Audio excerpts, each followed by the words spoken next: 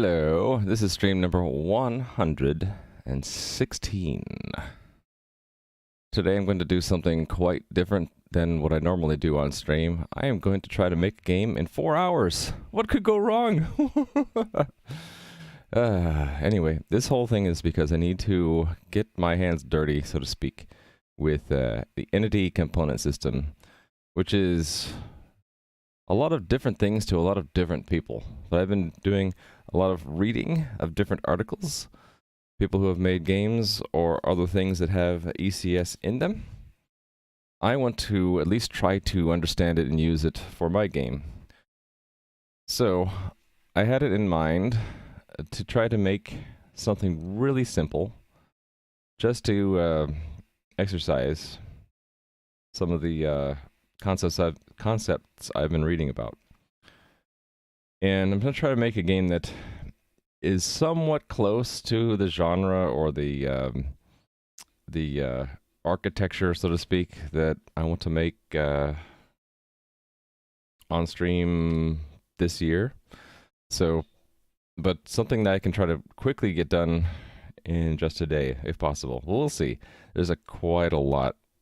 I wonder if it'll actually take 2 days instead of 1. We'll see. So, if you don't know about entity component system, just Google search it. There's lots of stuff about it. But in general, what it entails is splitting the game logic and data apart into components which hold your data and systems which hold your logic. They're tied together through compositions called entities. And here's where there's a lot of variation and also a lot of confusion in an entity component system, because a lot of people have been taught object-oriented programming, and so what happens a lot is they'll leap into thinking an entity is an object that should have data and methods. Turns out in a lot of the modern entity component systems, though, it's quite the opposite. The entity is really just a tag. It's just a way to group together components. For example, the player is really just an integer that one or more components of the player have in them. So you might have health, you might have a position, you might have a collider, a tile, and you might have a controller. Yeah, that's what I meant for player component here. Those are all components of the player, but they're separate data structures, only linked together by the fact that they refer by reference to the player entity. So I'm going to try to see what I can do. The theme I picked was Gauntlet, and not like any of the modern Gauntlet games, but the original Atari 1985 arcade game. So if you're not familiar with that, there's a link there. There's a top-down dungeon crawler. It's actually extremely simple game. So you control one hero. If you have friends, they can join in, but I'm going to make it very simple, single player. And the primary objective, get to the exit. In the real game, you would do this repeatedly, seeing how far you can get. I'm just going to stick to one level. Secondary objective, while you're looking for the exit, is to collect treasure. That gives you points. And I suppose also shooting monsters, but really, collecting treasure is the advertised way to get a lot of points. And the tertiary objective, destroy monsters and monster generators. So there are generator squares in the dungeon, and they constantly pump out new copies of monsters. Monsters, they're pretty dumb. They just try to path straight to you. Most of them are melee, but some of them have ranged attacks. And they basically are there to overwhelm you, get in your way, harass you. Individually, they're pretty weak, but in groups, you can get swamped by them. So that's the plan, is to make the game pretty simple. And the top-down pixel art I picked is going to be close to what I'm going to do for my game. It's just going to be tiles, so square graphics, or each piece of graphic, each sprite, will represent one square in the dungeon. And it'll either be a player, monster, generator, or maybe a weapon that's in the air, or a wall, or the floor, or the exit, or a piece of treasure, or something. And the front end, I'm deciding to make the architecture a bit like the game I've been trying to make. So it's going to be split between a front end in browser using Pixi.js for the graphics, and then put everything else in a backend C++ program, and have a WebSocket between them because I love WebSockets. So single player game, I'm going to run the server and client on the same machine, and yeah, we'll see how it goes. So here are some of the challenges I anticipate. One, these are all things I haven't done, or I'm not sure how long they will take, or I'm frankly terrified of doing. For example, the art. So one of the first challenges, I think, will be to figure out how to, in the front end, make it so I can control a character like in the classic game, where you can face certain directions and you can either move or fire. So I'm thinking of how do you describe this? There's a word for this, but like the cluster of keys in your keyboard. So like ASDW for firing direction, and probably JKLI for movement direction. So that with two hands I can both move and fire in any directions. And yeah, thinking about doing it that way. So the first challenge would be to find something that I can, in the front end framework that I've been using, which is React, to try to find something that will simulate that. And I found this React hotkeys last night, and hopefully that'll work for me. So the second challenge is to make the art. So I'm going to be making Raimu art, which is like Atom art, only it's by Raimu, not Atom. And it's going to be a pretty bad pixel art. My apologies in advance. I just need something to show the difference between a player and a monster and a wall. So something really, really easy. So I'm going to probably just make a bunch of little tiny tile pixel arts and string them together into a sprite sheet. I'm going to try out Texture Packer to do that, because that is compatible with Pixi.js, which the next challenge would be to take that sprite sheet in Pixi.js, load it, and then draw tiles. And then another challenge is to have a level editor. I'm thinking just a text file that we parse in the backend to construct our entities, our game entities, when we first start the game. And yeah, and then the last but not least is to actually get all this stuff done in 4 hours. So I have no idea if I'll be able to do this. I'm already 8 minutes in. Time's a wasting. All right, and then I had a footnote here, because I'm really not comfortable with the ECS yet. Some blogs talk about event systems. Other ones say you shouldn't have them because they're really just methods, and all methods should be systems. So I'm not sure. Will we need events, or can systems communicate solely through components? So as in the components having all the data, systems being all the logic, can an event really just be a system and the data for the event be in a component? For example, a collision. So let's say a collision happens, and another system needs to know about it. What the collision system might do is go to the collider component of what actually had a collision and add a collision object to some list. And then some other system could then say, oh, well, that collision results in picking up a potion. Something like that. So yes. Actually, I think I'm missing a system here, right? Because in my example I just went through, if I have a collision system and it says player collided with a potion, then is it supposed to do the pickup, or should I have another system do that? I'm gonna guess I need another system for that. Let us call it, what to call it? I don't know yet. Well, maybe this will happen organically, or I'll get feedback as I go on. So anyway, let's just jump straight into it. I need to establish a front end and a back end with a socket between. So let's go do that. Hey there, Notsane. You made a game with ECS 2? And hey there, Sethu. How's it going, guys? Wave. Let's do this. 4 hours. Can it be done? We'll find out. All right, so actually, creating the front end takes a while, so let me just kick that off right away. So npm start. Oh, and I need a name. What's a good name? If I'm making a game in homage of Gauntlet, what's a cute name that's like a gauntlet? How about Iron Glove? Iron Glove. That's the name of my game. What you ended up doing is having an event queue. So systems would fire an event. Yeah, so I'm not sure. What is this? No such directory. Oh, I did start. It's a create React app, right? npm init if I was starting from scratch, but I really like this create React app thing.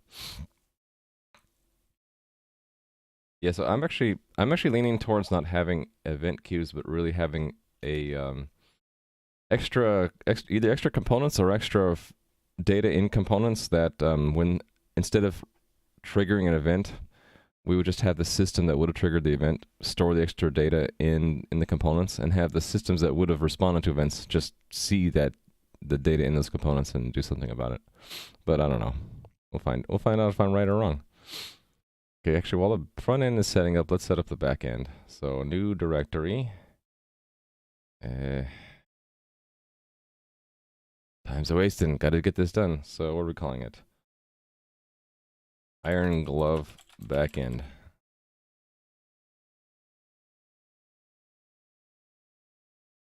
All right, so I'm going to steal the CMake from another main program.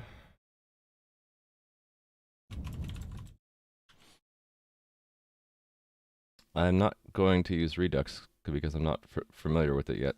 But I don't think the front end really needs to be that much. It's really just going to show a grid of tiles and then have keyboard interaction go into the input system of the I guess it would be the player controller component that the input system would use to move the player around. You're happy that I'm trying to use ECS? Well, this could go terribly. I guess we'll find out soon. All right. I'm getting myself into trouble. What am I doing today? Do I need this stuff? Yes. I'm not going to bother with TLS, actually. I'm really going to cut stuff to the bone and shortcut things. I am going to use JSON because that's just so damn convenient. All right, so let's make a new program. Actually, let's copy one. Actually, I am going to need a timekeeper, aren't I?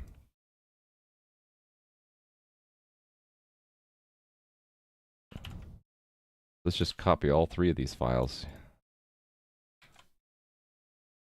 And we'll actually just leave this as is. Maybe put the today's date on the copyright files, copyright lines.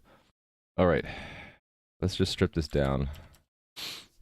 Do I need? Absolutely need. I need a server, JSON. Sure, signal. Oh, thanks for the follow, Roxy McWaffle. Let's see. File, no. Network connection, yes. Thread, yes. Don't need that. Okay. So let's cut this stuff down. Oh, there's a shutdown flag. Let's keep that. And no environment variables, because this is the ghetto project. And let's see. Interrupt. So there's my interrupt handler. I don't need a usage information. You don't know how to run my game? Then. Okay. I need this. Do I need to load files? No, I don't think so. Oh, wait a minute. Yes, possibly. We'll need to serve the Sprite sheet, I think. Oh, wait a minute. No, why don't we just, let's just hard code, bake it into the front end. Do we need to load files? Yeah, I'm prototyping. I am not going to do any unit testing today. I am going to just try to get something done in 4 hours. I'm probably going to fail, and I'll probably have to finish tomorrow, but hey. Nothing gained without risk, right? Okay, attach WebGate. Okay, don't need that, do I? What does that do? Yeah, we don't need. Oh, hold on. I do need some of this stuff.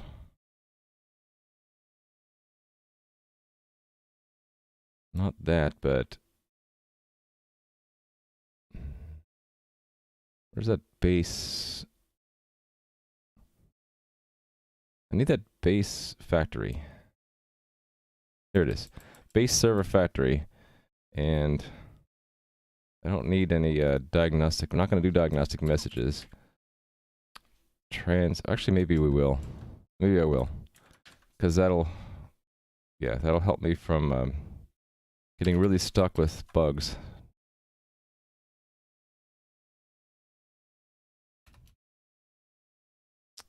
All right.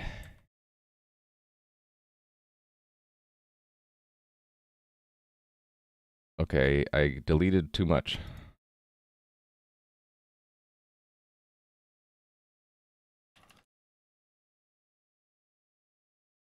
Oh, that was passed in. Okay.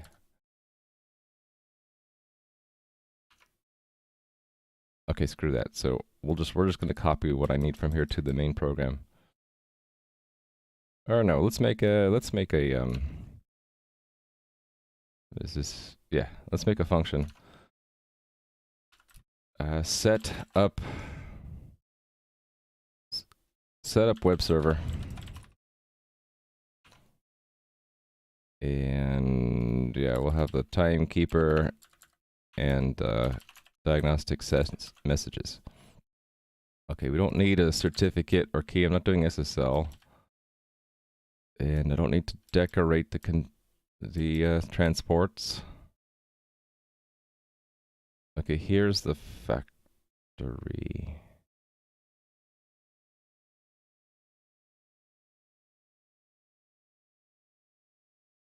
Oh, okay. It's actually a lot simpler. I don't even need any of this stuff. I can just do this directly. And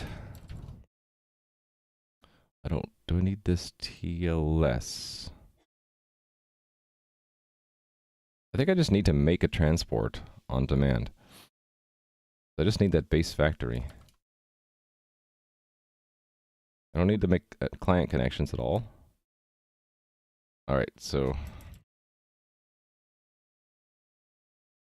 none of this stuff exists. Actually, this might. It's not in that form, though.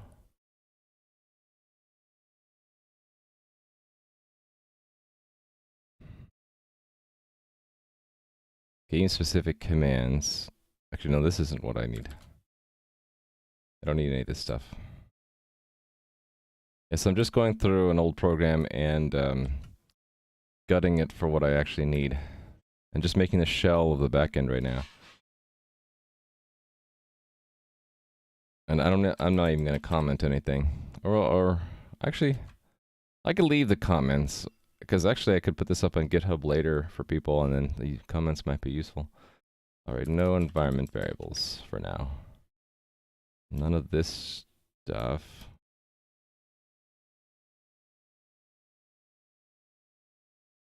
Diagnostics, yes.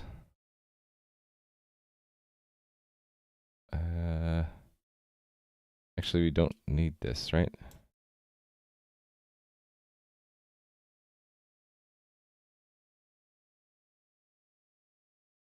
Something's got to call setup web server, though.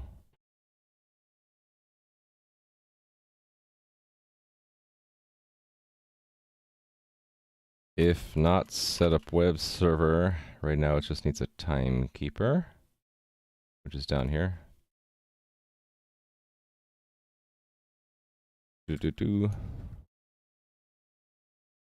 Okay.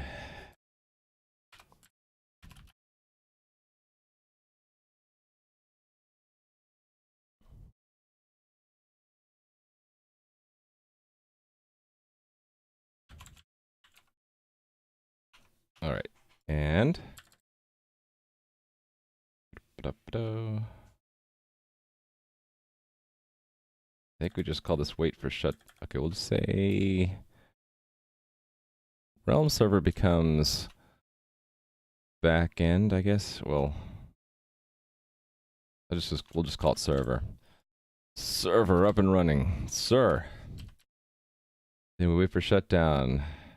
We say we're shutting down. Got to do something there, and okay. Does this build? Oh no, I need to include this from the top levels.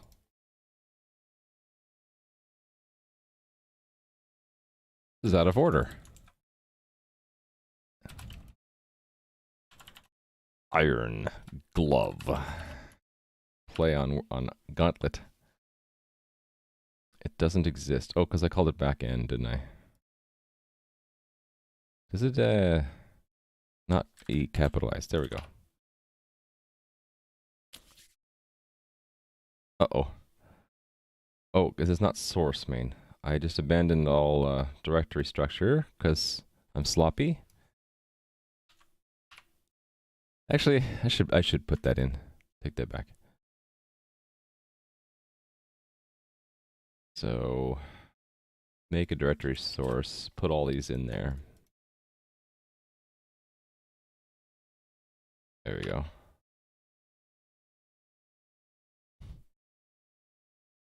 Okay, there's a bunch of stuff included I don't need.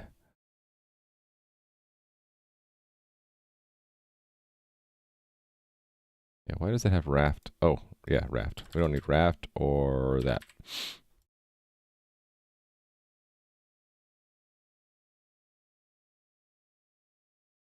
Hey there, bug found. I am making a terrible mistake today in trying to prototype a game in 4 hours. Just to get my hands dirty with the entity component system. But I have a server. Let's see what it does. It's going to do absolutely nothing. I want to try to quickly get to a baseline where I have a server, I have a front end that can connect to it. That's all I need for it to start with. So, build iron glove backend, run it. Server up and running. Yes. Shutting down. So we have a nice startup shutdown with diagnostics. Okay, let's add a web server to it. Web server. That I'm going to steal from my web gate.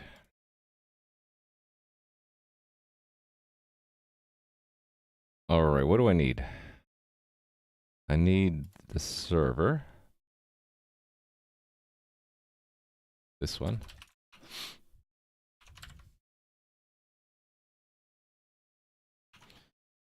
Okay, where is the actual server stored? Here it is. I'm not gonna slow myself down with the comments. Unless I have comments that I'm stealing that work as is. So yes. Const auto web server. Let's just call it HTTP. Well, no. Web server. Make shared one of those guys. And we're gonna want to pass it in.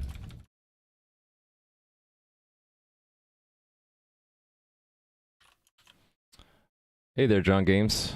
What kind of secret would you like me to tell you about? Secret to the life, the universe, and everything? 42. Alright, so web server. We'll have to do more stuff here. Memory is included, right? Nope. Something about syntactic sugar? You mean like the arrow thing? That's syntactic sugar.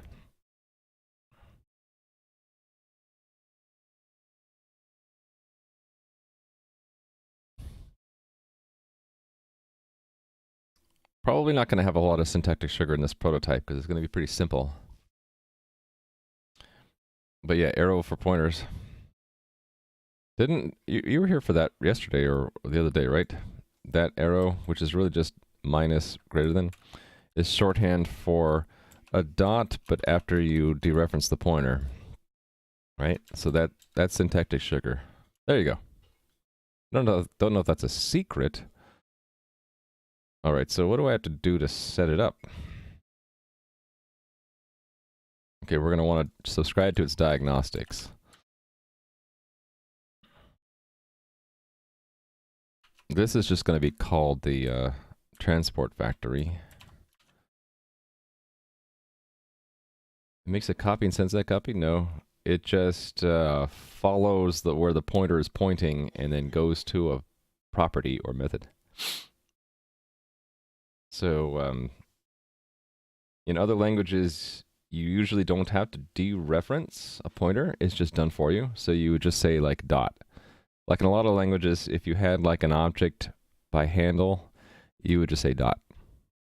But in C and C++, because pointers are handled manually by the programmer, you have to say, yes, I want to follow the pointer, which is putting the star in front. And then once you follow the pointer to the actual object, then you can do the dot operator to go to a method or a field. Okay. Subscribe to, it's just web server, right? And then this is just the delegate. And this is sort of C++ garbage collection, the shared pointer. It's, I don't know what the name for that. Automatic resource collection, I guess would be the closest thing, you know, from Mac OS, where reference count goes to 0. It just knows that it needs to free that memory.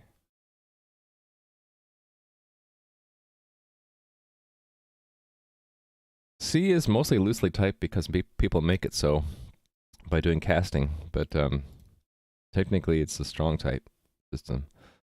Just easy to break. Must break. Okay, so we need this. I need dependencies, and I need to set configuration items. So let's do that.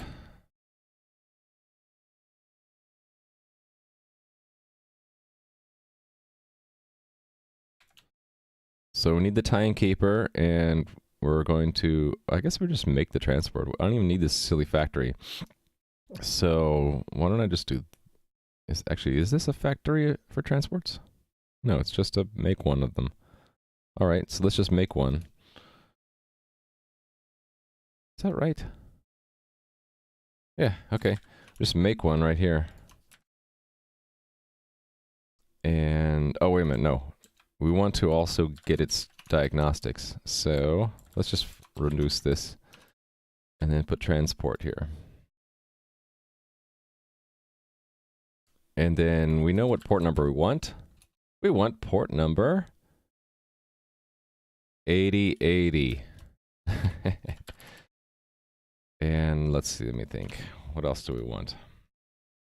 I'll just leave everything else at the defaults. Now we want this register resource, and pretty much the same thing, right? I want to make a WebSocket all the time. Actually, let's start off with just a simple one. No, let's just start off with nothing. Okay, so this, if I mobilize, yeah, the mobilize is the last thing, right? If I mobilize it with nothing, it should just say 404 not found, but otherwise work. Just return, we're going to reverse this, return false. All right. And that means I need to demobilize on shutdown, right? Where do I do that? Unbind? Yeah, okay, so let's have another one called, so it's set up, tear down. Actually, this doesn't even need to be shared, so this can be by reference. So then all of the arrow things here become dots.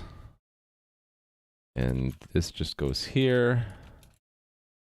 And all we need to say is web server dot demobilize.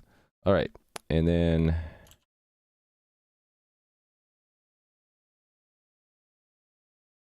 that. And then tear down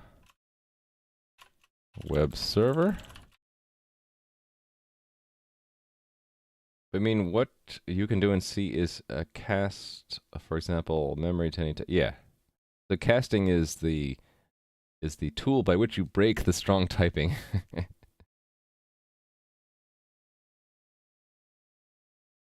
And why you would care is because you might know a way to make your program perform better than the compiler knows how to make it. Because, for example, like in the entity component system I'm about to make, if you want to have good cache performance, you'd line up all your components in memory. So one trick would be to allocate a large block of memory. C will say, hey, well, that memory is just a pointer. It's just an array of bytes, right? Then you can typecast a pointer to those bytes into an actual structure, array of structures for your game objects. So you basically know better than the memory manager how you want to organize your data in memory. That's when you would do that. Okay, so this should get me a web server now. Let's see. So now that this is up, you see, now I get this thing. Hey, would you like to let this thing talk on the network? Sure, I would. So now if I go to a web browser and I go to localhost 8080. Why is it putting the S in front? I don't want the S. There we go. Feels bad, man. That's exactly what I want to see. Feels bad, man. Okay, we're getting a bunch of extra stuff. Do I really care? Okay, let's add the resource handler now. So that is from where? Oh, here it is. So here's essentially what I want. Let's just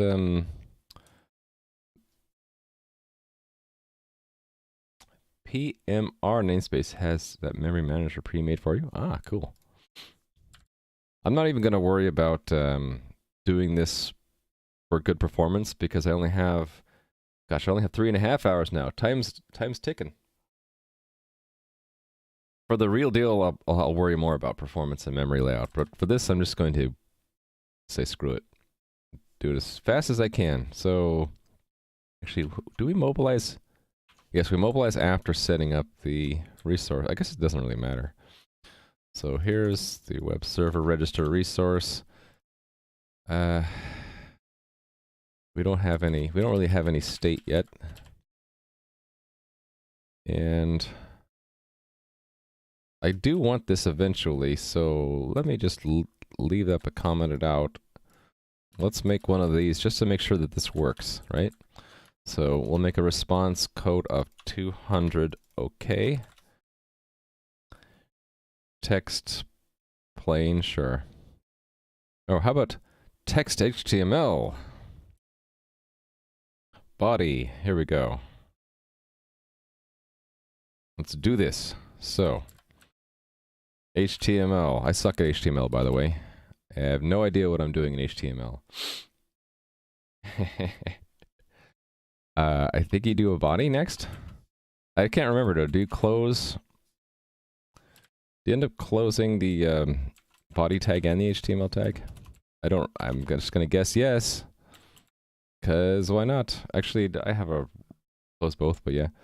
And then you want a header section, right?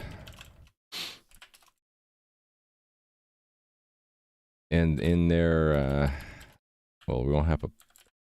I just want to put something. H1. Coming soon.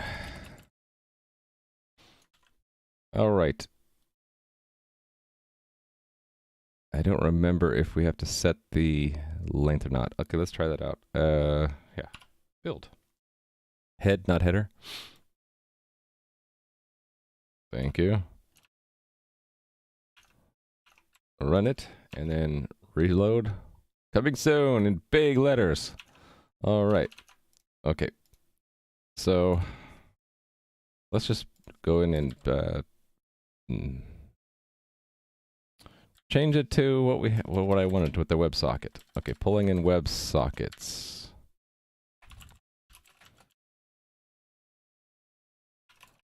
Alrighty. Make a WebSocket.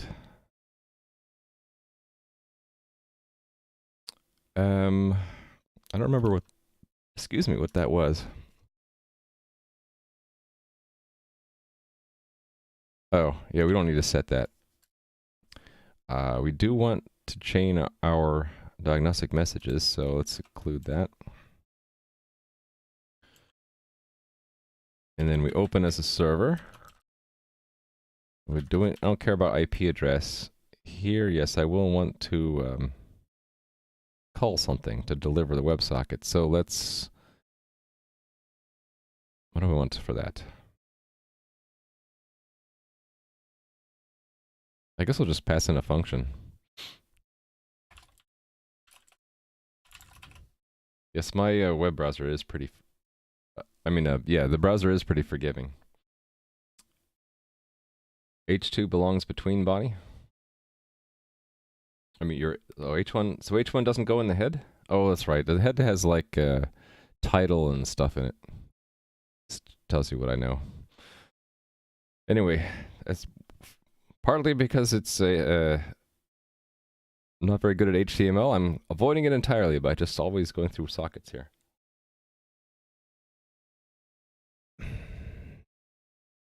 Yes, so let's make another delegate. Standard func. Well, let's define it. WebSocket delegate.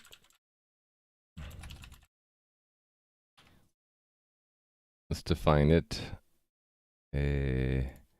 Up here, using that equals standard function. Void. And it's given a new WebSocket.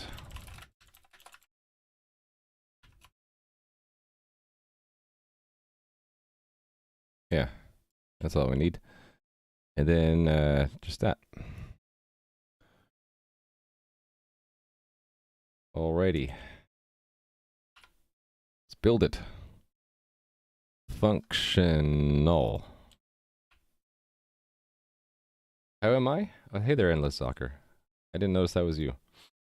I'm doing a lot better, although I'm still having trouble sleeping because I wake up coughing. My throat is still sore. Sore lymph node or something. But I'm doing better.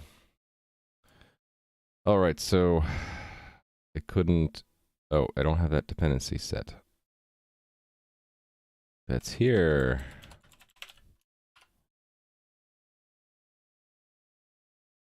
I know why it won't build, actually. Oh, hold on. There's something else. There's some other problem.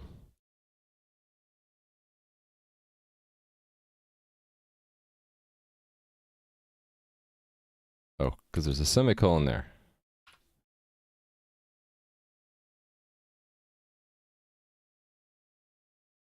That needs a comma. Not a dot, a comma. And I'll need to pass something down here. So let's just make a game object. Actually, let's make that another file. Game. There we go. And we'll make a game .hpp. And so that's if not def iron glove game.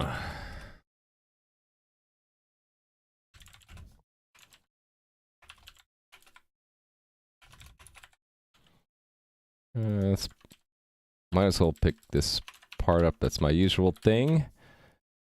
Game. This declares the game implementation.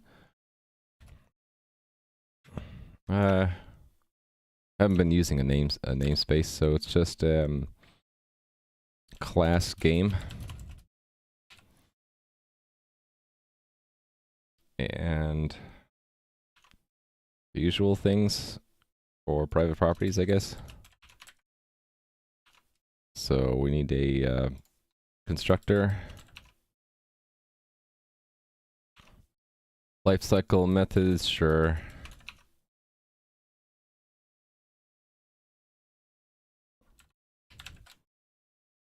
Include memory. All right, so, and then in game, it's include game. And then the bodies for all the things I need here.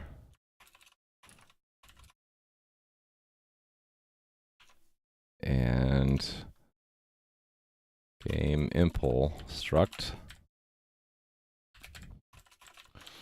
Okay, so let's put in a method here for when we get a new WebSocket connection. So actually, maybe what we should do is just create a new game for every WebSocket. Yeah, that'd make it even easier. So we'll make that the constructor argument. Explicit game. Let's see. Standard shared pointer. I need WebSockets.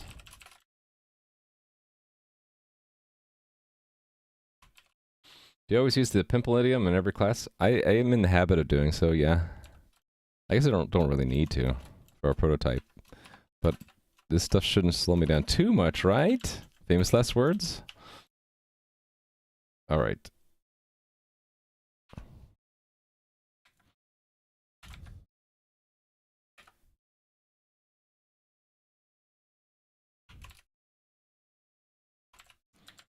Famous last words. Hey there, the epic unknown. Watch me furiously make a prototype game and now 3 hours and 20 minutes remaining to get this done. I have no idea. I don't think I'm going to be able to get all this done. Oh well. It's not a hard delay. It's not like someone's standing behind me with a gun. If I don't finish today, I can finish tomorrow. So this one needed a WebSocket delegate, right? So let's have just a collection of games. Why not, right?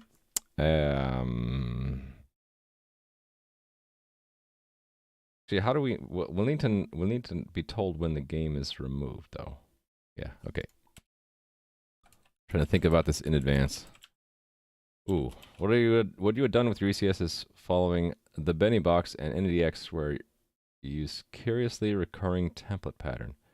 For each component type has ID, size, and constructor, destructor, then the manager holds the map. Why would you need a, oh, this is for component, okay. Yeah, I mean, that sounds good. I'm gonna do something even simpler, though, for this prototype, I think. I'm just gonna have, different, actually, I don't know yet. Hold on. Cough, drop, break. Alright.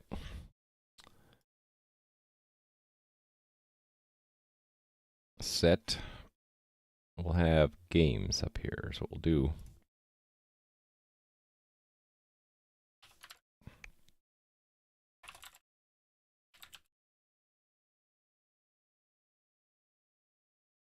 This would be shared pointers. Or unique? No, shared. Game, yes. That's what I want. Alright. Actually, I want to have 2 arguments. Actually, I don't need this anymore. I want a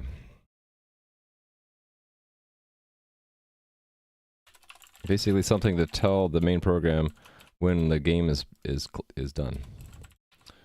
When they've closed their connection. So using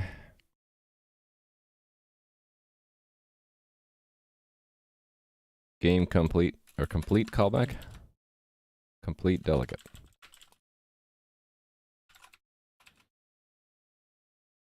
I guess it doesn't need any argument. No, it doesn't. It does need an argument. That would be. Actually, let's make IDs. Oh no, it doesn't need arguments. It'll just hold out it's itself in context. There we go. So complete delegate. Yes, that's what I want.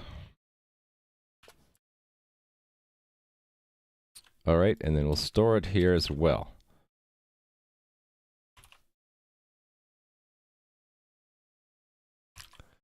All right, so back in main. const auto web socket delegate equals games.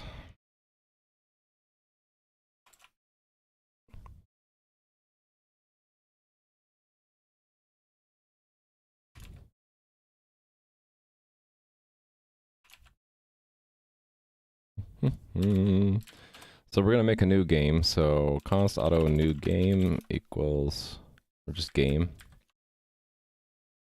Make shared game. And game needed two things: the WebSocket and then the complete delegate. Right? So actually, there's a chicken and the egg problem, isn't there? Yes, yes, yes. Let's move this out. Actually, you know what I'm gonna do? I'm just gonna make it separate, called start. That's a little bit easier on me.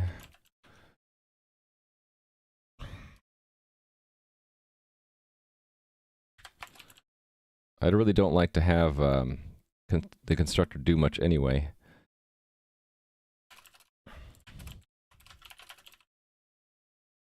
Notice I have to do this because otherwise these names are ambiguous. So this doesn't need anything actually anymore. It just needs a body here to, because here's the only scope in which this is a complete type.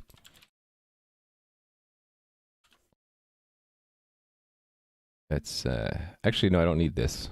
It's impl. There we go. All right. So we make one, and then we start it.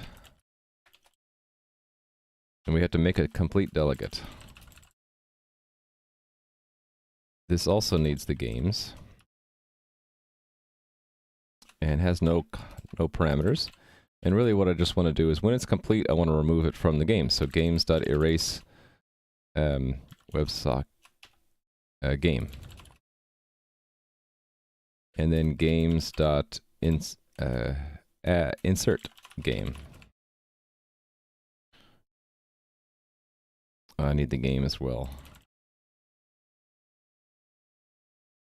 Hey there, Torafu. I'm trying to make a prototype little game using Entity Component System in 4 hours. You're watching me in VR? Am I like on a panel? I'm in the forest somewhere. Nice. So yeah, basically, here's the plan today. I'm going to make a game split between front-end and back-end where the front-end is in the browser using extremely simple tile-based graphics.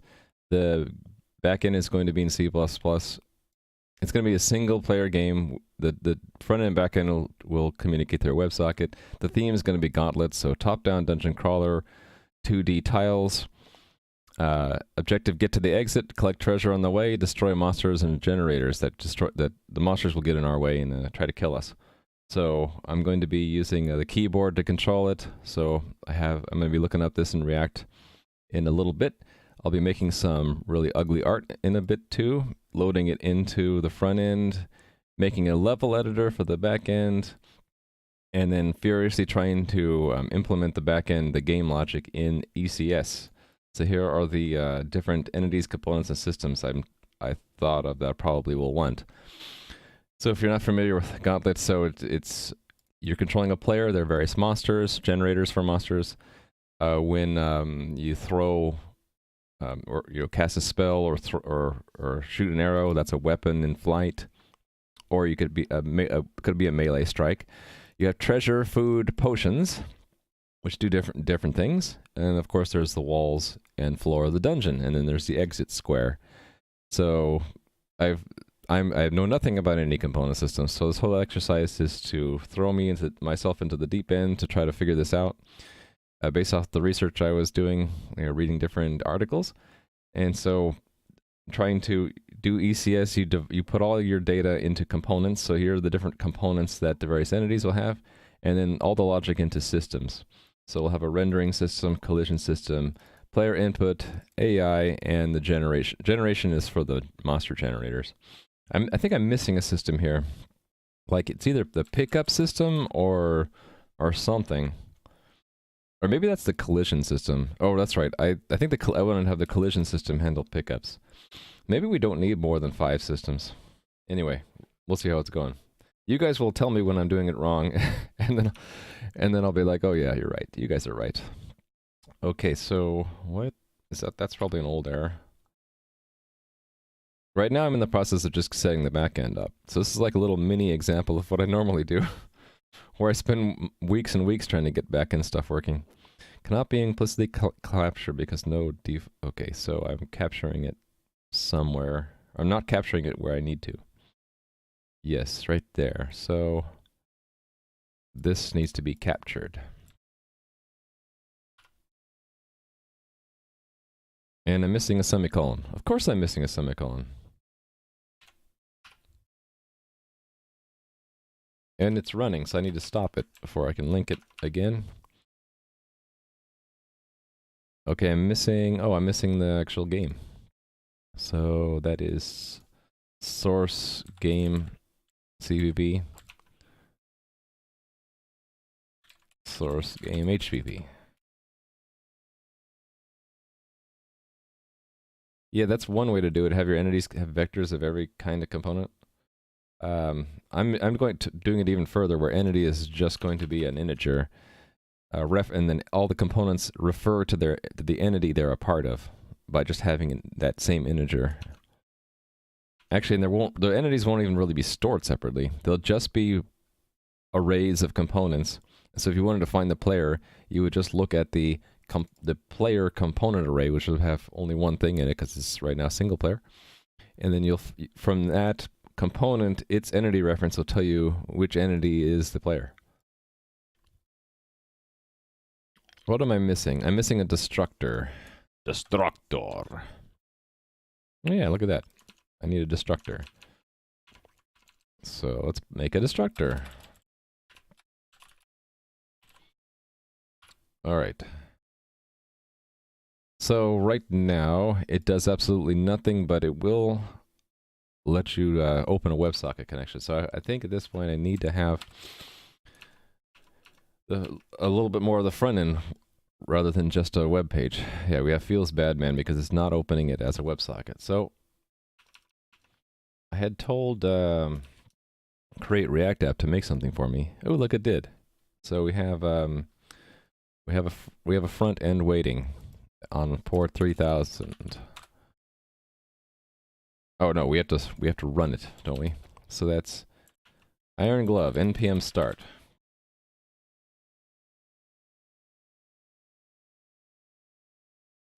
All right, it's starting.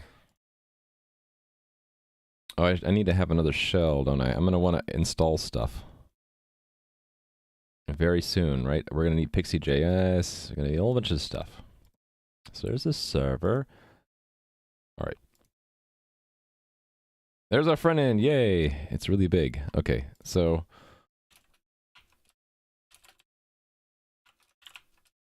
npm. Okay, let me cheat. I'm going to open up another window. I had in the sandbox folder months ago, I had been playing around with Pixi.js, so I can just cheat and see what I did. Pixi.js, so that would be npm I Pixi.js.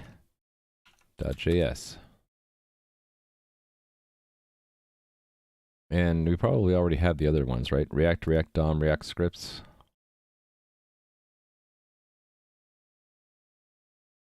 Yeah, okay.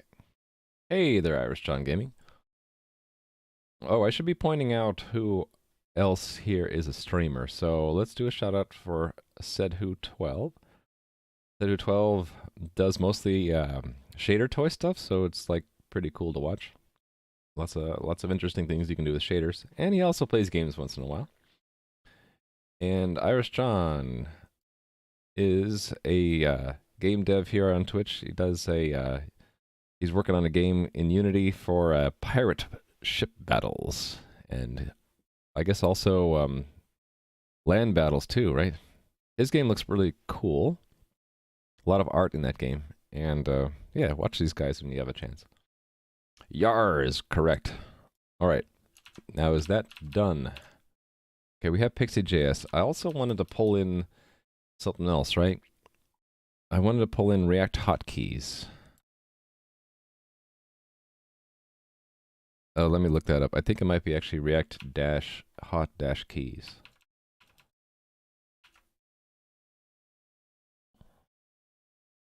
Yes. I don't know why they have an S there.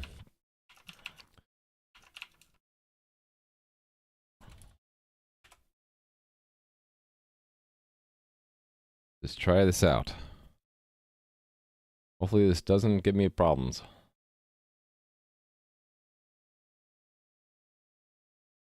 Said who had a great stream yesterday, made a color picket painting things in a shader? Yeah. You do all sorts of cool things. Said who was showing me how someone had made a shader that has the original, like, first level of Doom in it. And you can actually play it. It's all in the shader. Well, except for the sound. I guess that's sort of cheating. You can't do sound in the GPU, but you can do everything else, apparently. Alright, so this is ready to go. We have Pixi.js, we have hotkeys. Well, thanks for the bits. 10 bits, thank you very much. Alright, so time to get cracking here. Let's just steal what I had in the other project. Where'd I put that? Yeah, this one, I had a little dinky little guy that I had drawn a long time ago. Oh, we'll draw something else. But yeah, because I wanted to play around with a sprite sheet instead. They just do it all in index. Right, so the idea was to do this, to make a Pixi container. And that's the entire app, I think. There's actually not going to be a whole lot of React. It's just going to be a container for Pixi, and then we're going to do our Pixi stuff. So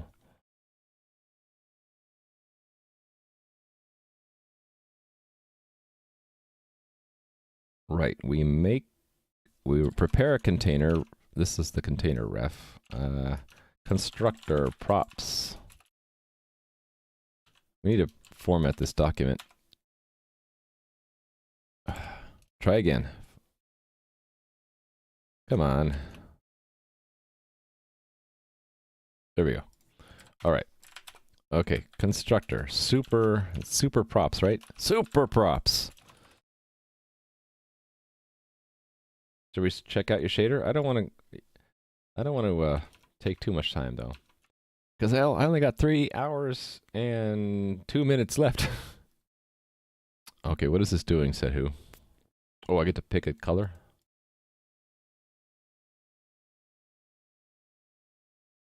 Okay, what else can it do? Oh, look at that. I can make little drawings. VR? That's just something built into Shader Toys. And how do I clear it? That's pretty cool, though. Neato. So check out SetWho12 stream for more. Alright, so... Yes, I wanted a Pixi container. Having trouble with my Alt tab. Okay, yeah, so componented. Let's just copy this whole thing. Actually, I'm gonna copy everything I had. Why not? So make a new app. We're just making it a arbitrary size. Let's make that a little wider. 1200 maybe? By 800? And, okay, here's where I'm going to want to do my spreadsheet stuff, right? So I don't know about that yet. We'll have a setup. We're going to load some... Let's just comment that out for now. And we're gonna have notion of time. I don't know if we'll need this notion of time. Doesn't hurt, right? I'm really not doing much React here, aren't I? Mostly just Pixi. Okay.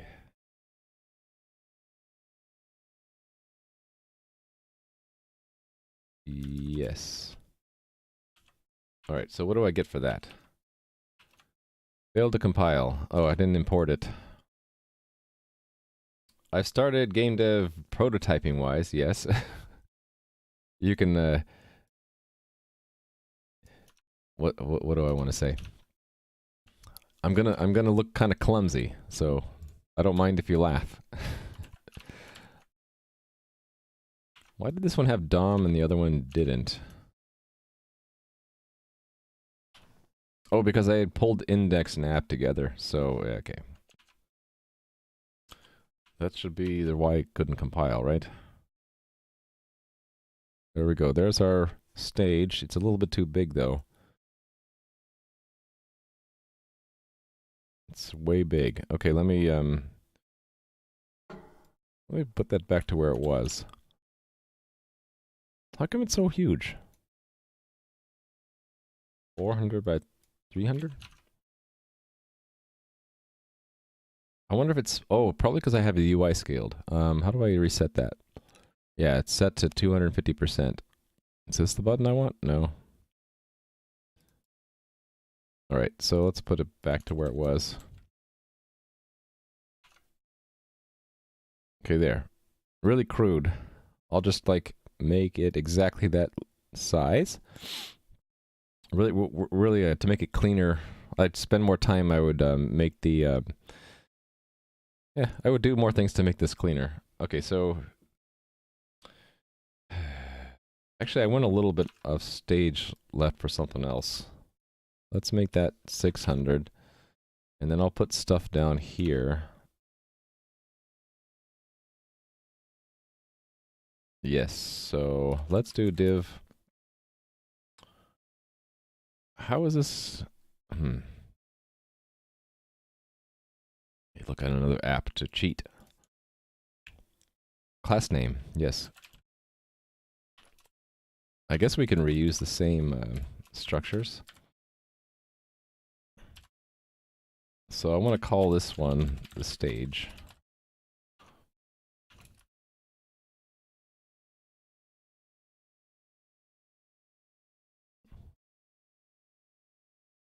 App, let's just call this debug area. Hello! And I need that to be a little bit styled. I don't want the text align at all. There we go. And let me add some border to that.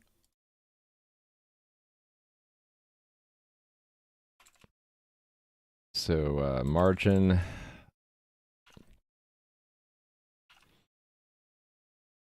I guess it's margin and then horizontal margin. So 2 M's and then 0 for vertical. No, it's the other way around. Vertical and then horizontal. I always get those backwards. And I don't need 2M. I'm being picky, but that's fine. Alright, so what else do I want? Don't want to spend too much time on this to get stuck. I just want something here because I think what I want to do first is make sure that the key binding stuff works. So let's take a look at that. Control numpad 0 to set it back normal. Okay. Hey there, Rally Monkey. Can't watch today? Okay.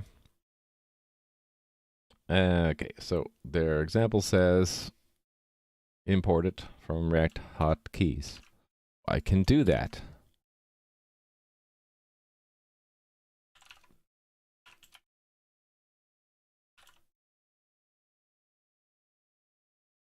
Let's put it up here. And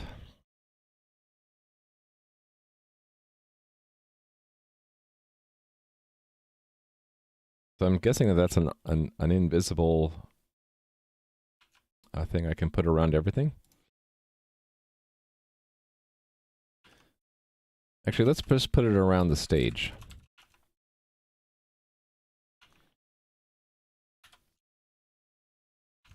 I'll put the stage inside of that.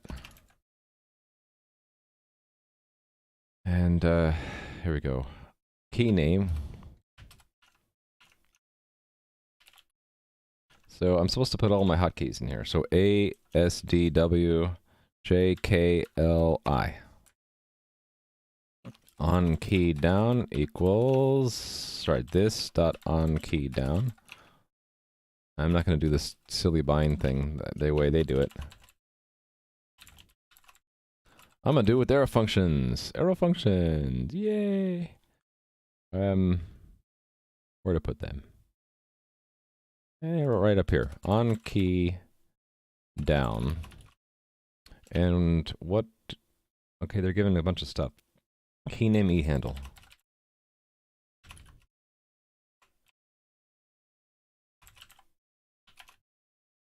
Same thing? Yes.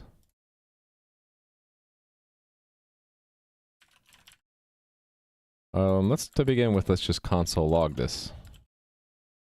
Key down. Let's see all the things, okay? All the things. So, back here. F12 it. Let's see, React, and there's our Pixi.js stuff. Now if I click there and I do A, look at that. It seems to work. ASDWJKLI. So let me make it a little bit better now. By instead of console logging it, we'll actually have this. We'll have it be part of the state. So this dot state equals keys, and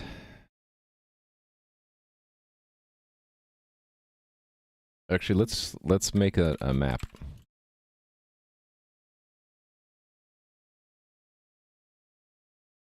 So,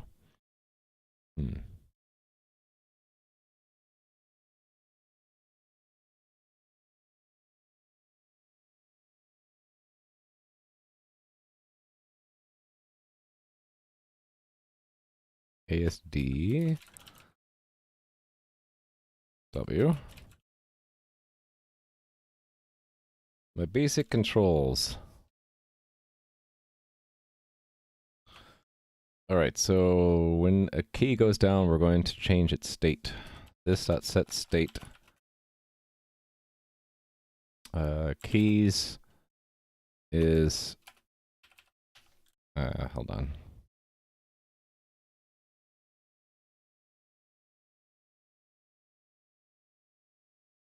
State keys, and then key name. That's what it was, right? Oh, I already lost it. Comment that out for a second, then we'll run this again. It is just a string, looks like.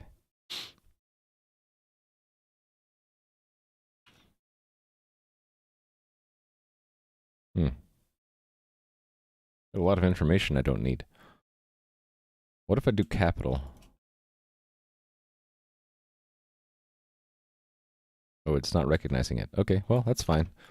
Don't need to be pretty. True. And then this one becomes false. And then for this render, what I want to do is say keys. Show keys.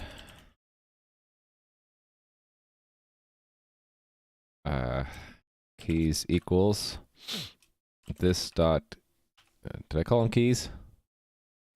Yes. So let's make a new keys. Show keys. All right. I'm very new at doing this new component stuff. I think I'm just going to copy what I did here. Only call it show keys. So I don't think I need state. It's got none of this. It's just going to be a render, I think, at first. And then default export it.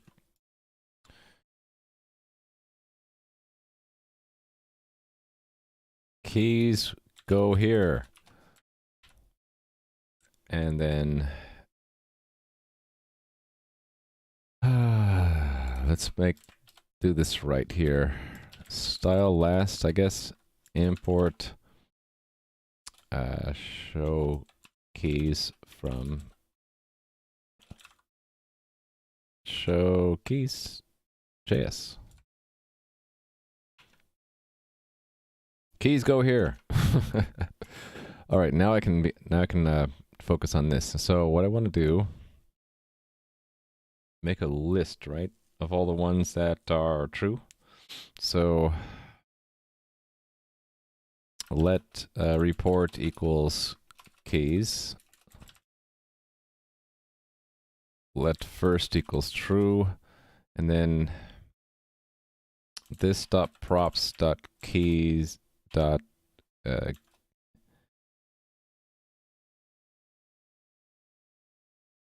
always forget this part.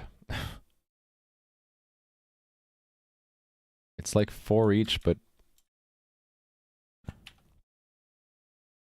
if I do object keys for each, right?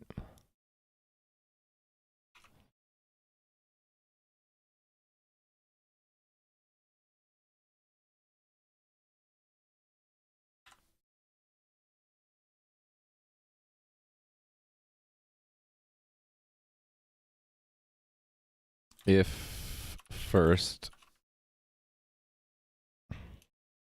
not first, report plus equals comma there. First is false, first plus equals key. Return report. Cannot convert undefined or null to object. It is what? This dot props dot keys? Thought I did that right. Keys. Oh, hold on. I need to actually store them, don't I? This dot props. No, that stores it, right? Let me comment this out and see what React says there's there. So, useless constructor. Useless constructor? I guess it is useless. All right, inspect that.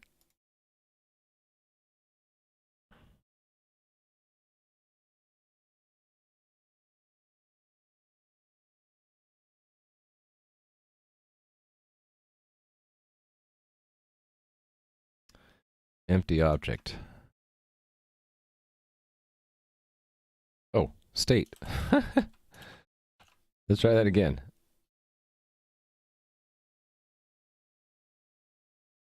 There we go. Okay, let's pull that code back in that I commented out. All right, so now when I hold down, it's not doing it. It's not doing it. I can show the state of the app. Oh, hold that open. Shoot. I can't actually keep that open, can I? Actually, it's just not working. Let me put that console log back in there.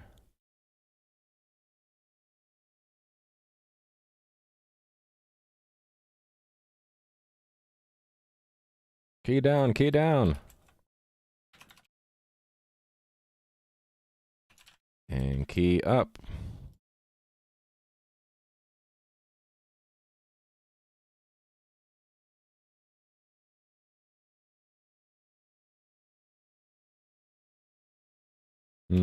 What did I do wrong?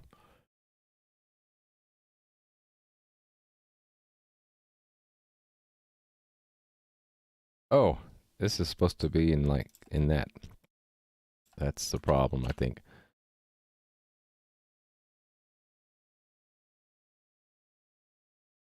Wish I could show this a little bit easier. Okay, there we go. It's getting set. I'm just not showing them there. So what's happening inside of here? Okay, the prop is getting changed.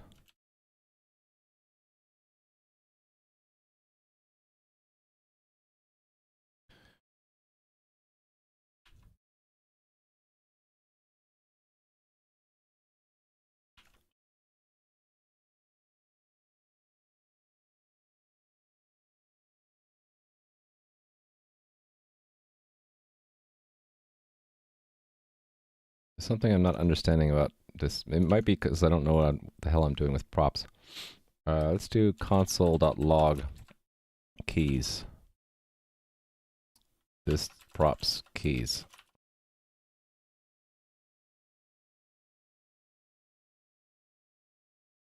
That's there.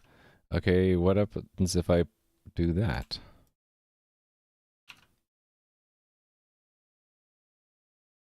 Yeah, it's just not updating that for some reason.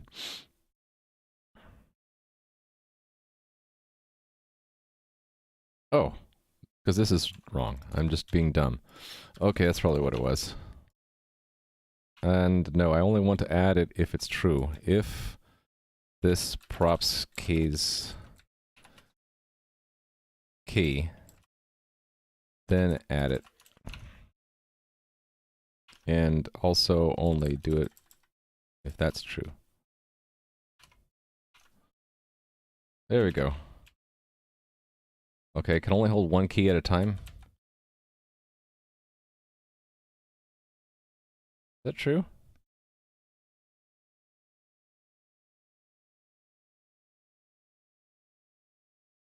I can't hold multiple keys down.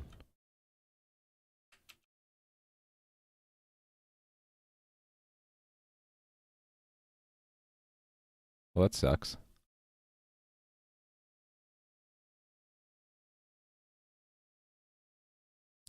Well, almost there. I guess it's not the end of the world if I can only hold down one key at a time.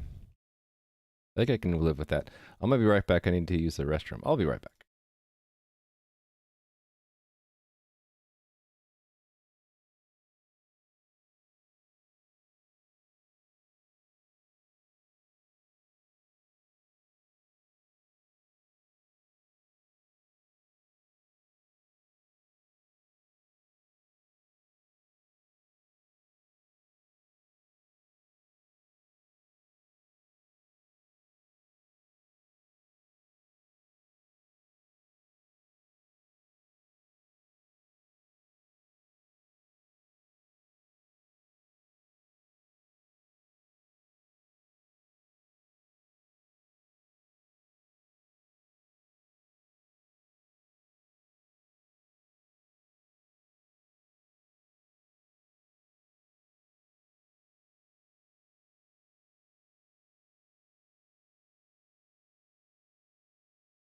Okay.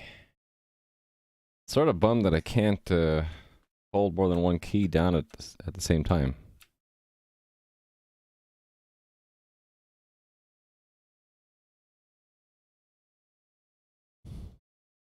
Wonder if that's something I can quickly find here.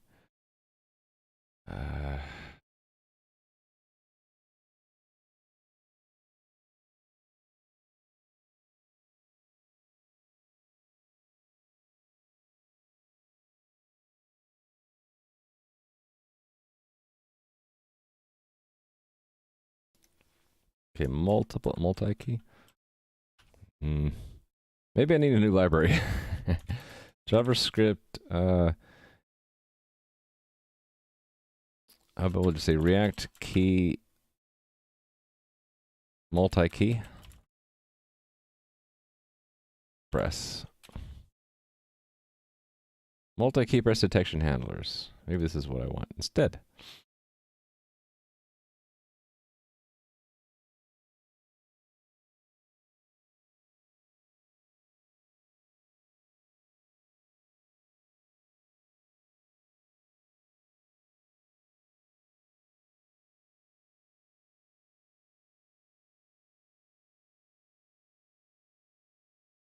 Actually, you know what? It might be. now that I think about it. It might be because I had this in one hotkeys thing.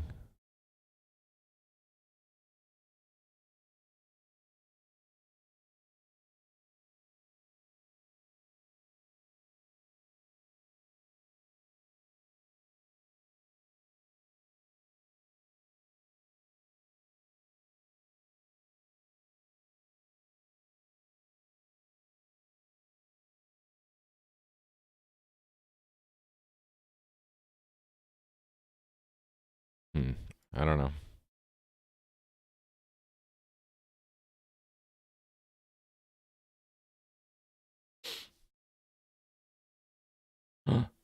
Nothing. Oh no, that was actually a link to there, right?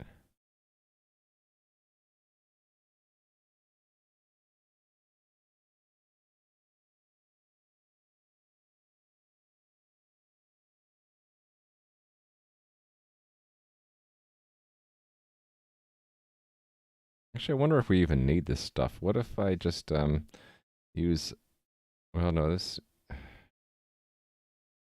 needs an input thing though.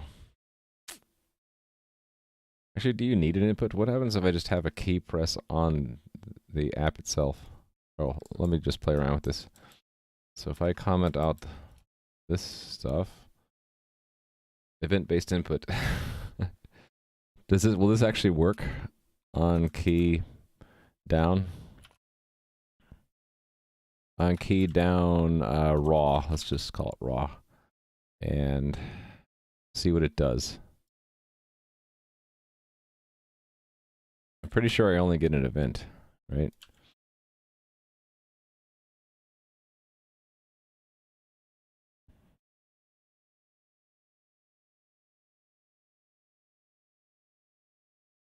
What does that do?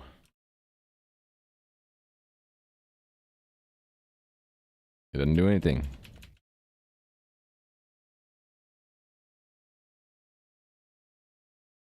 Is it on key press? Is that why? It doesn't do anything.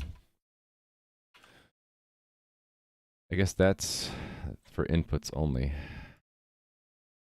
JavaScript key event.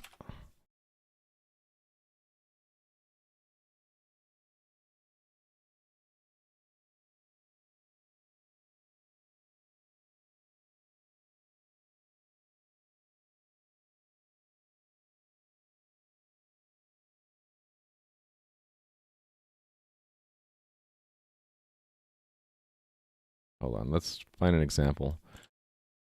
Key press example.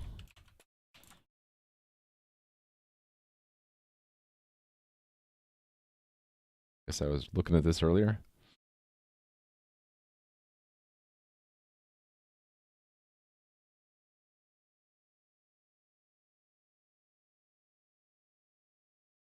That's for an input type.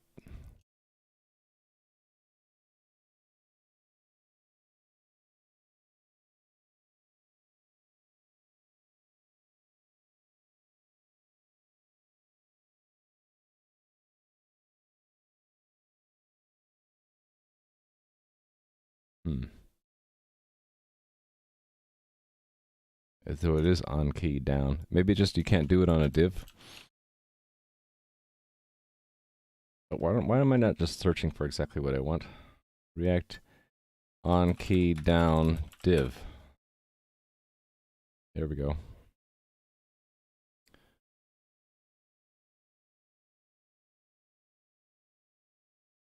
Really? Just tab, that's obscure.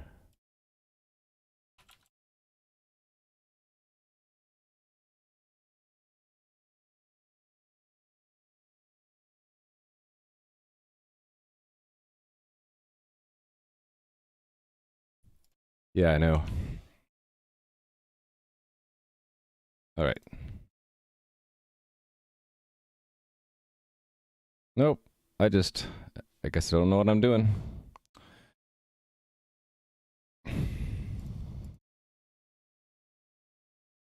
Enough spent on that. Let's uncomment that, bring this back in.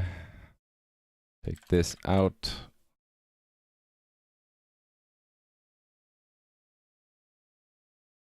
Oh, wait a minute. Maybe I just was really stupid there. I misspelled it. That should have had raw on it.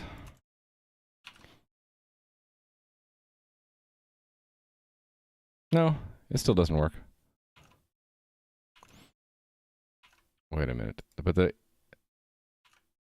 I remove the I removed the tab index 0. Now it's working. Okay, so maybe I will use this. It puts a focus window around it. I guess I'm okay with that.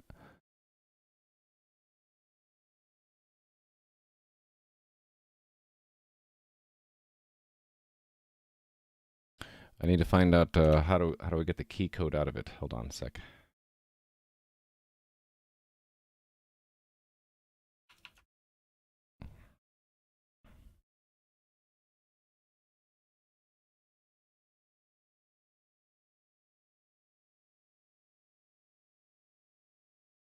Event key.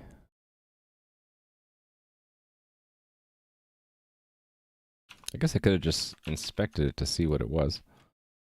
Yeah. Okay, so let's use that and put this in here. E key. Make this similar. That's fine playing with scissors. It only took me, what, a couple seconds? Key down. Okay, I don't need this anymore. Key.key. Let's just try this out. On key up. How are you doing playing with scissors? You're on multiple streams anyway, so usually I don't have a problem with the moderation. But my channel's usually pretty quiet. Right, let's try this out. Whoa, that's a lot of garbage. Okay, I did something wacky there.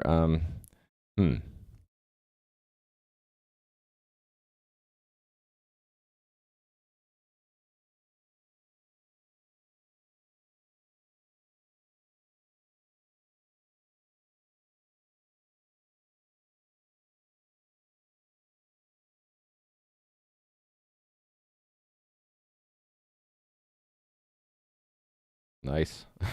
You're watching multi-streams, huh? And you're working on a laptop? You the man. Okay, let's see.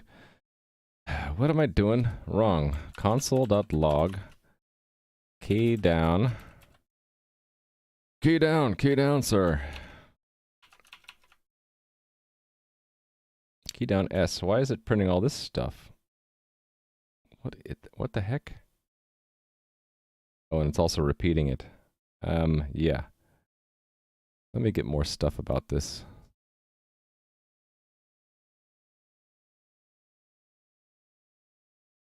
It's a whole class.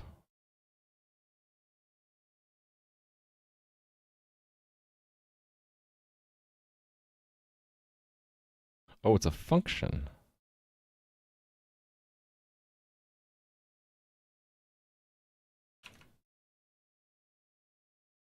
Oh, no, I didn't like that. Key is not a function. I'm sorry. I thought it was. Maybe I should just RTFM, right?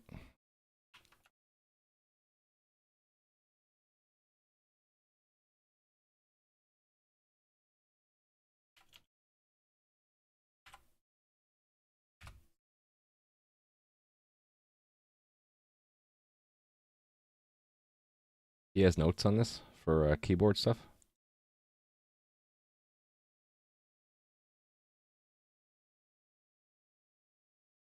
It returns a DOM string.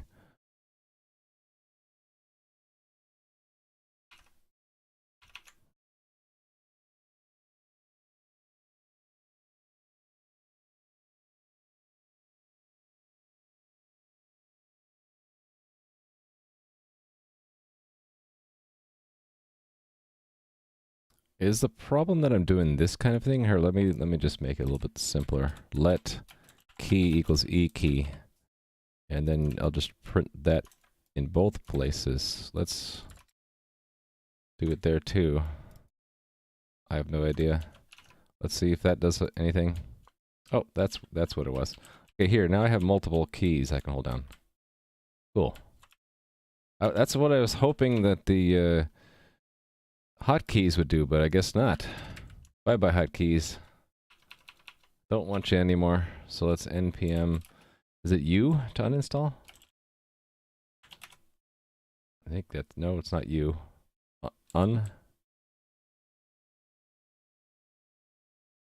Fallback.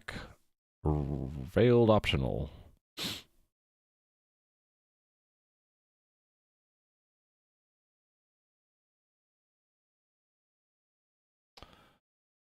Okay.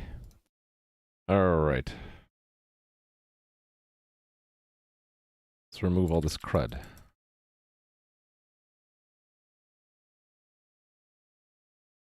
Maybe I just want it on the stage as well, right? So let's put this here.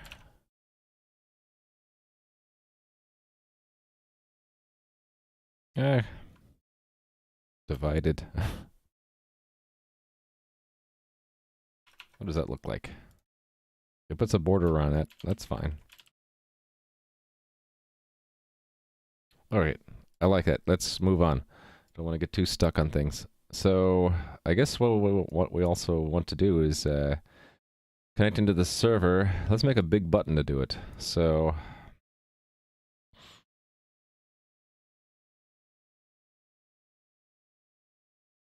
hold on.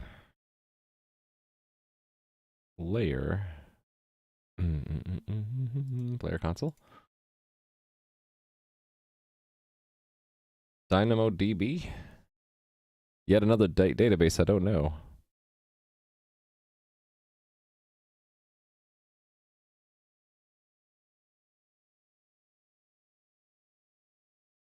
Okay, there's our socket.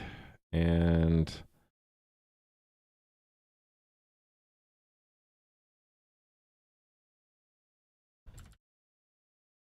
just copying bits and pieces from the other stuff I have.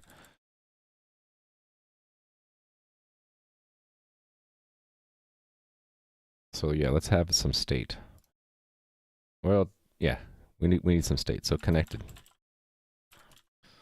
So connected is false. You'll call it a day soon. Okay. Okay, happy lurker dumb.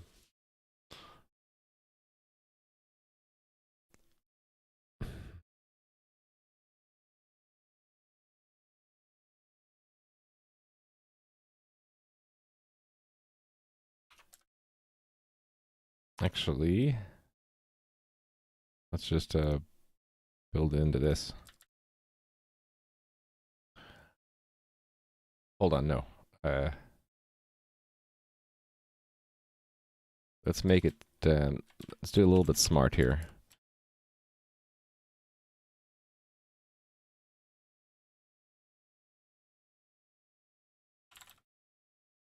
We'll have connecting and connected.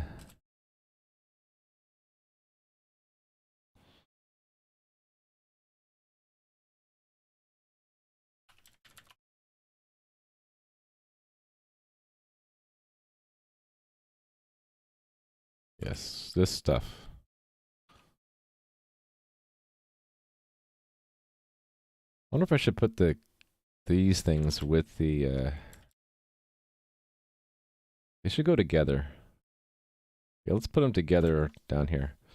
All right, so connect. 80. Not secure. Okay, we're gonna have to set up all this infrastructure. So on socket error. Why the name Iron Glove? It's just a play on the inspiration is Gauntlet, the game Gauntlet. So you know, Gauntlet glove. That's all. Just silly. And yeah, this game is only going to be, you know, today and tomorrow. probably. I don't think I'll get this done today. Today and tomorrow. 8 hours is a good enough time for a game jam, right? Let's see. Oh, I'm in the wrong place. That's right.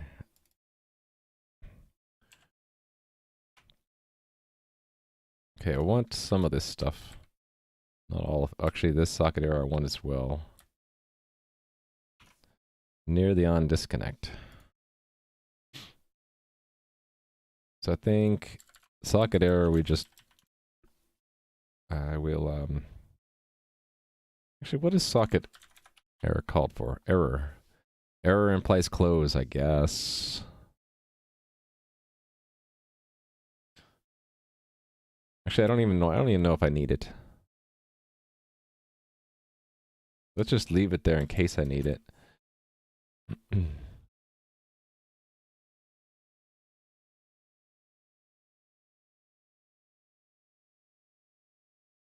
Connected.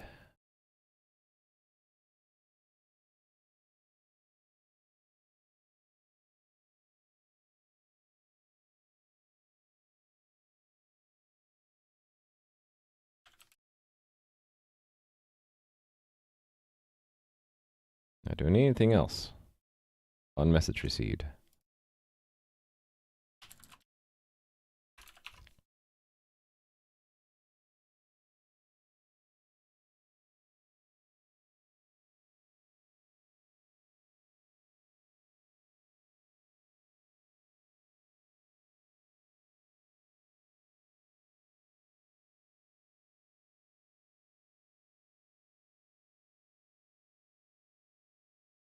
Message handlers. I should get that set to do something.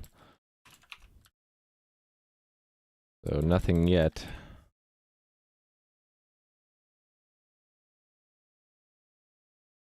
I don't know, let's see what it... Oh, I need to have an actual button to do the connecting, don't I? Right, I had intended to make it... this be like... So let stage equals this.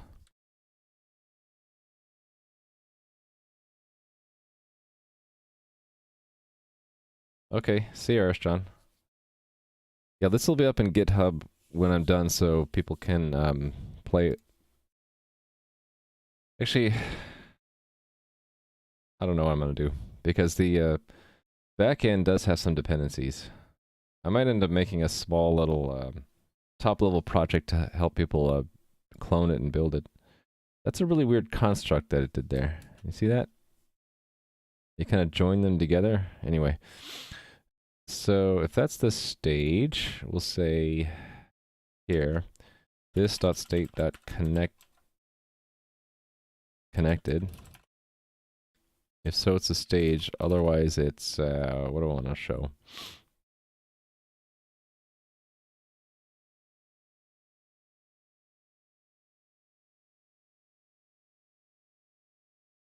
Maybe I just show the stage here always. And I'll make something else down here. Yeah, let's just do it here. So, connection. Oh, thanks for the follow, Hackless. Let connection equals this.state.connected.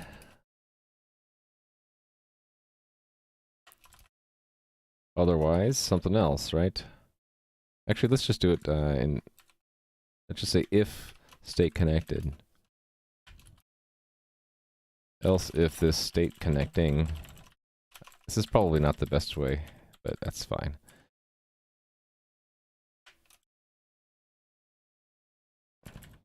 Do we have to initialize it to something like null? I don't remember.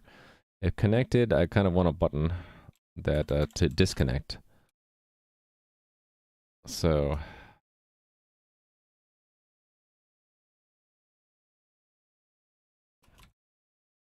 I just copy from the other place on disconnect.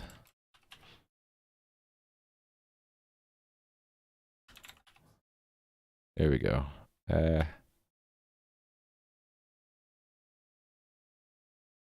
It can just be one of the, yeah, it's a simple button, right?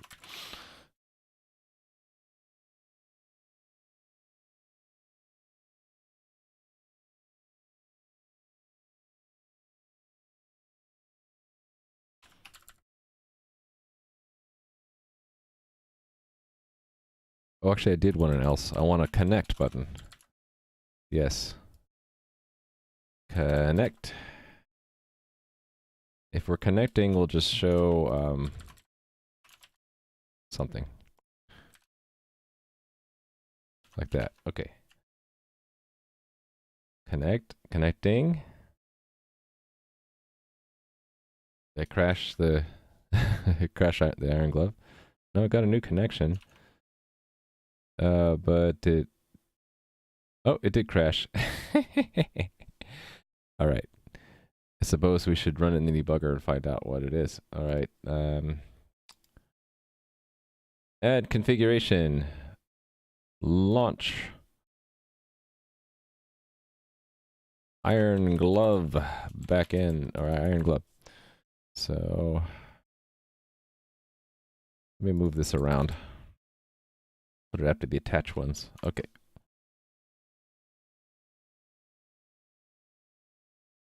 Iron... where exactly was it running from? Iron glove backend. Glove.exe. And go. We'll see what's causing it to crash. Connect. It's crashing here.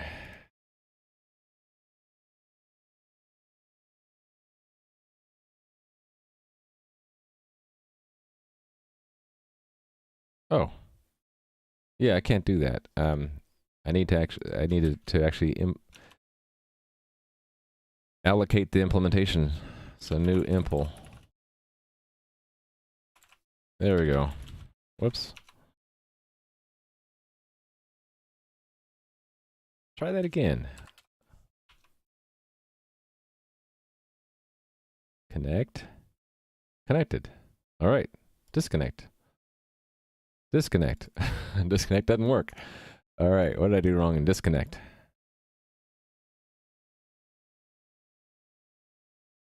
Oh, it needs a socket. So this dot socket. Connect. Disconnect. All right. I should probably print something here every time a game is started and stopped, right? So let's do that. Right now, actually, we don't know if it ever is stopped because I'm not registering any delegate for that. But we can print out a start. Let us tell you what. Let's add more debugging here.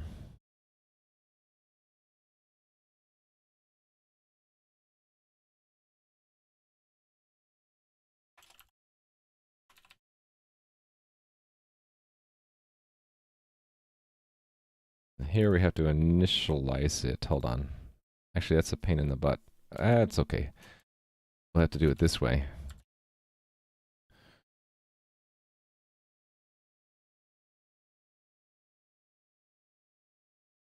I kind of want the game to, well, let me think about this.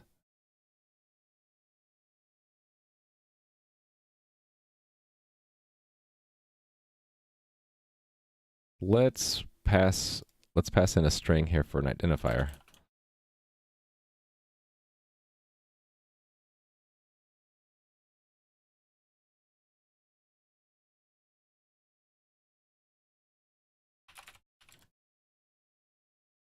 Like that. And string. So when I construct it, I will, let's see, where's the main program?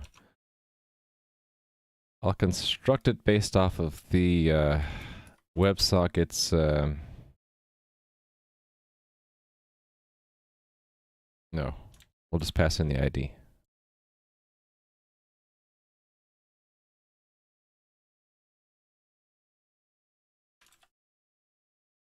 So that goes in the header as well.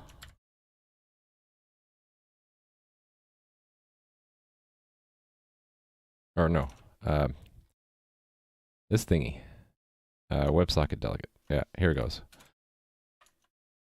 So when we call it, we'll pass the connection get peer address, just to see the port number. And we just use it to put it in there. Let's see if that works. Oh, wait a minute. This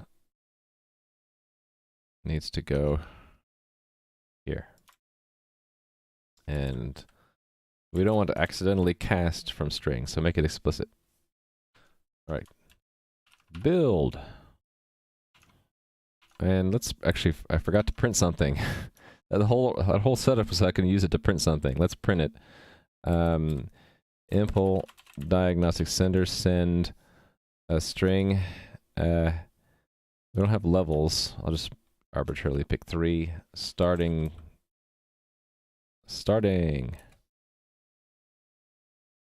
What does they say in Gauntlet? Try this level now.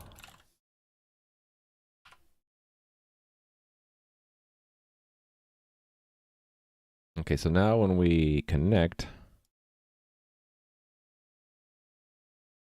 Oh, I forgot to link it together. Let's link it together. So...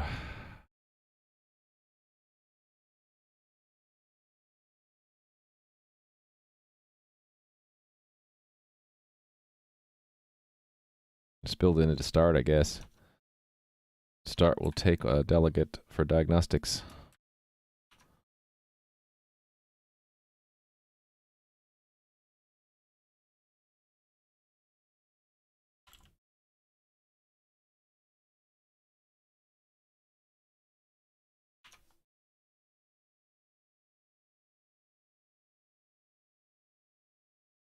So, subscribe to diagnostics, the delegate.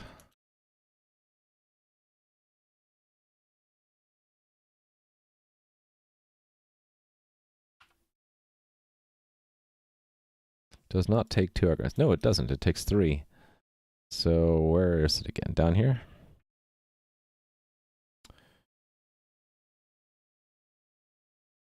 Publisher.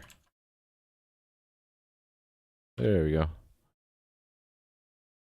Cannot be implicit. Oh, where is it? The cap. Oh, here. Capture. Capture games and the publisher delegate. What is that actually? What's the type of that? It is a function object. Okay, good. Try this level now. It says 3. Why is it? Oh, it's just the IP address.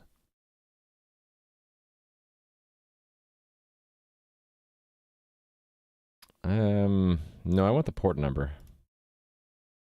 You see, it's only printing out the IP address, and then the 3 is the level of the message. So let's not use the peer address.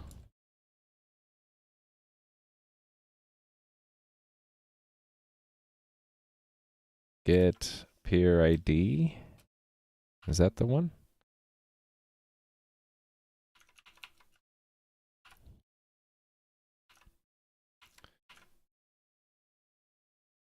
There we go. So now there's a port number in there.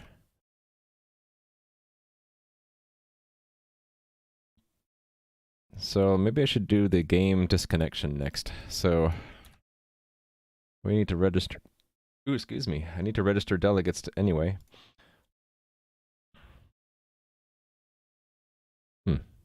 This is stale. Come on, IntelliSense update. Not gonna crap out on me right away. Oh, okay, there we go. Did I already close WebGate? No, I didn't. Okay, good. So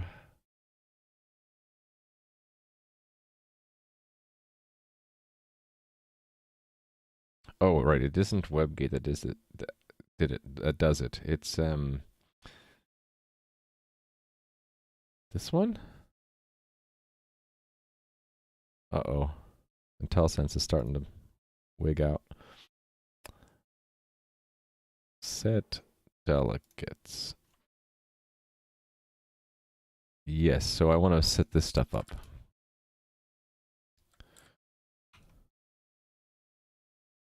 Okay, so after we set the WebSocket,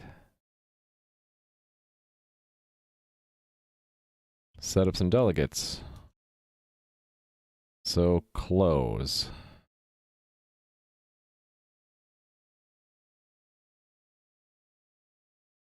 Okay, so yeah, I want to, well, I think what I want to do is make this implementation shared with the socket. So delegates are callbacks. I'm going to just cheat and make this a shared pointer, because then I can just share it. I can just say impl. I can make it a weak pointer. So standard weak pointer, impl. Impl weak. And then capture impl weak on all of these guys. And then get the strong back out. So const auto impl equals impl weak dot lock. If impl is null, just return. So the same thing in all of these delegates. But if it's not, then here I'm going to call internal methods. On WebSocket closed. And I don't think I need any other information. Here it's on WebSocket text with the data. And I don't need binary. I'm not going to do binaries. So then I set them. So I just need these methods to exist. So closed. And text. So here's where I want to do the closed thing. So what do we want to say when we're closing?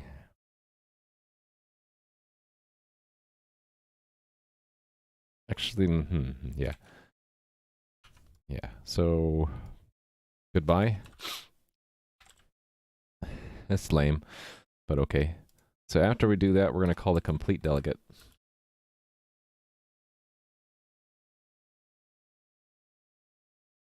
Ooh, sneeze. Complete delegate is to go to the main program, and the main program, if I did I finish that? What did I do? Yeah, it's just going to erase, it's going to drop the game. So the game will be destroyed naturally. You understanding nothing of it? Sorry. I'll try to, here, let me try to slow down and explain it. So this is, this delegate for WebSocket delegate, this whole thing here is a function to call when we get a new WebSocket connection in. So here's the new WebSocket connection in, here's some ID string. What we do is we create a new game, we use that ID string for the game so that it can print out that ID for all of its messages. Then we set up another callback to be called later when the WebSocket is disconnected. When that's called, we're simply going to remove the game from our set of games. But for now, we're going to insert the new game and then tell it to start. Make sense so far? So all these delegates are really just setting up functions to be called later. So this function is called later when a new connection comes in. This one's called later whenever the connection is dropped. And this delegate's called whenever the WebSocket's closed. This one's called whenever it receives a text message. The reason why I do this weak pointer stuff is because otherwise I'd have a strong reference problem, where the delegate we give to the WebSocket has a reference to us, and we're holding a strong reference back to the WebSocket, so neither one can be destroyed unless you were to manually remove one. So making a weak pointer, the WebSocket does not hold our reference to our implementation directly. It only holds a non-counted reference. Let me see if this works. So build it. Almost ready to do the actual component stuff. It's not a type. Really? Oh, it's not. Yeah, because we're inside of the impl. Cool. So let's try it. So now when I connect, it says try this level now. When I disconnect, it didn't do anything.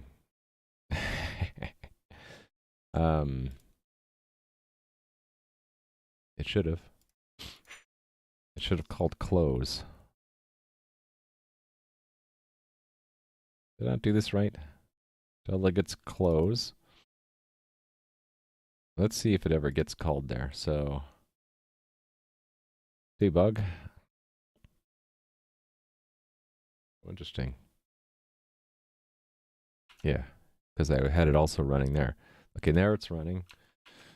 Connect, disconnect. It never got there. Okay. Why not?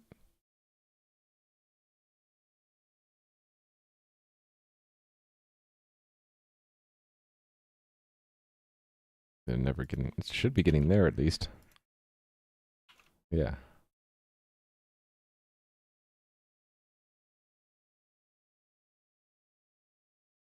Should be set. When I disconnect, it should, oh, maybe it's not actually calling close like I think it is.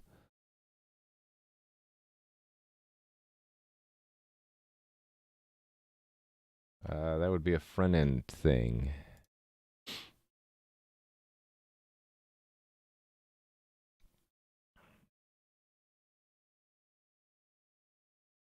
Yeah, it's not doing it, is it? So, let's make another one here.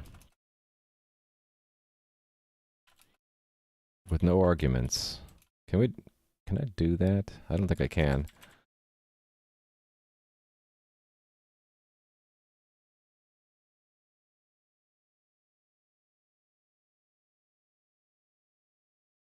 How did I do this in the player?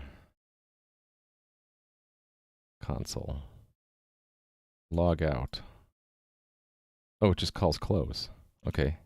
So this is when it gets disconnected. So I should really call it disconnected. Right? And then we'll have it on disconnect. Which just says this.socket.close. And then I think we should say disconnecting or something. Just like we have connecting.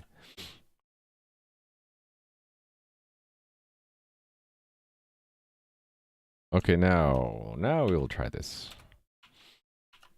Connect. Disconnecting. Yeah, we got a goodbye. But it never actually called disconnect. Weird.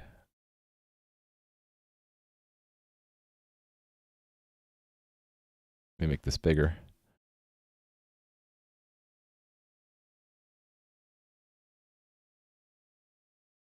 It's not disconnected? It should have. It should have called close, which I assumed it would go here.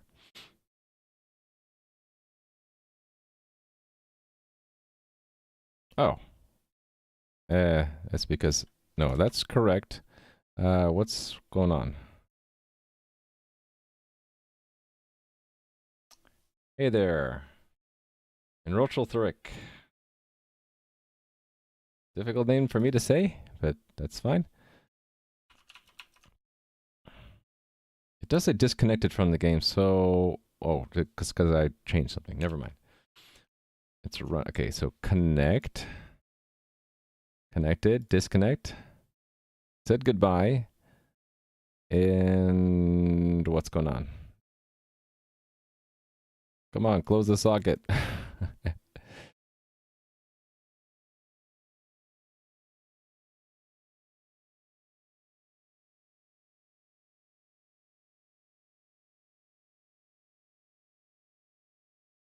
Wait. Try that again.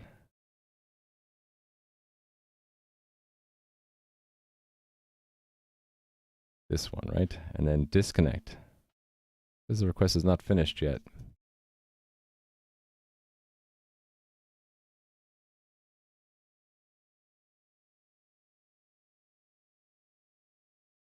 Maybe this isn't actually being destroyed like I think it is.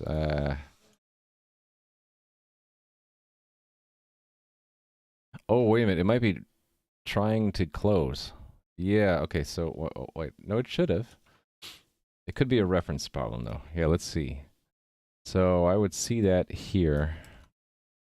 If this never got called, right? Actually, not there.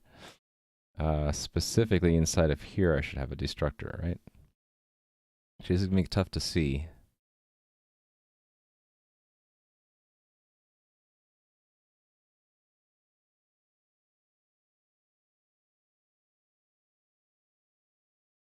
I guess I'll just do it this way. Actually, we could still do this. I think this, yeah, I can still do this. Destroyed.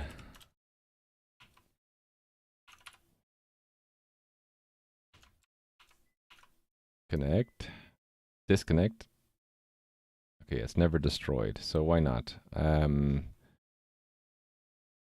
Circular reference of some kind. So let me think about this. So who holds on to strong references to impl? No one should be.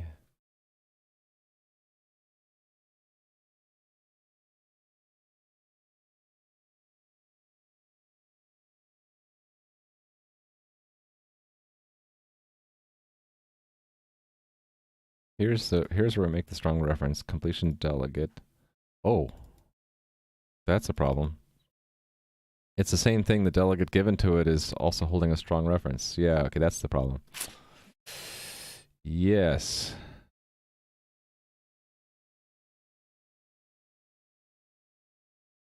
So I can either, yeah, I should probably just make it a weak pointer, right? Yeah. So standard weak pointer to a game weak. And then we capture game weak, not game strong. And we recover the game. So const auto game equals game weak dot lock. The standard pattern, right? So if game is equal to null pointer, you return early. Try again. There we go. Goodbye, destroyed. This got closed. Nice. So I don't need the destructor anymore, right? I can remove it.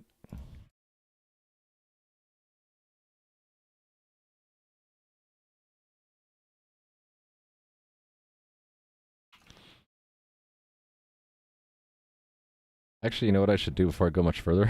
Is check this in. So iron glove backend, git init. Let's make a repo on GitHub. Let me do it on my off-screen window. It's because I'm super paranoid about showing that on the stream. New repo. Iron glove backend created. Getting the link now. So git remote add origin paste. Git add dot git commit initial revision. Git push. Set up stream. Origin master. Cool. So that's up on my GitHub now. And let's do the same thing with the front end. So that's again, actually this has a git already, right? No, it doesn't. It has files ready for the git. So actually I don't need to check all that stuff in, do I? I don't need their the logo.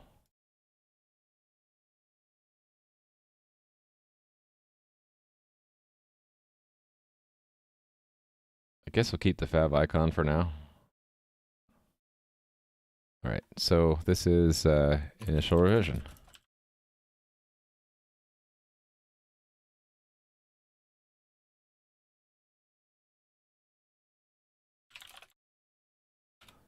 And need to set upstream. So again, going back to my GitHub. New repository. Iron glove frontend.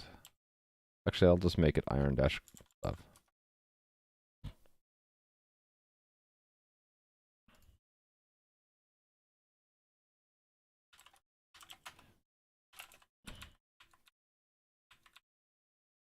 Here we go. Why not? No, I'm not a big mono repo fan. I'm on the other side of the spectrum. I'm a multi-repo fan. I even made my own tool to manage that stuff. So yeah, okay. We have an empty stage. I can have my input ready to send to the controller. And we can connect to the backend if I just remember to keep it running. We can connect to it. So when we connect to it now, I kind of want, hey, why does it have alt? That's weird. Why was alt in the list? Strange.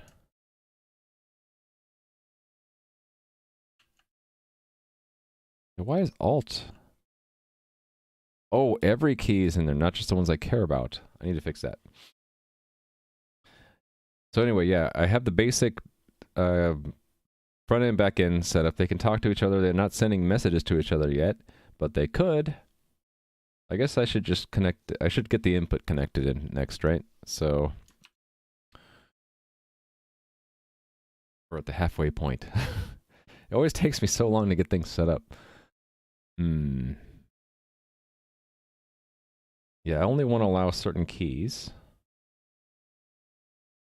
So in, where is it? This stage. Yeah, I think we only want to, we only want to allow that key if it's in the keys. So if,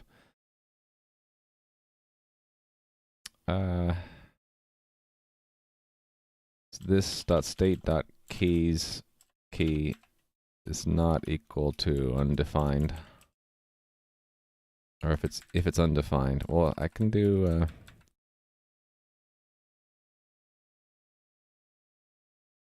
that should be enough, right?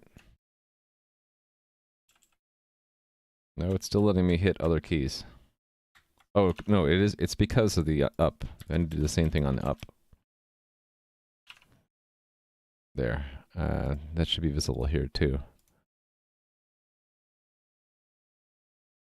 So if I hit another key, it doesn't do anything.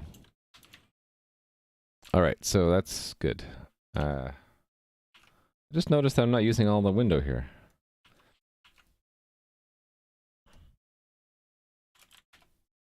That's gonna nag me. Oh, actually, I was wondering about something.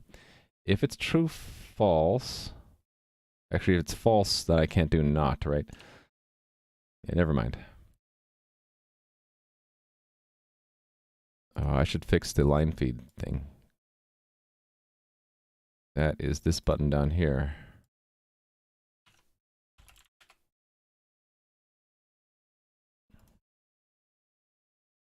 Fix. Actually, let's just say fix keys. All right. So yeah, let me get the keys over to the server now. So in addition to setting them, I actually don't even know if I need to keep setting them, but might as well. In addition to setting them, we want to tell the server about it. So if this dot socket dot send, and I'm gonna copy from what I have in the other project. I closed it already. No, it's here. Send. Right. JSON stringify. Indeed. So we'll say it's a type is key. And key is key. Or actually, let's say type key down. The other one will be key up.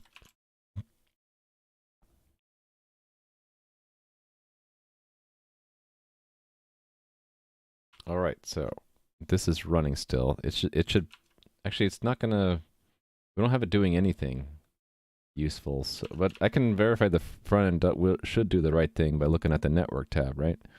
So connect, look for our WebSocket, here it is. For frames, every time I hit, every time I hit a key now, it's gonna send, it's sending a text message. It's just hard to see them. I don't need those debugs anymore, do I?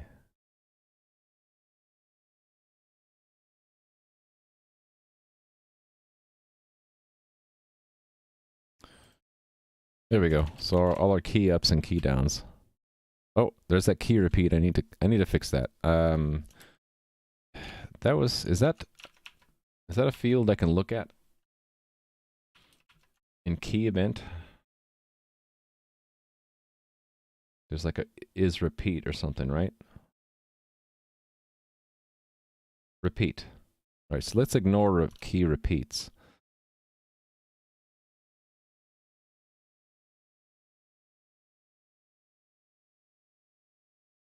Let's say if either, well, why combine them? If e.repeat return, right?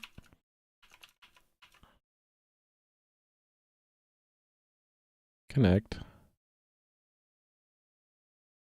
There we go. So it's ignoring repeated keys. There we go. Cool. So now we just need to do something in the server side when that happens. So I have something here just waiting for us to use it. And let's do the, should we just do it quick and dirty? No, we're going to parse it as JSON. Okay. JSON, okay, const auto message equals JSON value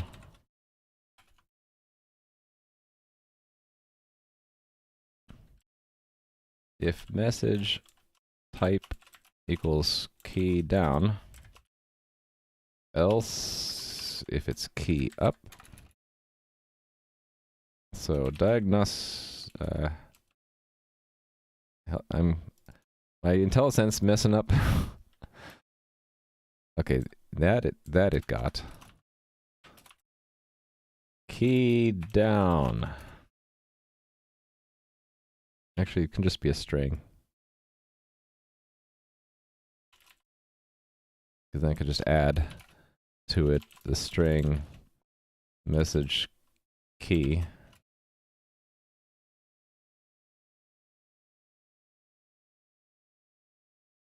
Actually, let me think about this.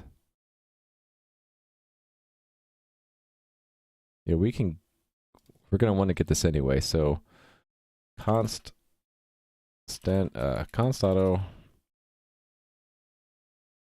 key string equals this thing actually. Const auto key is key string that. Should we have basic protection in here? Return. Then I can do this. Actually, no, I can still add a character, right? And we'll do the same thing for on key up. Key up. All right. Rebuild equals. Okay. So now when I connect and I hit keys, there we go.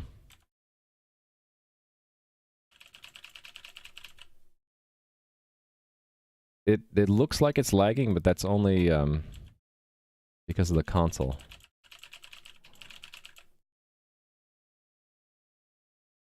I think we good. So next, the input's getting to the back end. That's good. So now, do we want to work on graphics next? Let's check this in. Okay, ignore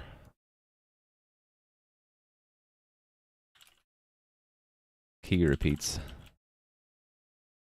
And actually, just remove this one too.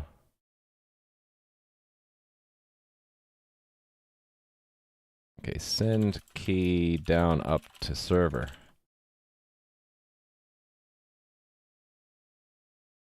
Okay.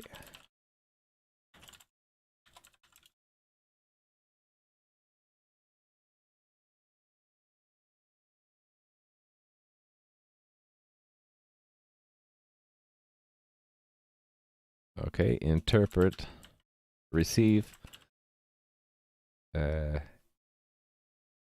player input.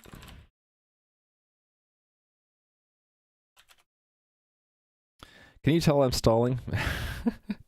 I'm mortally afraid of doing the graphics. Yeah, I guess I should just bite the bullet. Okay. Where are you, Sprite? Sprite. Okay, let's make a new file. I guess let's make our sprites small, because then I won't be so scared. How about 8 by 8? And what color would I want? Indexed? Pick from a palette. Black background, I guess. Or no, transparent background. Okay, so there it is. And is that the palette we want?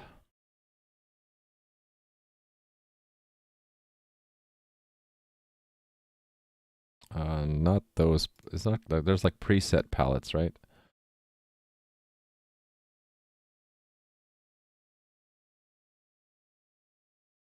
I thought there was like. Oh yeah, here we go. Presets. I don't know. What's a good preset, guys? Should we go real retro and do CGA? Yeah, we're doing some drawing. Okay, CGA. Here we go. The original CGA colors. So what am I going to draw first? How about our hero? And he will be. Let's see. He's got a golden helmet.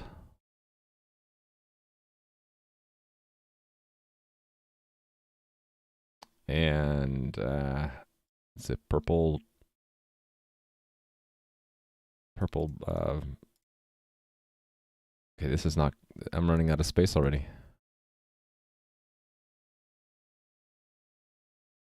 Maybe 8 by 8 was too small. I need to memorize these. The pencil tool's B. Okay. Yeah, art. We got to do art at some point. Yeah, you're gonna laugh at my horrible art in a second. What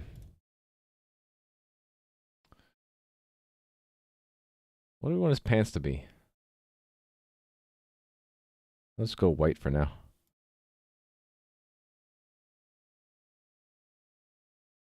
I want yeah. E, right? Whoops. No, I don't want 8 pixel E eraser. There we go.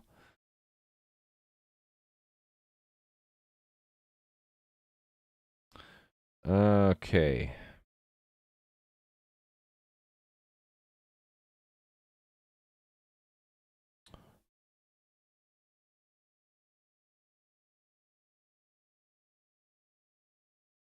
Pretty horrible, huh?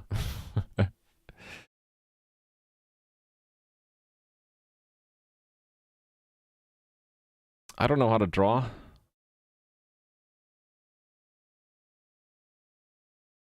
Maybe we'll go to up to 16. Gives me a little bit more work to work with. Okay, this feels a bit better.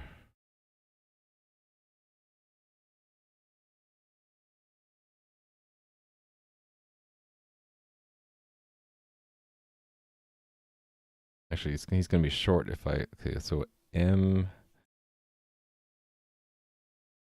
and then B. Okay.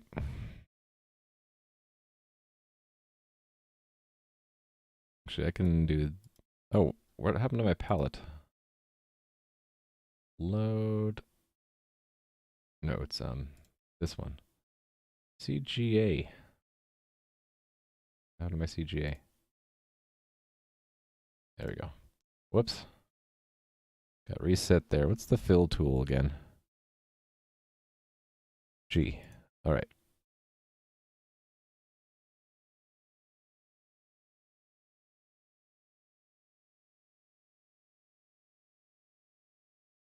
Oh, that's the index 0 is transparent? I'd have no black? What if I wanted black intentionally?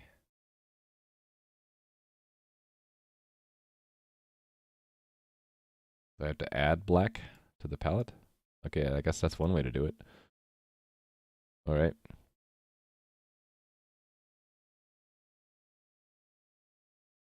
Looks like a bunny. Oops.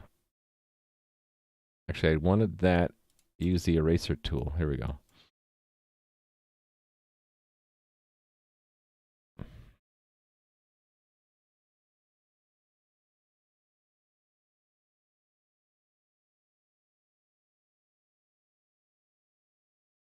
I want him to like hold his weapon over there.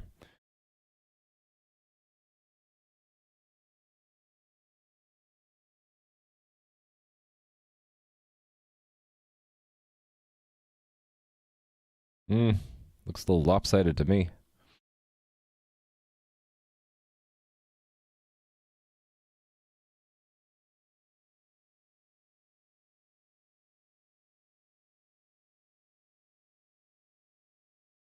He looks short too. Make him taller. Full height. I don't know why, but I feel like the need to have his pants be different color.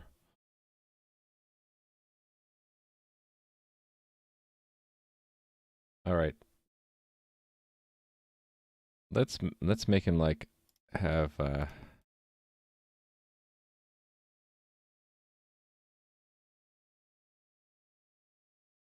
no, not that color, this color.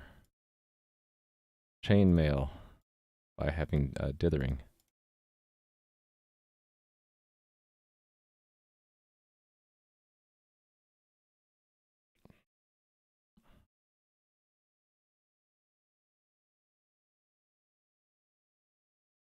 Head to foot, equipped head to foot in chainmail. There we go. And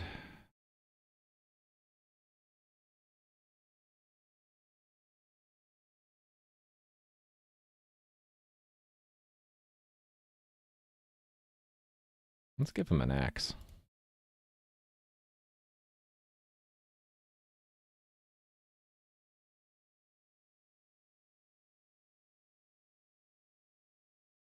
And he needs to hold it a little bit lower.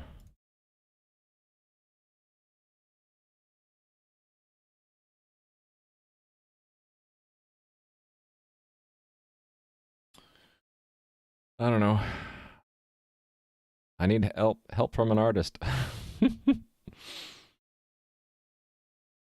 Okay, that's enough time I'm going to spend on our hero. So save as. I need to make another directory, don't I?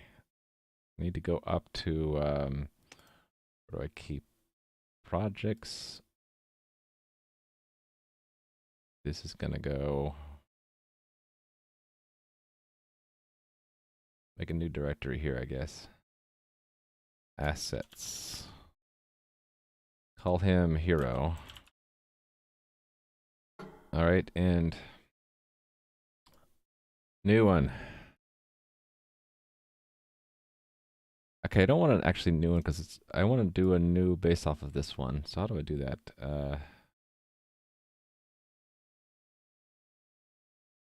Actually, this has an export spreadsheet. I'm just noticing. Oh, this is if it was animated, yeah. I always reference other images from others in guide. Yeah, I know next to nothing about this stuff. What I want is to make another image that has the same. Well, let's just do save as. I'll make another one. So this will be monster. And we will erase everything. Actually, yeah, I want, what I want to draw is a ghost. And why don't I just do the fill tool?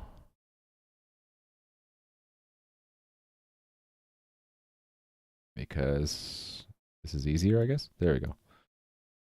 All right, so I think for a ghost, I'm just going to make something that looks like this. Actually, gray is a bad background, isn't it?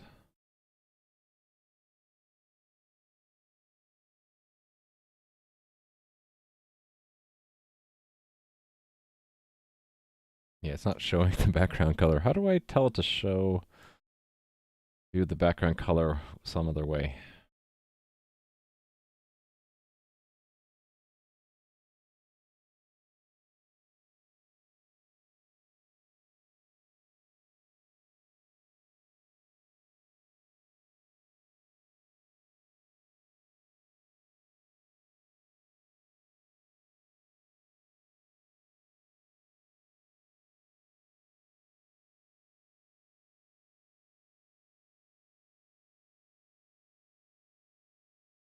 I don't know. It's just going to show it in gray. I don't want it to be gray, though.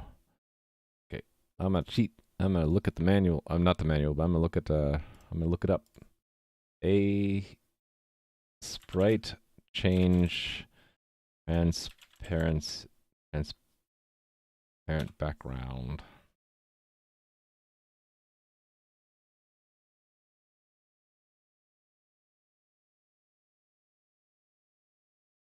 Show background. Different color.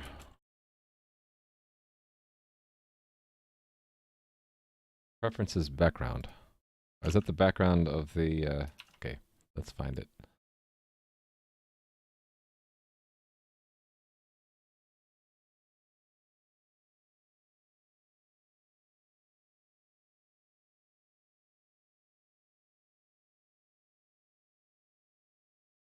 Actually, it says checked background.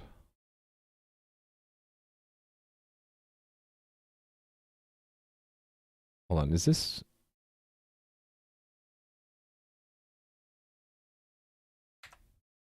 It is erased. There's no content in there. Okay, well, let me just change it for this for a little bit. Yeah, why isn't it showing it in these two colors? I don't know. So, like, what if I change that to that color? Okay, whatever. We'll just go with that for now. Because I want a gray ghost. Dang it.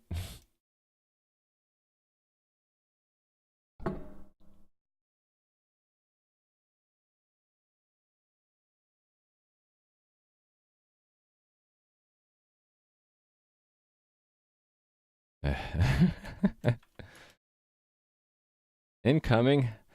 Oh no! You're gonna see my horrible Raimu art. I'm not ready for this. I guess I am.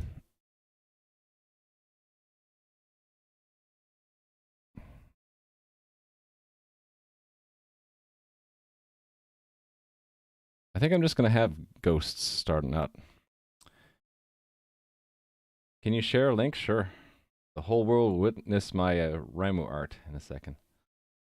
I'm guessing it's Adam's guys coming in, right?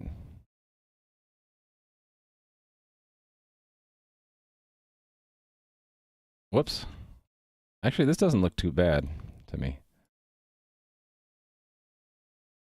I can even like have a little hand come out. There we go. There's some Raimu art for you. That is the monster. Oh my goodness.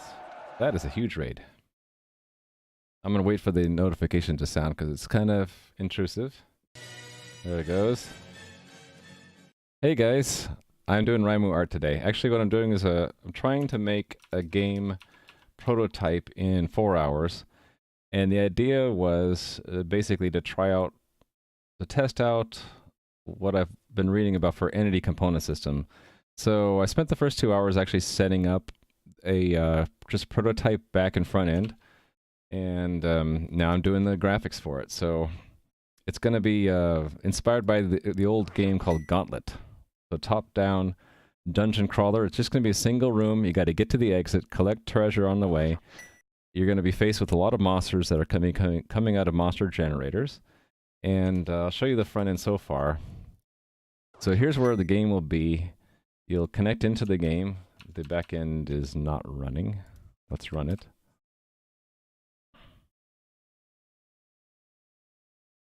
Oh, right. I don't have it. Yeah. It doesn't retry if it can't. So it's connected, and then you'll be able to control by ASDW to pick the direction you're shooting in. Actually, I need to limit it to just one direction at a time, right? And then J, K, L, and I to move. So right now, the input controller keys are getting to the server. The server's just printing out what they are.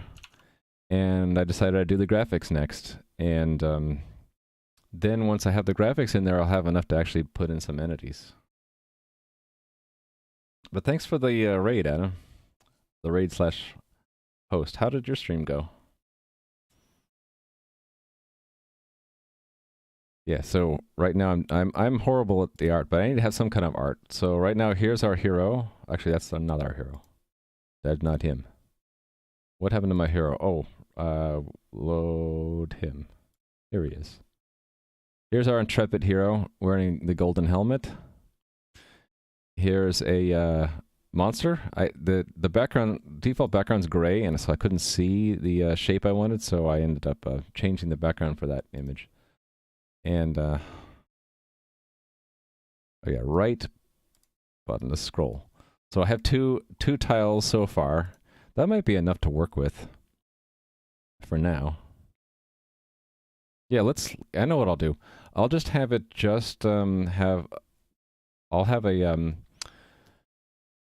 tile sheet with just these two on it, and I'll play around with it with having just the hero walk around with nothing in the dungeon. How about that? You know a good artist? Okay, before the raid, someone was going to give me a link to something.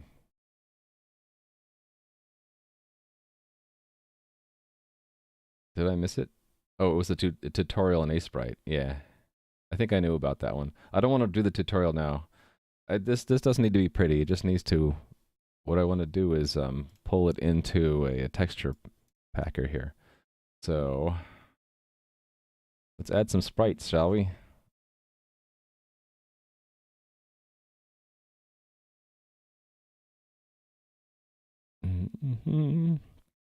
Iron glove. Assets. Oh, I didn't export them as pings. Export. And you can export too. Thank you very much. So here's our hero. And then add more sprites. Let's add a monster.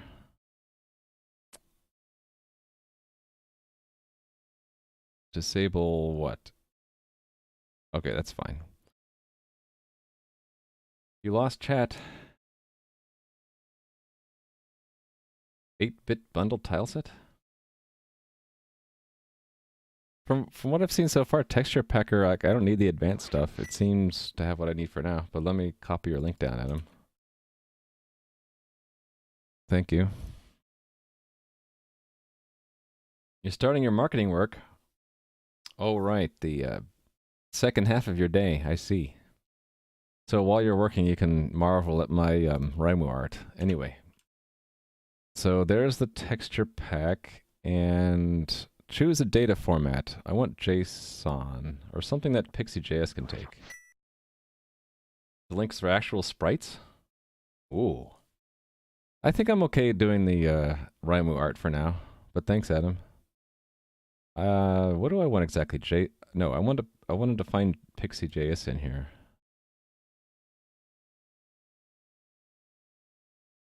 I thought it was in here. There it is. Convert. Data file. Do I just put in the name I want? Oh, what was that tooltip saying? Variant name, multi-pack index starting with 0. Okay, I don't know what I want yet. I will just call it Raimu art. Raimu art. I guess I have to say .json. And then what? Save? Oh, no. How come it wants me to find it again? Projects.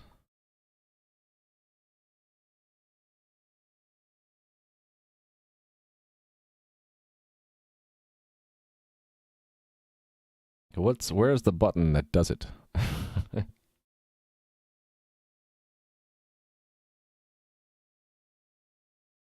Gambling advice? Yeah, left just... You want to quit when you're ahead. You want to gamble on the machine only when it's going to give you money. If it's not going to give you money, don't use it. All right, guys. Did that actually do it? I wanted to... Oh, here, publish Sprite sheet. There we go. It's just telling me a bunch of stuff like it can't do because it's free. All right, so that should have gotten a file out, right? Okay.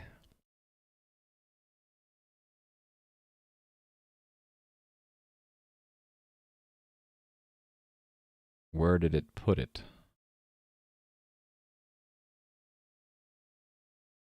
Where does that actually go?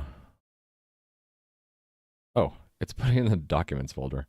Stupid. Okay, let's try again. I swear I've navigated to this folder several times now, but that's okay.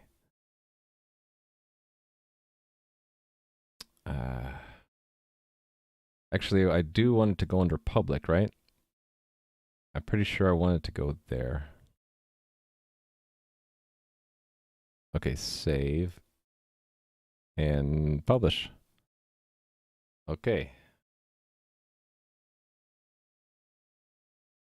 There they are. So there's my hero, there's the monster, there's the metadata. And that's interesting.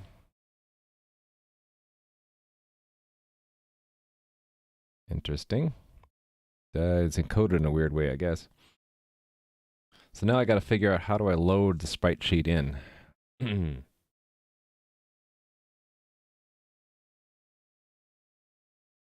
Well, let's look at the manual. Oops. What did I just do? I lost something there. Oh well, it wasn't important. Probably was, but that's okay.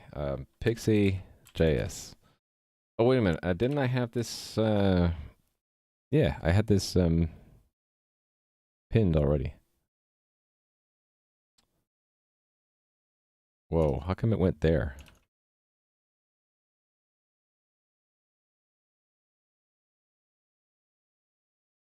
Like, this it? Sprite from a tileset subimage? Right. Right, exactly. So, what is the code? Show me the code.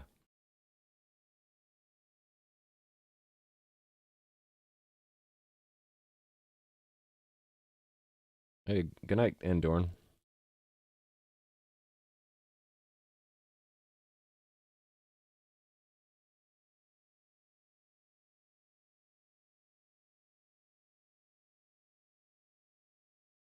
Oh, here it is. I don't know why the link brought me to the other place, but I want the texture atlas. So they talk about using the tool I was just talking about, or just using. Okay, load it. We just add it as a JSON file. Okay. I had that prepped to go for a standard image. Where did it go? It's like on setup. No, it wasn't setup. It was here. So here, we instead of the single image, we are adding our Raimu art.json.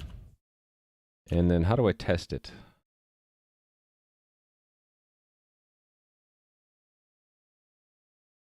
It's in the resources. Okay. So let's show it on the screen somewhere. Yeah.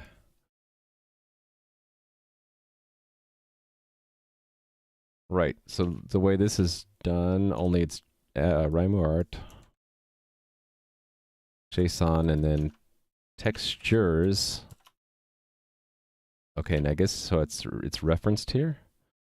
Aha. There's our hero.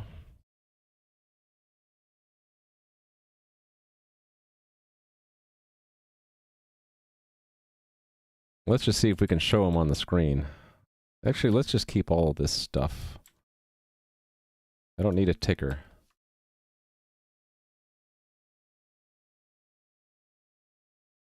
This is hero sprite, right? Whoops. I didn't hit the right key there. Let's see it. Okay, he got corrupted somehow.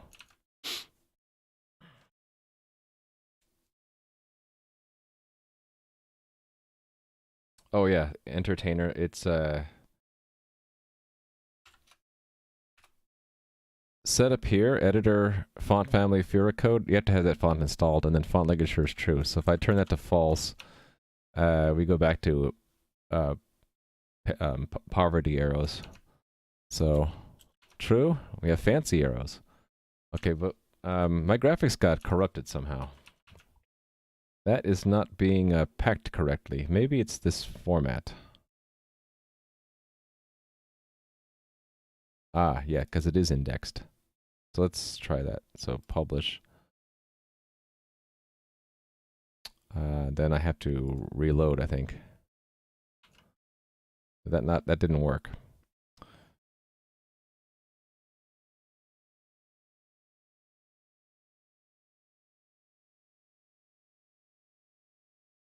Okay, what's going on? Is it because I'm using indexed colors? Those are okay, but then the output is not okay. Let's get rid of it. It looks bad. And then, so let me see, does that actually recreate it? It did, but it's still bad. Something's wrong.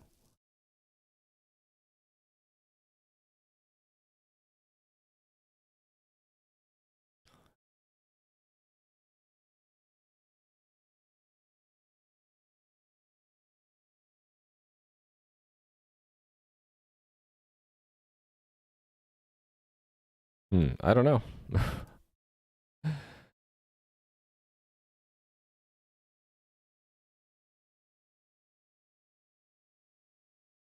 Let's see what it says here. This is what led me to it. Start with individual images. Make a JSON hash. Okay, they show, it says, I can barely read it. Pixel format RGB 8/4.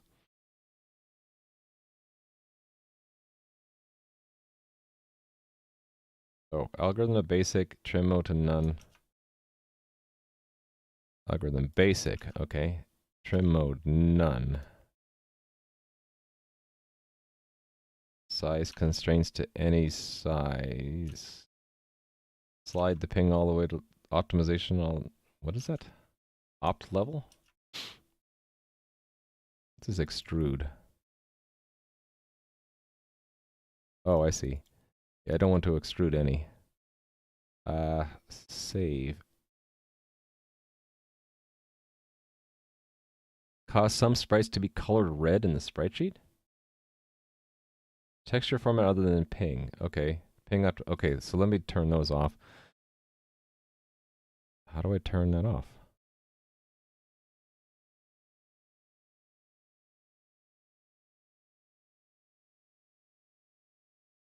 Let's just say disable features. I wonder if it was that all along. Yeah, that's what it was all along. So now, reload.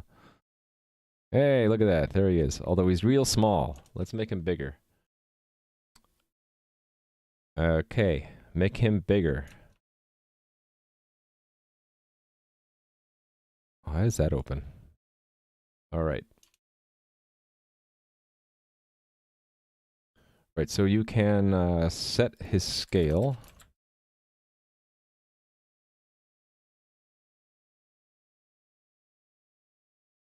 This way. Let's scale them up by 4. Nope, doesn't like that.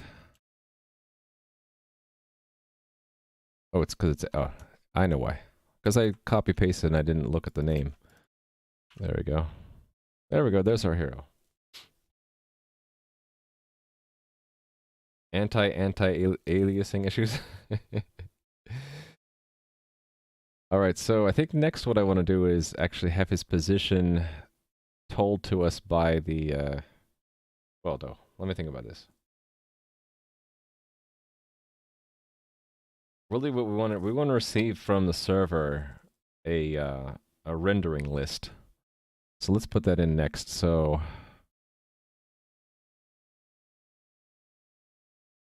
I'm gonna want to load these a lot of these I want to load the same way, right? And we're gonna have a list of what we added to the stage. So let me think about this.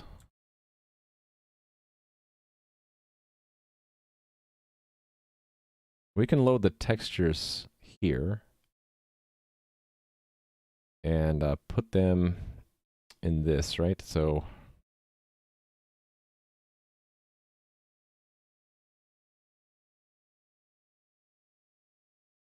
something like this. Hero texture.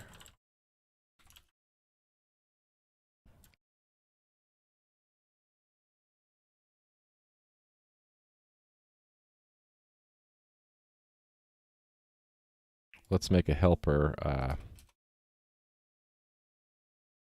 Sprite from texture.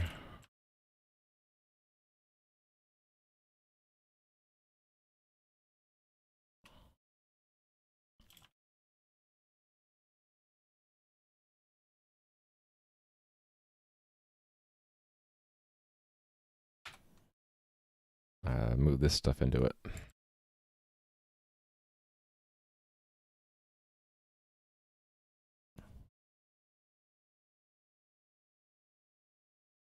Oh, I shouldn't have done the let thing. Oh well. Whoops. Multi-cursor silliness. This dot textures texture. All right. So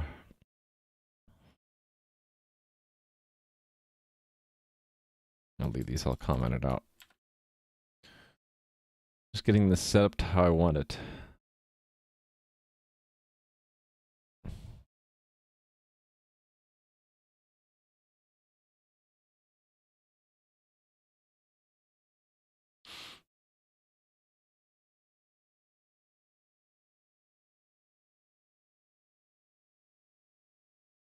It would make sense when if I were to just loop through and do it that way. So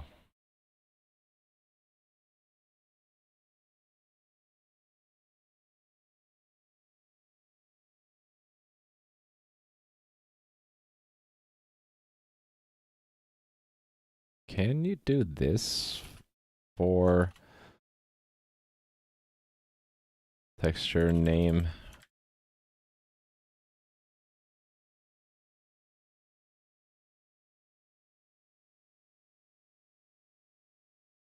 I don't know if if I got the syntax right. Is it that or is it in?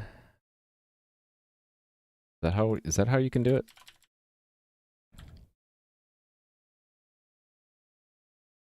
Let's have let textures equals, well, actually just say this dot textures. And then it would be that plus ping, right? So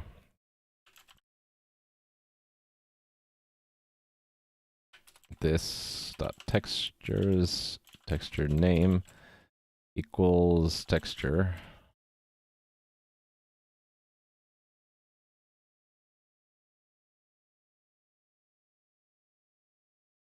Let's see if that worked the way I thought. No, it didn't.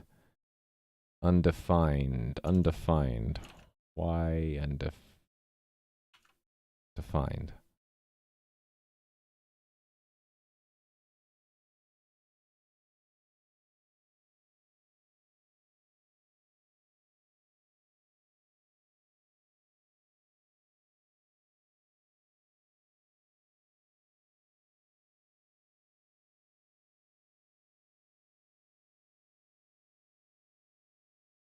I don't think that's the problem. I think it's that this is wrong.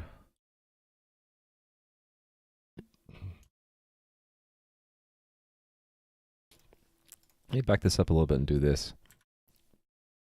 Console.log loading texture name.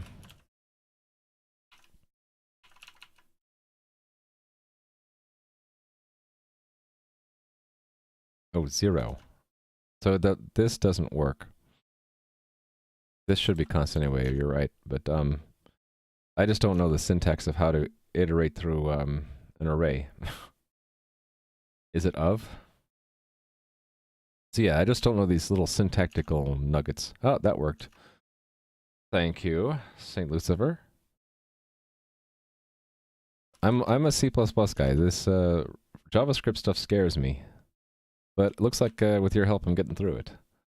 So what would be really cool is if I could get that list automatically from this, which I probably can if I was a little bit smarter. Actually, if that JSON is available, I can just enumerate these keys myself, right?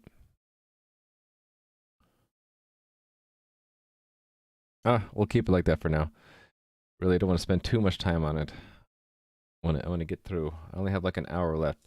I want to get to the actual entity component system. The whole point of this thing. All right. They're available to make sprites out of, so I'll just do the front end first here. So we'll have a message handler for render. And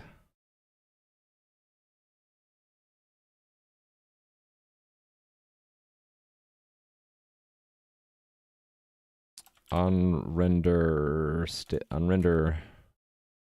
server render.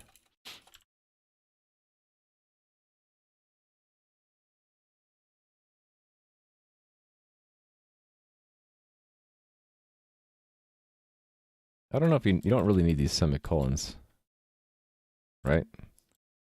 That one I feel like I do because I'm making, well, that one I technically am as well though. There. And that should be a colon. For in iterates over properties. I see. For of. Yes, yeah, I just don't know these things. Okay, so I think what I want to do is this will have like basically a list of things to render on the stage in different coordinates, and I'll have to have what its ID is so that I can just move it if it's already the sprite already exists. Otherwise, make a new sprite, and I need to know which sprite it is. Right, so it'll be again for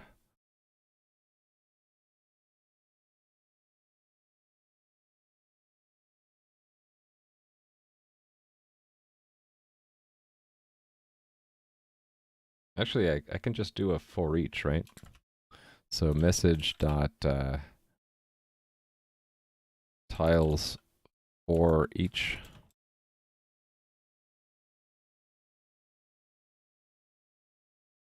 tile.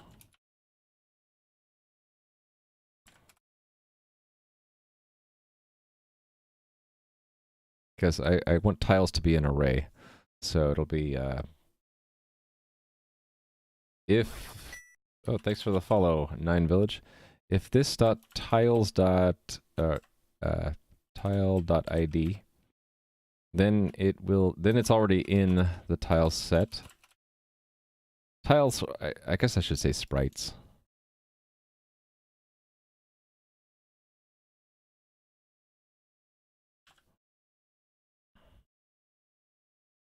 So that was, I called that one down here textures, right? Okay.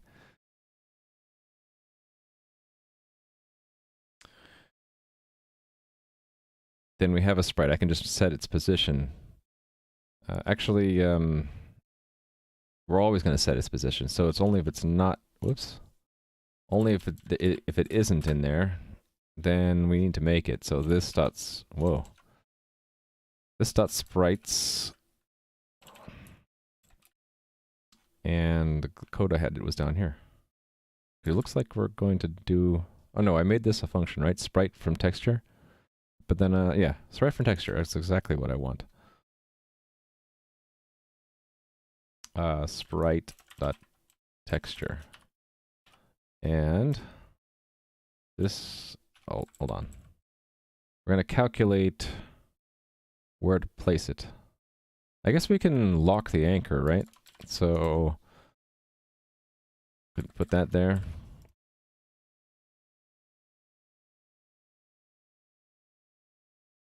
Actually, where should the anchor be? I think it should be top left, the easiest, right? And then it's X, Y, and oh, it's add child if it's not in there. Otherwise, set X and Y, right?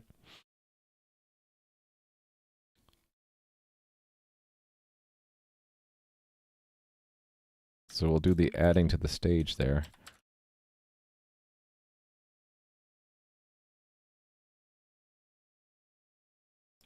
Hold on, I need to drink some more tea. I have the leftovers of having the flu. So, drinking tea when I remember to do so, trying to keep my throat happy. Ah, yeah, the warm tea is good. Okay. I think I want to store this last.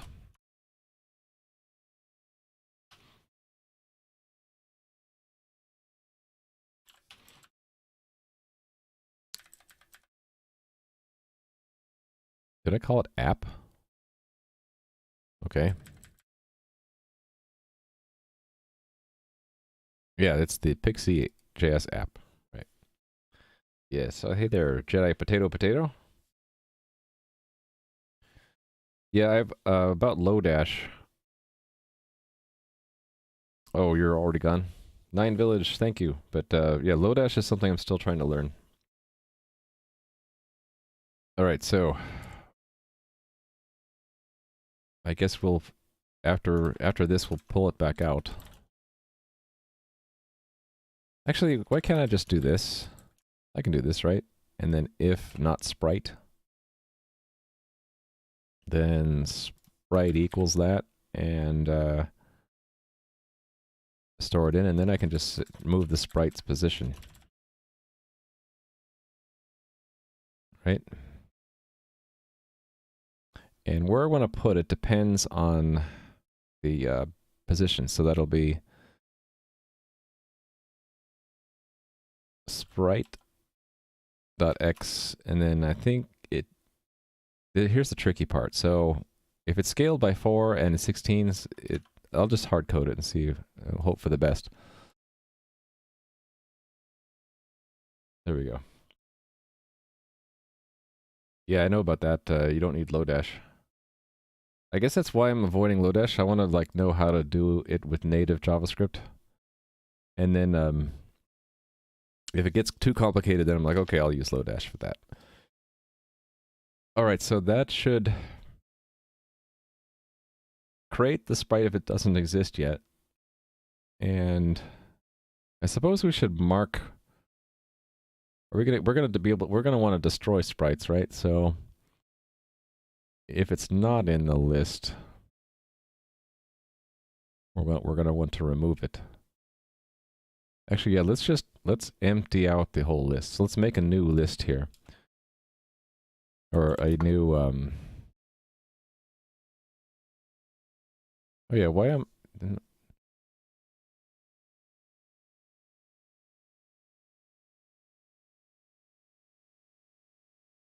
might need TypeScript. Thanks for the follow. Kabaya Shixmaru. Alright, so yeah, I'm thinking of making a new collection, so sprites to keep.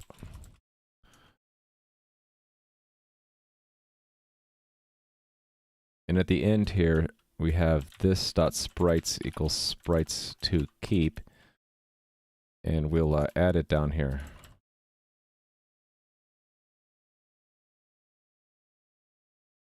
So every time we're rendering, we're reconstructing a new map. so that we can destroy the old sprites. Does that make sense? If references fall away, like, I don't know enough about this, but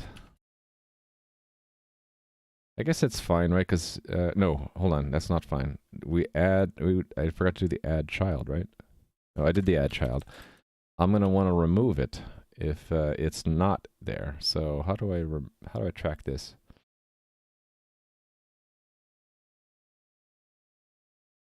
I know. So sprites to remove equals this dot sprites dot object dot keys.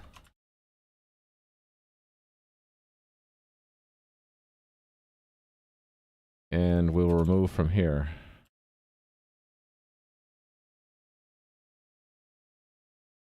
Actually, that doesn't quite work, right?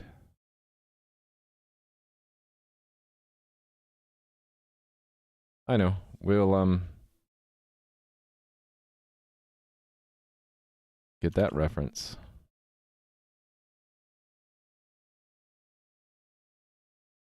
Yeah, actually, we don't even need to do this. What I'll do is I will remove it. This dot sprites. I need to remove something from an object. Is it del? Or am I thinking about a different language? Sorry I'm so slow in the JavaScript stuff. I have a feeling like I lost something. I accidentally dragged something off there that I wanted to keep. I'll have to look at my own VOD to see what it was. So, JavaScript remove key from object. I'm sure someone's already told me how to do this. Is it just delete? Yeah, okay. Delete.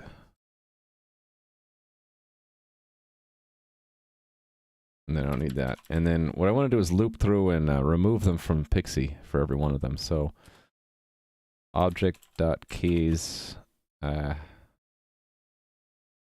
this dot, don't use delete. It doesn't get deleted synchronously? Just null it out. Okay. But I might need it though. How about I'll do this? This dot sprites. No.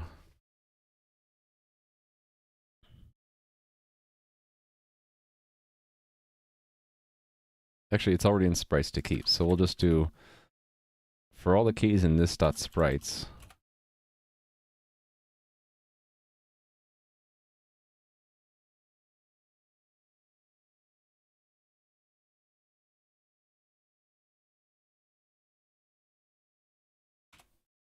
if sprites to keep ID, if not, right?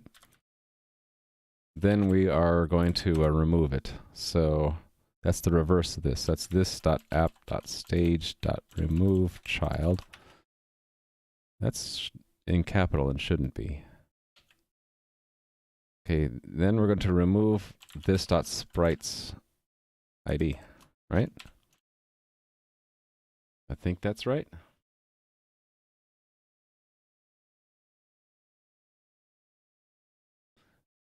So going through the old, what we had a collection of sprites before, if we can't find it in the new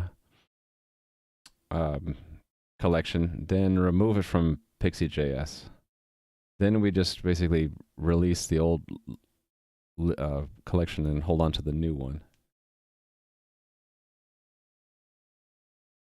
I'm hoping that'll work. Will I be able to see that? I guess I will if I do a console log. Actually, let's just preemptively put some debugging in here. Removing sprite. Can I just do that, or do I have to do that? Yes.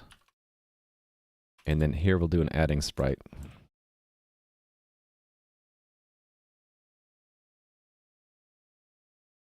ID. Sprite ID.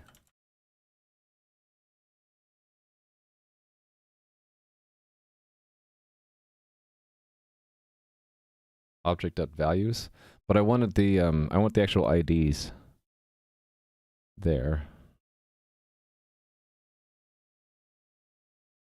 Or you're saying I could get the values and the keys and the values together.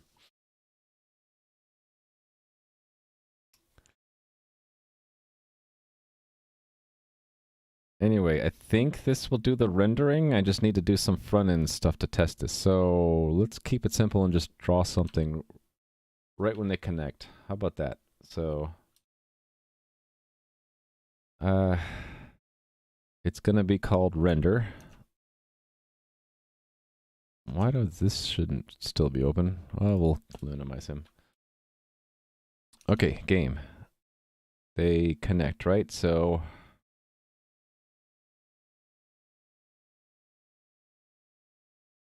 we can do it here. Send JSON object to encoding.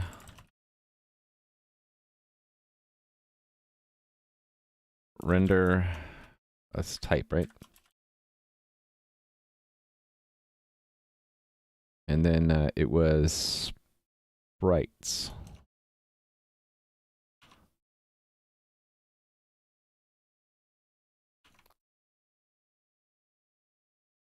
And it's going to be an array.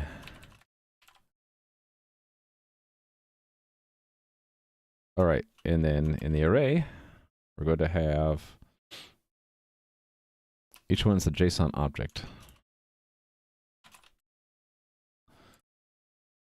And it is ID and texture. So ID we'll say is 1, and texture is hero,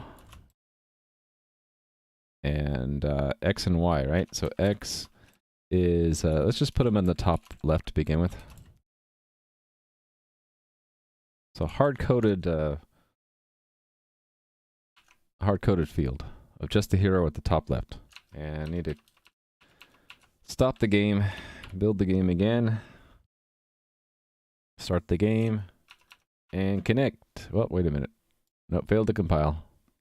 Line 64.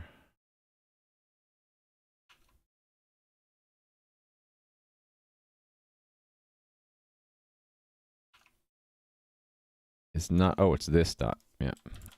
Again, C++ guy, not used to doing that.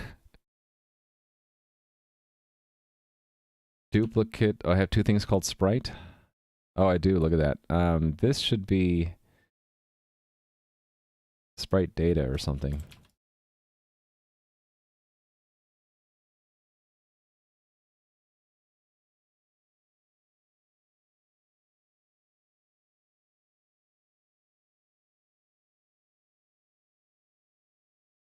I should have seen that before. Yeah, I don't know what I was thinking.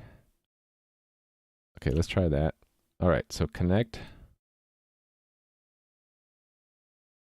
Is it not running?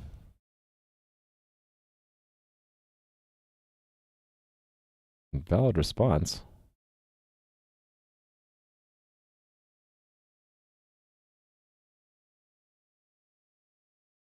Oh, I wonder if it's sending it too quickly.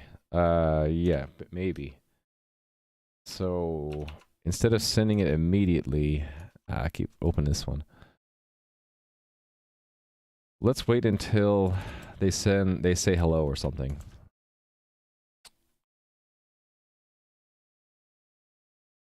Else if message type equals hello, then we'll send the net.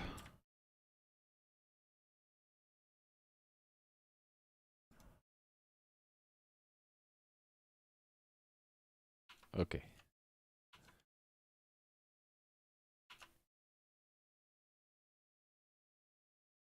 Connect. All right, it did not do what I expected.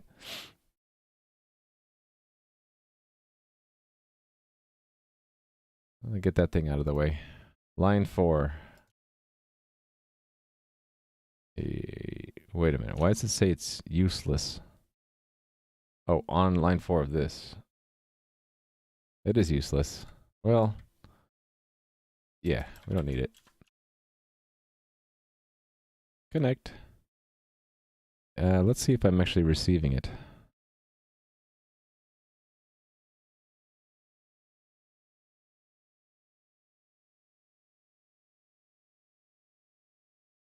Interesting. So we're not receiving it. Oh, we didn't say hello. I added it and never did it from the front end. So on connected, so we're gonna set. It's gonna say this.socket.send JSON stringify.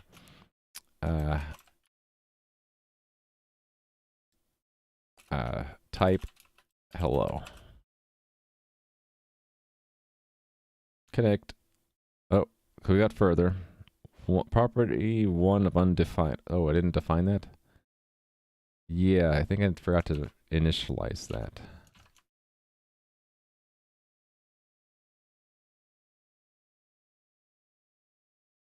Yeah, so let's initialize that. This.sprite equals empty set. 5k lol? What's 5k? Hey, look at that. Yay. I think next, let's try offset that's not 0. Let's try 1. Actually, let's just add a second sprite in the game backend. Let's add another sprite. Let's put a monster. 1 to the right and 2 down. Only problem is I have to stop the server, recompile, and then start the server every time I do that.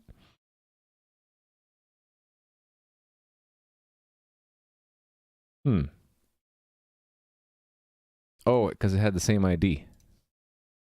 ID 2. Okay. Stop server, build. Start server again. And connect. There we go. Getting there. I should have drawn one to his right, just to make sure, and one below him. Let's corner him to begin with. And then in addition to the one that's down there, let's corner our hero.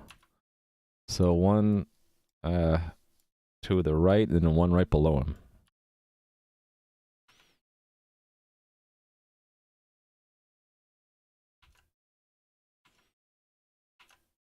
Connect. There we go. Cool. Ship it.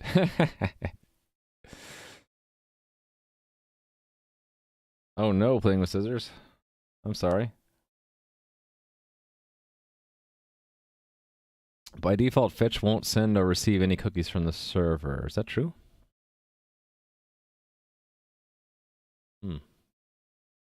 I am rendering on a Pixi.js application. It looks... well, it's inside of a div. It's buried inside. So there's an overall div for the app, and then the stage itself is a div where we use a ref to set that div to be the Pixi container, and that Pixi container is what is appended as a child to the view of the Pixi app. So it makes sense to me how that works, but I wouldn't be able to type this from scratch. I don't know it well enough yet. Might want to look into the map class instead of an object literal as a dictionary. Yeah, probably. I need to learn more JavaScript, but really this is just a quick and dirty prototype, so I can get away with all kinds of programming infractions, right? I don't think I'm ever going to need this tick, to tell you the truth, because the tick is going to be on the game server, and we don't need this anymore. Actually, that's not true. I might need a ticker if I have animations later. But I'm not going to do that because I'm going to try to do this right now. I have 45 minutes left of my original allotted time. All right, maybe it's time to actually do the... we have input. We have output. The only things I'm missing like a display of how much gold we have, what our health is, and stuff like that. But maybe we can add that as we add those components into the game. Let me just check this in. This is another milestone.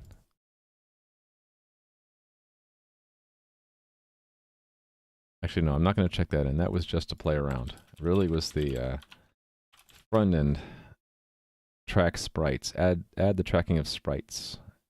And well, actually, let's add this first. Add hello message sent on connection. And then this was remove show keys.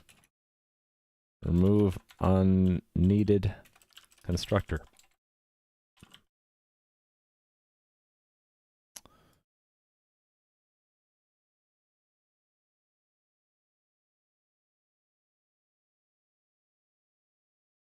Yep. So what was this? Oh, this was for texture packer. That's texture packer state. There's the original art. There's the JPEGs. Right. So this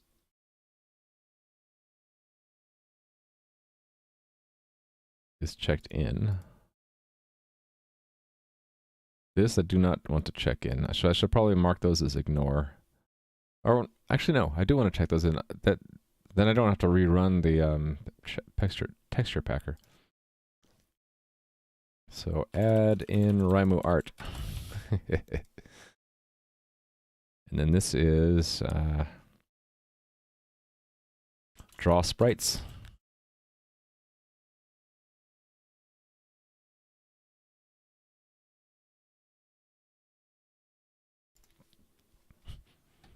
I should probably test the destruction of sprites, right? So this printed when it added them. Let's have it. How do I want to do this? I need to have the game tick anyway. So let's do that. So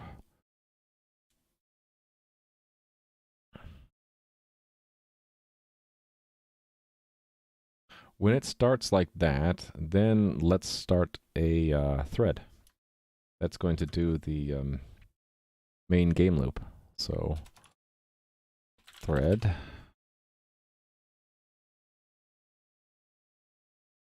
And we'll make a future.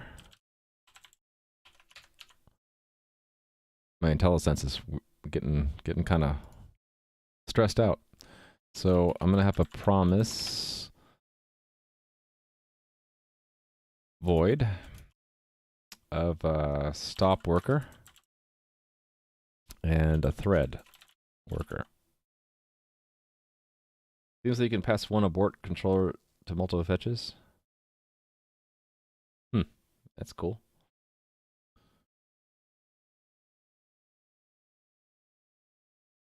All right, so these are responding to things. So let's make a worker. So it'll be a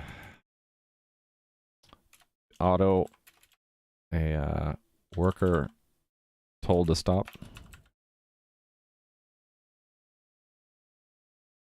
equals stop worker get future. Thanks for the follow from quartering. Can't do that while it's running. Build again. Okay, so basically what we'll do is actually I'm just going to search for that so I don't have to type it from scratch. I'm sure I've done this before. Yeah, here we go. I'm just going to copy from somewhere else I did this. Here we go. Exactly what I want. Actually, that's not quite what I want. This is what I want. So we set the promise when we want the thread to stop. And yeah, let's print out some stuff too. Why not? So we'll say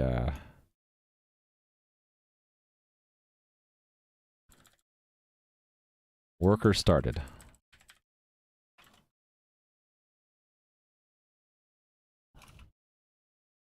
worker stopped. And, okay, told, asked, same thing.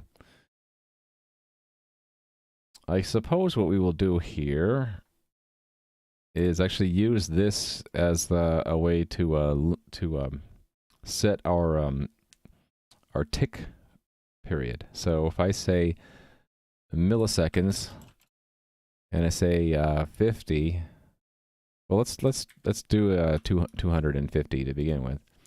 Then every time here, let's just do something simple here. So static int counter, and we'll say if plus counter mod 2 equals 0, do one thing, otherwise do another thing. And I think the two things I'm going to do, I think, are to do this rendering. So I will remove the hello thing for now and put that there, and then here I'll do the same thing, but just change it slightly. I should have indented it and then copied it. So here I'm going to remove one of the monsters. So we'll see a sequence of adds removes. I'll remove the guy who's like off on the side, like that. So we'll remove 2 and add him in every quarter second. Actually, that's pretty rapid. Let's do it every 2 seconds. Sound good? And then I need to make sure this is started and stopped. So, uh-oh. You are commanded? What were we talking about playing with scissors? Making me nervous. The start is in start game, right? So, worker equals standard thread. So I remember how to do this. Impl worker impl get, and then stop is we're told to stop where? Oh, it's when we're closed, right? Or when actually I don't have this yet. The main program needs a way to stop early. What does it do now? It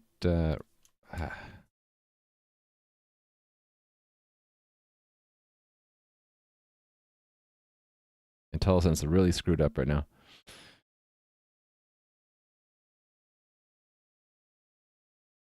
Actually, it doesn't. It's just going to end up destroying the game. It's just going to end up destroying these games. That's fine. So if we're in the normal course of events, it's when the WebSocket is closed here. So before we call that, we will set the stop worker, set value, and then we will wait for the worker. So worker.join.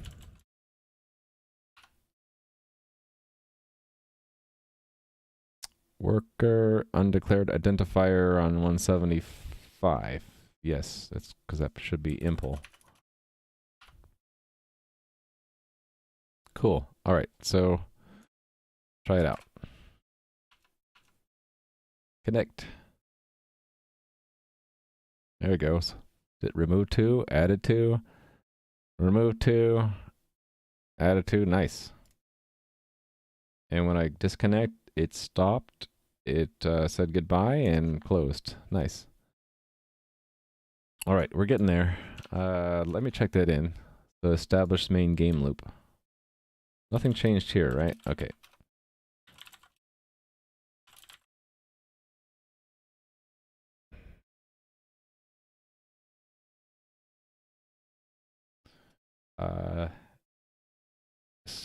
Add main game loop with test renderings. There we go. Okay.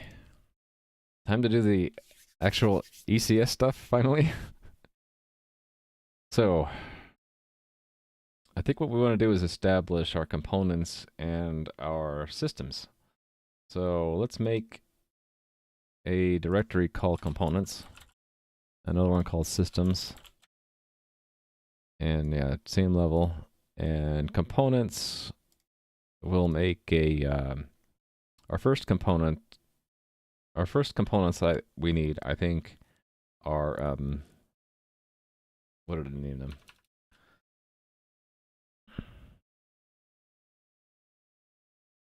If I wanted to just show stuff, it should be tile, right? Something that has a tile.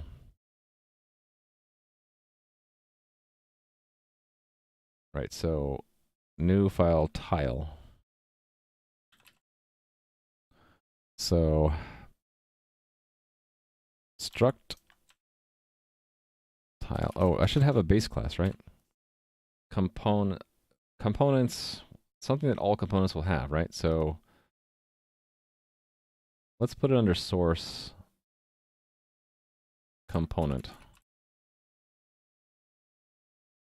And struct component. So I guess we can just use entity ID. And we need to be able to ask, do we care about the type? I don't think so. Just keep it simple. So this will include component. And this will be derived from a component as well. And tile we have the concept of the tile, right? Or tile name. Tile name. Or can we just say name? It's probably enough, right?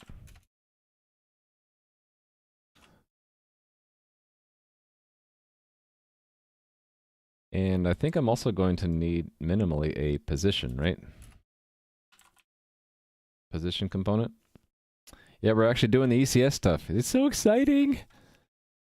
Position. So position has an X and a Y. Let's make them unsigned, just so that they do not go negative.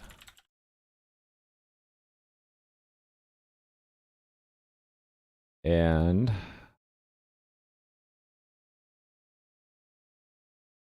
yeah, so those are the two of them that I had, right? Tile and position components. So yeah, the first system I think I want to make is render. So we'll make a render system. Render. And we'll need a corresponding render.cpp. And we'll need a base system. System HPP. So struct system, early class system. Thanks for following, Super Moon K. Got it. Finally got it. The system. What is common for all systems? I think it would be update, right?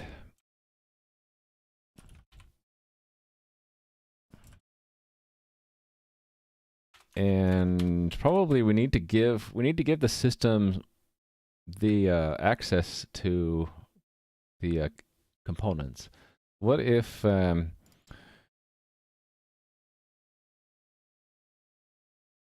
me think about this. Really, we want to kind of at least be a little bit smart about how we organize our data, right? Or do I really care? Maybe I don't really care.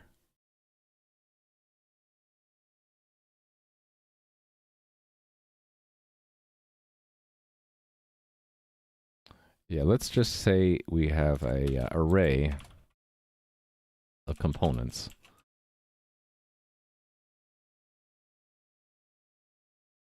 You don't specify the size of those ints, especially you're going to run to lots of... Well, I'm not going to port this. This is just a prototype. Oh, I get it. Porting to MS-DOS. Yeah. My idea was that systems would have a primary component type that they worked with. That's what they would primarily loop through. So we would give it a pointer to a component and a size.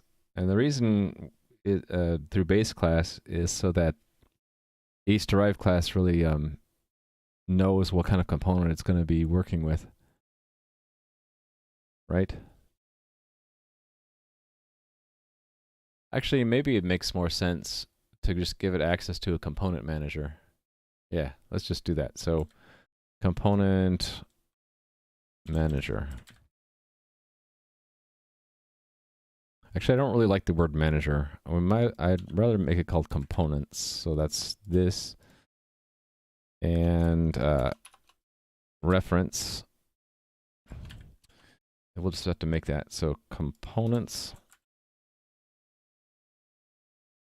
includes component. And it's itself a class. Where really the only thing I need right now is a way to get components out. So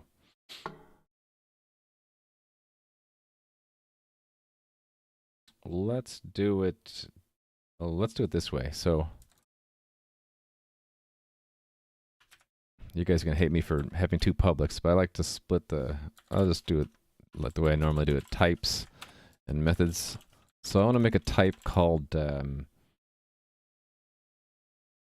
component list, in which to put the component, the first and the number, because I'm going to want to return that component list, get components of type. And so here we'll have to have some kind of identifier. So I guess we can make that part of this, right? Enum class type. And right now we just have position and tile type.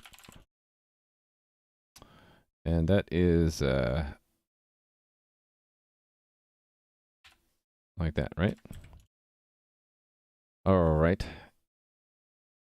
And it has its own private implementation, which I like to use the pimple pattern. So this is basically boilerplate. Although I can use unique pointer for this. As long as I include memory.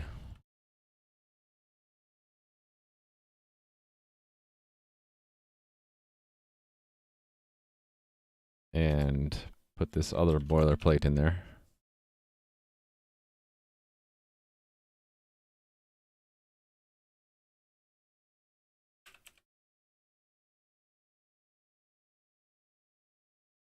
Okay, this I don't need anything there. All right. All right, so I need a components.cpp. And in that include components HTTP, and then struct components impl, and then the two methods.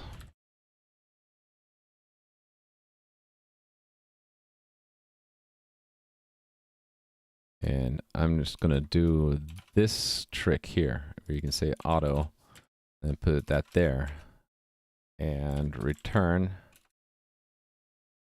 list. So list is a component list.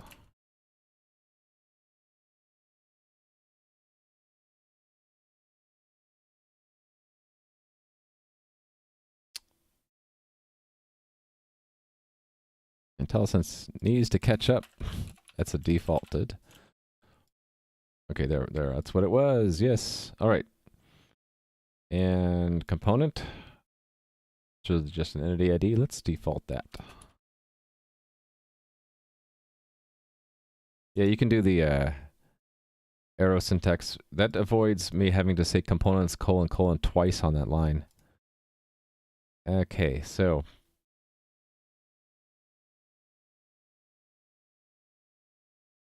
systems. So system has this. How come it can't find it? Oh, I should probably just add this to the CMake to clear that up. Okay, source system HTTP. Actually, I'm just, well, yeah, never mind. I will list them all.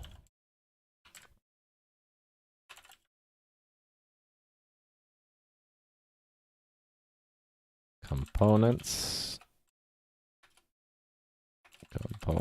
HPP. And then we're going to have components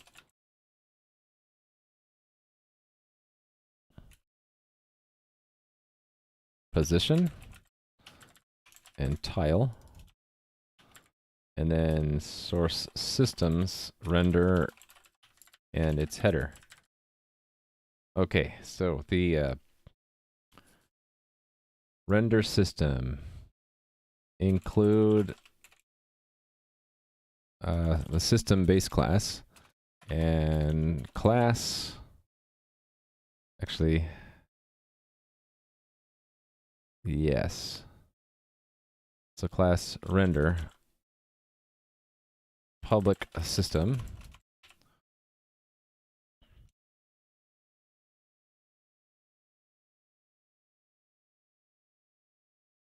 Copy the boilerplate.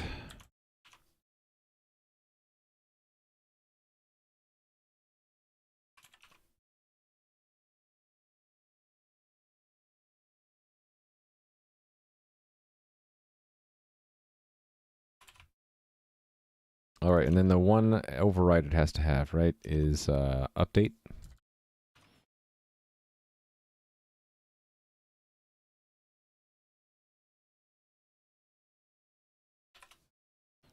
That's override. All right, now render CPP. Actually, you know what? I should have put guards in here. I totally forgot to do that. I had a guard for here. And yeah, well, let's put a file header while we're at it. So iron glove. Components position.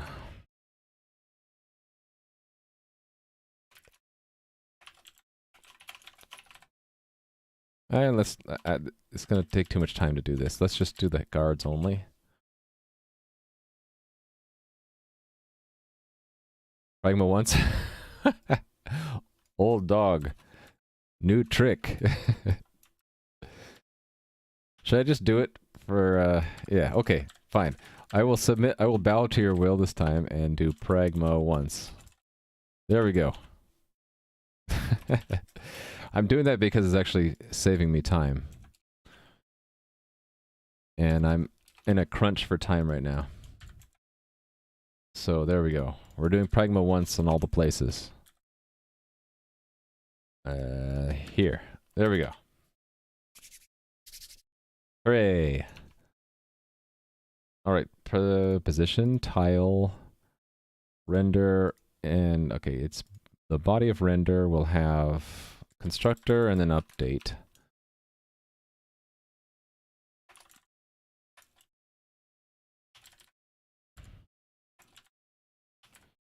Default that guy. I'll also need to provide the struct render impl. Not that we will have any state. Maybe we don't need an impl because we won't have state.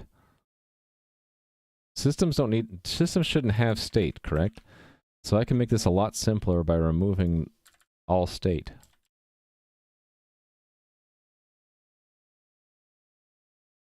Yeah, does it even need to be a class?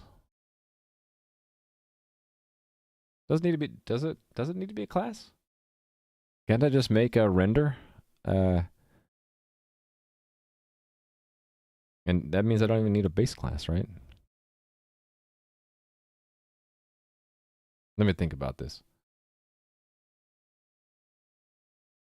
I'll leave it a class with state, even though I won't have any at first. Just in case I'm wrong. It doesn't cost me much to have that state. I just need to have a struct render impl that's empty, right? And yeah, I can't default that. That's got to do impl new impl. But there's nothing in that impl right now.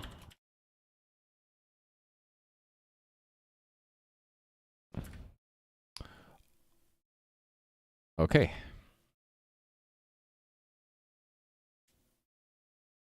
Yeah. Love pragma. Throw it in everywhere. Here we go.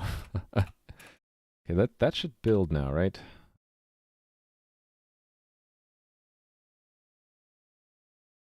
Except for it's running.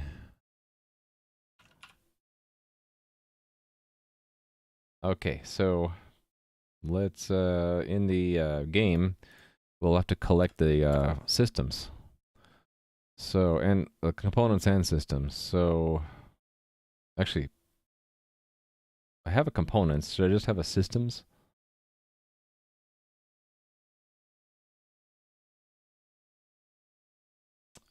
I kind of want to, so let's do it. Systems.http.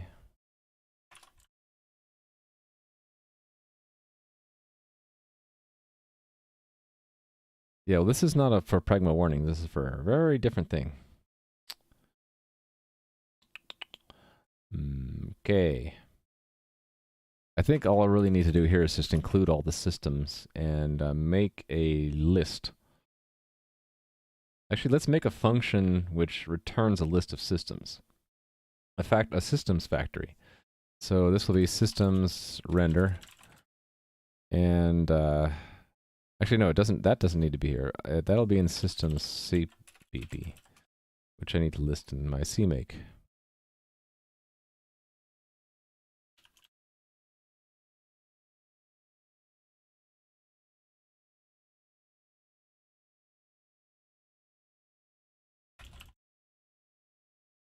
Okay, so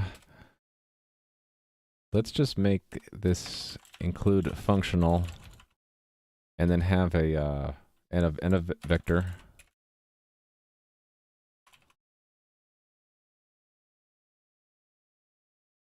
And a unique pointer or memory.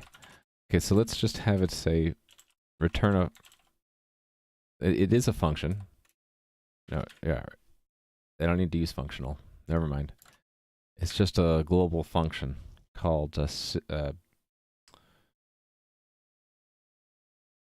systems. Why not just call it systems? So standard vector, standard unique pointer to a here's where I need to include some stuff.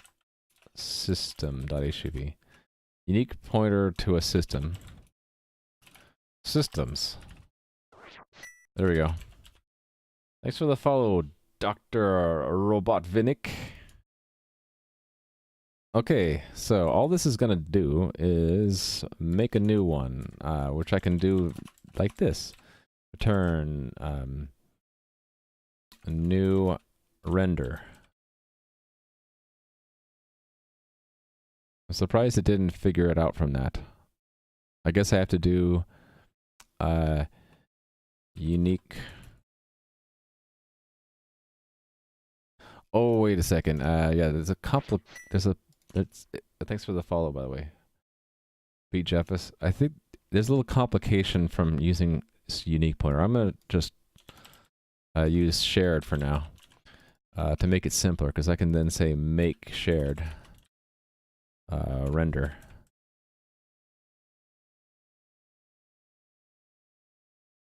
And that'll work, right? Except for it doesn't.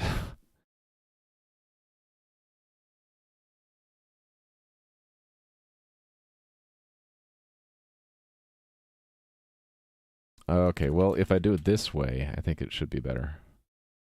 Systems. Put that there. Return systems.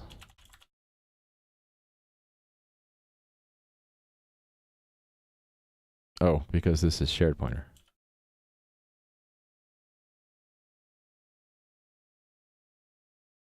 Actually, then I could probably just return this. Yes. Okay, so calling this once gives us a bunch of systems. So I'm going to do that here in game start. Actually, we're going to store them. Let's might as well make a symbol. So using system collection equals this.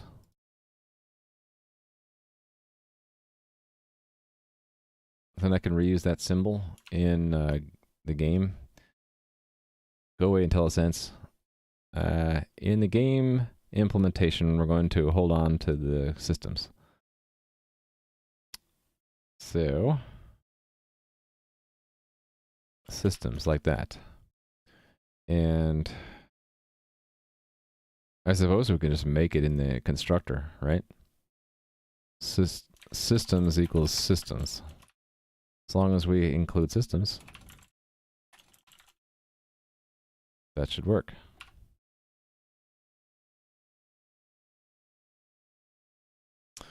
I misspelled it. Okay, I am missing the constructor. Wait a minute. What am I missing?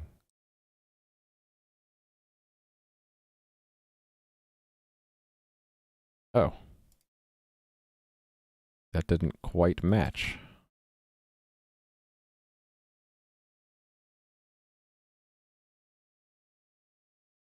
Is it because I don't have it in CMake?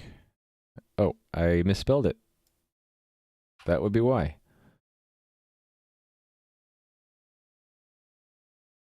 Now I'm missing something else. Oh, a render destructor. Oh, right, I am missing that.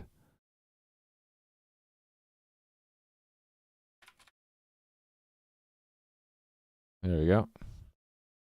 Cool. So now we have systems that don't do anything. And we need a components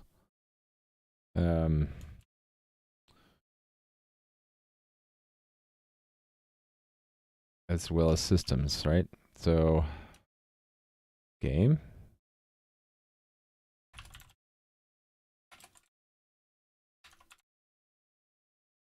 You see that IntelliSense just kind of crap out there? And that comes back. It's some bug in the tools. Components. All right, so what we can do is in the game loop, instead of doing, well, I kind of want to keep this around for a bit. Let's move it off to the side, maybe. Let's move it down to the bottom of the file and comment it out.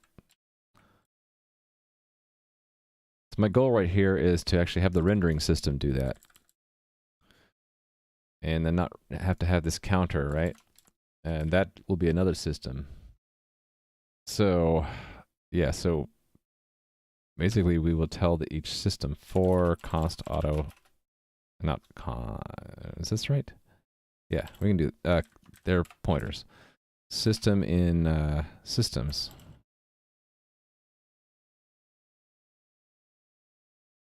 So far so good? No? Oh, components doesn't have a destructor.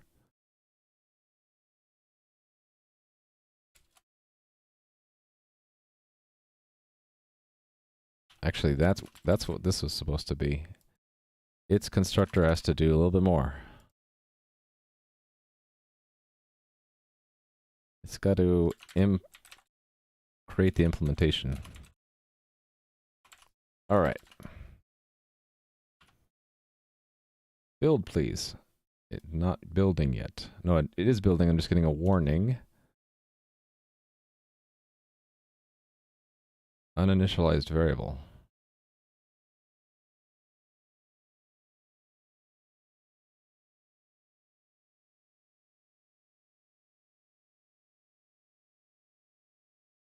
Oh, yeah, of course it's uninitialized. Yes, so let's initialize things. Now it won't complain, right? Cool. So for every system,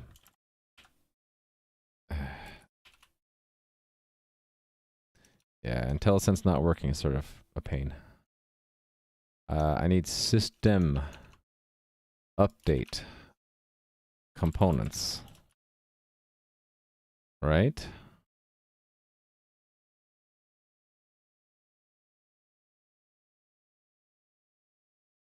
Okay, so that should be it. Oh, wait a minute. The how do we render? The render system needs to be given the client's WebSocket to tell it. So I think we want.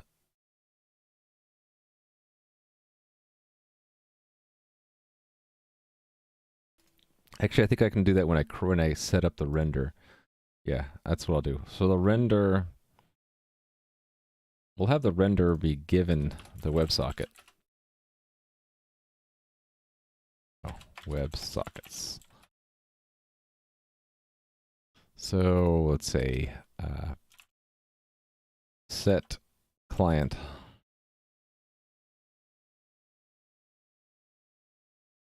WebSockets WebSocket.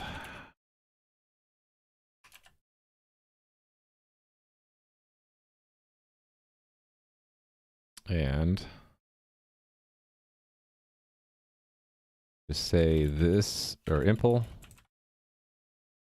is that, and that needs to be in front. So we'll just make the rendering system. Actually, no, when we make, was it systems.cpp? When we make it, oh, well, okay, let's forward in what all the systems need. Right now, it's just a WebSocket.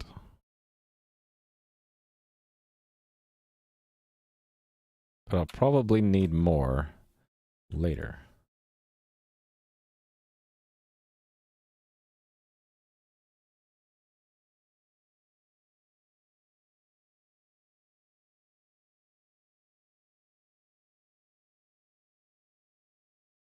I'm trying to think, where's the right place to put the code that initializes the game? Basically initializes all the components and systems.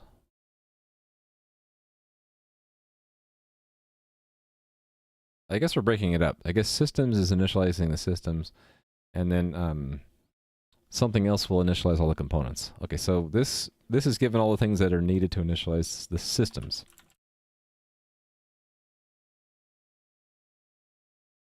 Systems just needs a WebSocket for now, because it passes it off to render. So let's make that here. Const auto render equals that render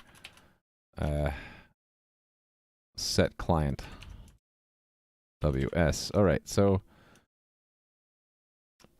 there's a rendering system. It has the WebSocket. Doesn't do anything yet.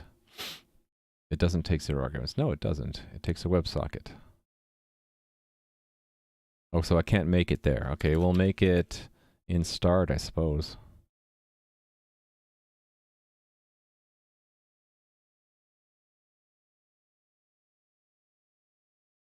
Where's a good place to do it? Probably before we set delegates up.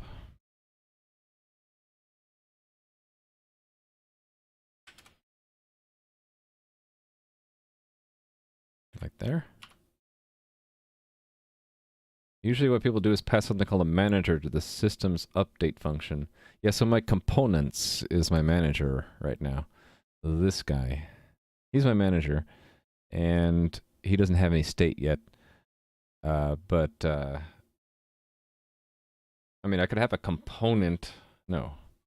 I could give the WebSocket to the components and then get it and have it fetched back from it.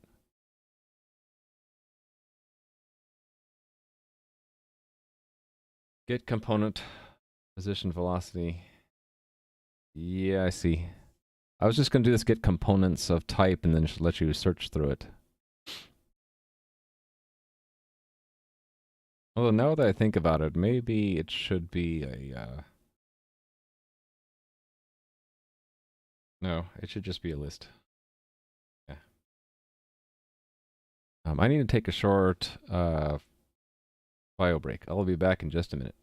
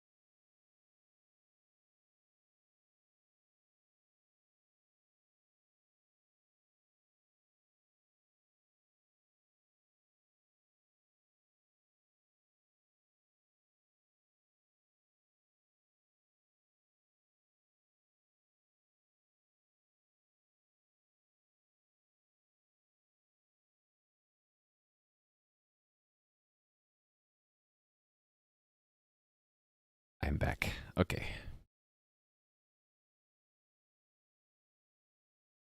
Well, this doesn't want to use up all the screen. There we go. Okay.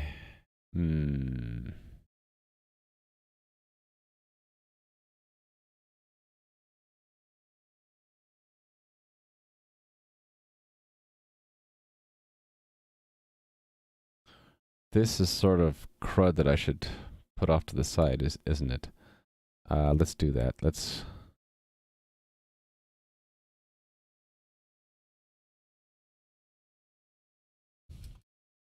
set web socket delegates.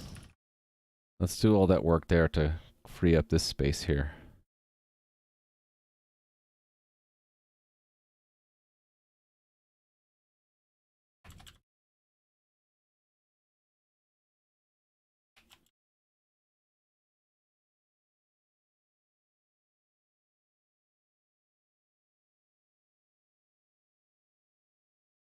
Oh, wait.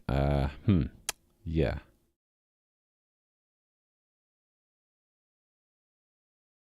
I guess we can make it shared from this. Yeah, let's do that. Public standard share enable shared from this game impl. And then I can say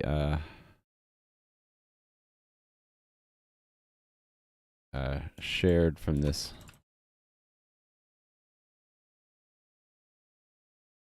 There we go. This is your gravity system, your program entities. Each.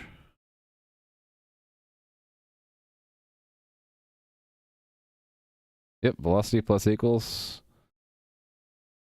Why are you dividing? Oh, it's force divided by mass times direction. Yep. Simple, simple. That's the goal, right? I didn't break anything with that change just now, did I? No. Okay, so now this is a little bit less crowded. I can deal with it. So we set up the systems. Let's set up the player. So add player. I'll just keep it simple. And here, I wanted to recreate what I had before. So add monster 1, 0, and 0, 1.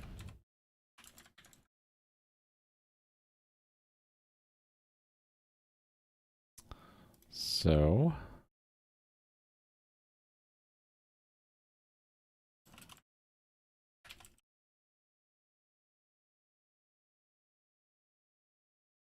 actually, the position was just unsigned. These are plain old data. Can I just pass in the component directly? That makes sense. Actually, you know, I would need to have a constructor and a bunch of other crud. Let me just keep it simple for now. We'll make the component here and add it.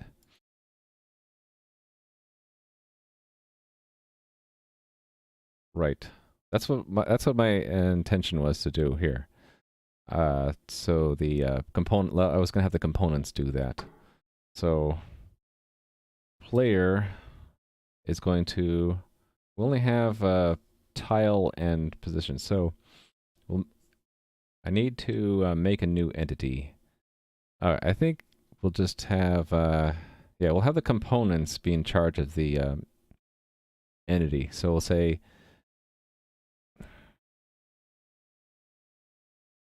component. It was just int, yeah. So int create entity. And then that will do this. So we'll just have int next entity ID. So return that plus plus. Okay, and then back up here I can say const.auto entity ID equals components. I do have a components, right? Yes. It's just IntelliSense is not helping me out here. Create entity.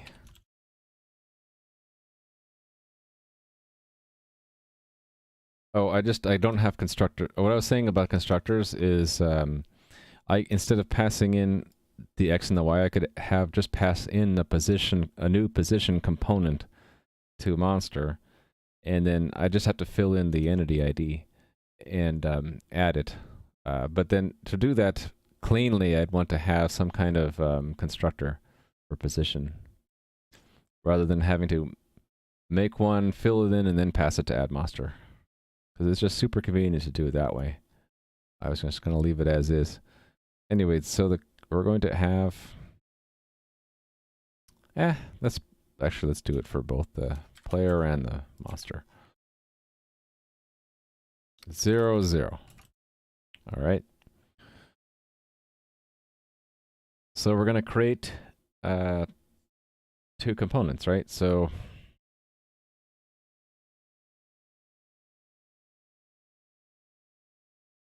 I'm going to need it to go through here too. Component. Create component of type.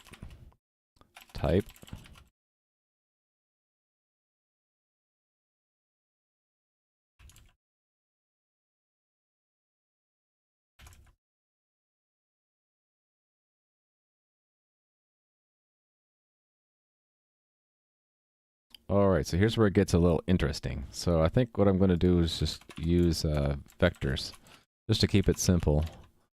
And I will have a vector of positions. This header file includes the other header files, right? No, it doesn't. So probably should. That would be the most convenient way to do this. Include components position and tile. So then from here I can just say positions, and then tiles. Okay, so we do a switch on type here. Or really like a more sophisticated way would be to have a table of factories, but indexed by type, but that's okay. We won't do that right now.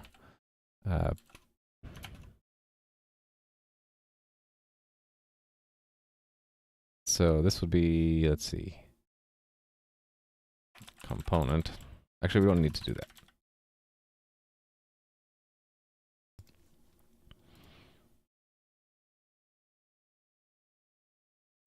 Right, so it's positions, resize.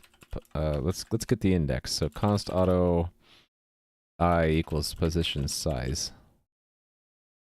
This is all inside of impl too. And then impl positions resize I plus 1.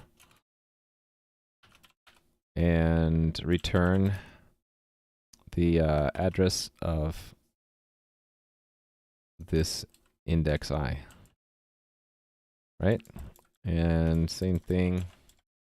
Hey there, Rally Monkey. I am making the machinery to create components right now. So we have 2 kinds of components, position and tile. It's pretty basic stuff, actually. The position component is just X and Y. The tile component is just a name. And we only have one. We only have one system right now. I haven't filled it in yet, but it's the render system. And I'm coughing. Sorry about that.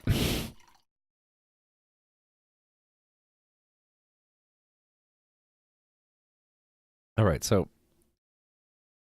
now that I have that, I can say component. Can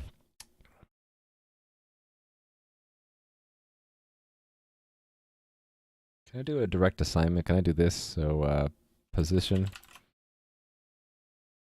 equals components that create position. Create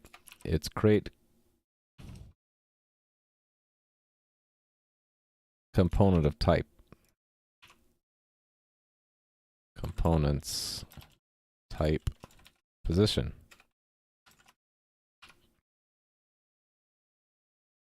Have I seen the clip that you shared earlier? I don't remember. Hey there, a non-viewer. Forgot to wave at you. That was like 5 minutes ago. Sorry about that. Yeah, so I guess I do need to do a cast. So we will do this. Auto, or const auto. Should I just make that a template? I could. Maybe I'll do that later. What's the problem now? Tile is not a member. Oh, it's not? Oh, it's tiles. There we go.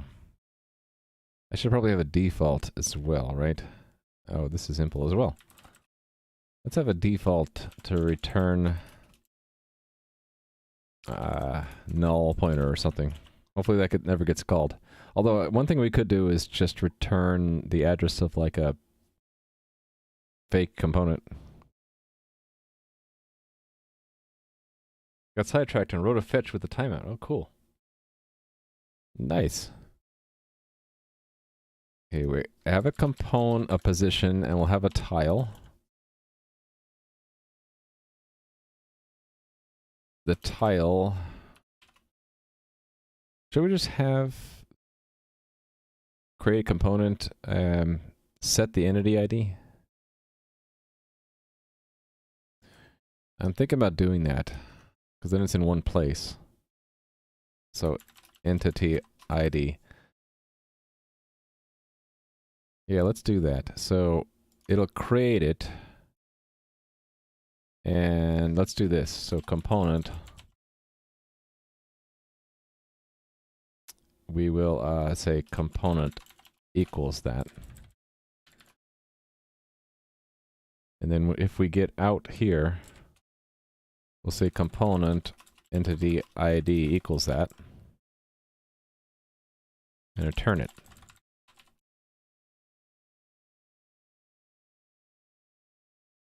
Reminds you of July game ECS? Well, this is Raimu ECS, which could be horrible, could be good. I have no idea. I'm just basing off of what I filled into my memory recently by reading articles about this. Okay, tile. Of course, IntelliSense is broken. It's hero, right? And then position x equals x, position y equals y. The cool thing is that's all I need to do, right? So monster will be similar, only it's monster. And there'll be more differences later, right? So when we add an input controller, I'll add it to the hero, but not the monster. Okay, so now everything is, no, not right. What's wrong? That was working. Oh, because I need to pass the ID. Yes, indeed. There, and there. Okay. So all the components are in there. There's a system. We need to have it actually do something. So there's where I wanted to kind of put this code. So this code, we're going to move into here. And instead of hard coding everything, we'll do it right. So it's impl that, and let's make the object. Actually, all we really need to do is make the array, right? So const auto, actually it's auto. Yeah, auto sprites equals JSON array, and have it empty at first. And then what we'll do is we'll loop through all of the tile components. So for const auto component in components, get components of type. Actually, I can't use the iterator. It's returning a pointer in size. So it's just const auto component tiles, right? Components type tile.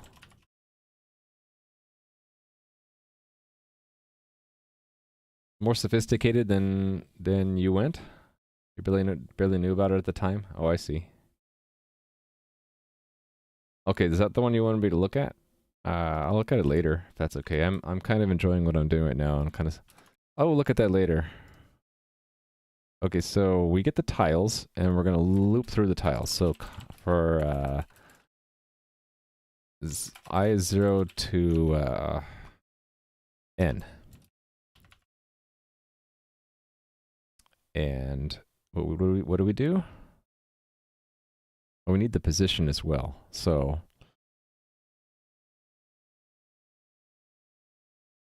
yeah, here's where I'm not sure if I like it. So we're gonna want to get the tiles and the positions. I was reading a lot about how to do this in a way that doesn't like blow up or not blow up. That doesn't shoot yourself in the foot cache-wise. Because it's nice to have all the tiles lined up and then I have all the positions lined up, but if you're constantly going between the two, it's not so good.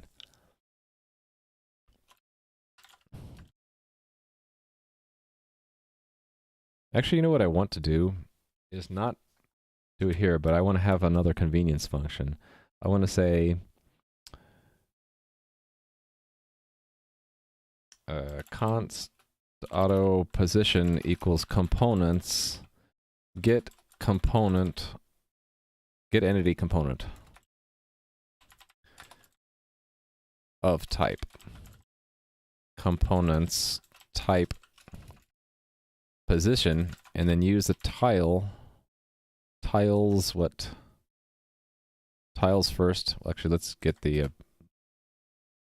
let's just say const auto tile equals tiles first. This is a reference I. So it's tile dot entity ID. I want another convenience function, basically. Then this is the component. This is the object that's responsible for finding it for me. Type. Actually, it's the same arguments, isn't it?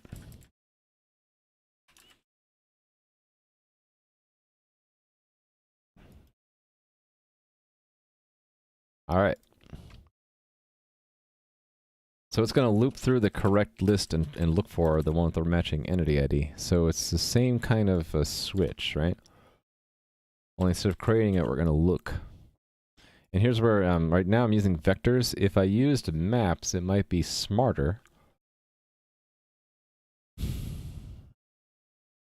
But then the get wouldn't be so easy. Actually, I'm not even doing the get correctly. Yeah, what do I want to be more efficient? Get or getting the whole list, or getting one from the list by entity ID? So look, yeah, I need to do the same thing. Whoops. Same kind of switch up here. Only default is just nothing. And here it's list dot IntelliSense is broken. If it wasn't broken, it would be helping me. First equals the address of positions. Actually, you could just do this, right? Dot data. And n is positions dot size. And then this is just tiles.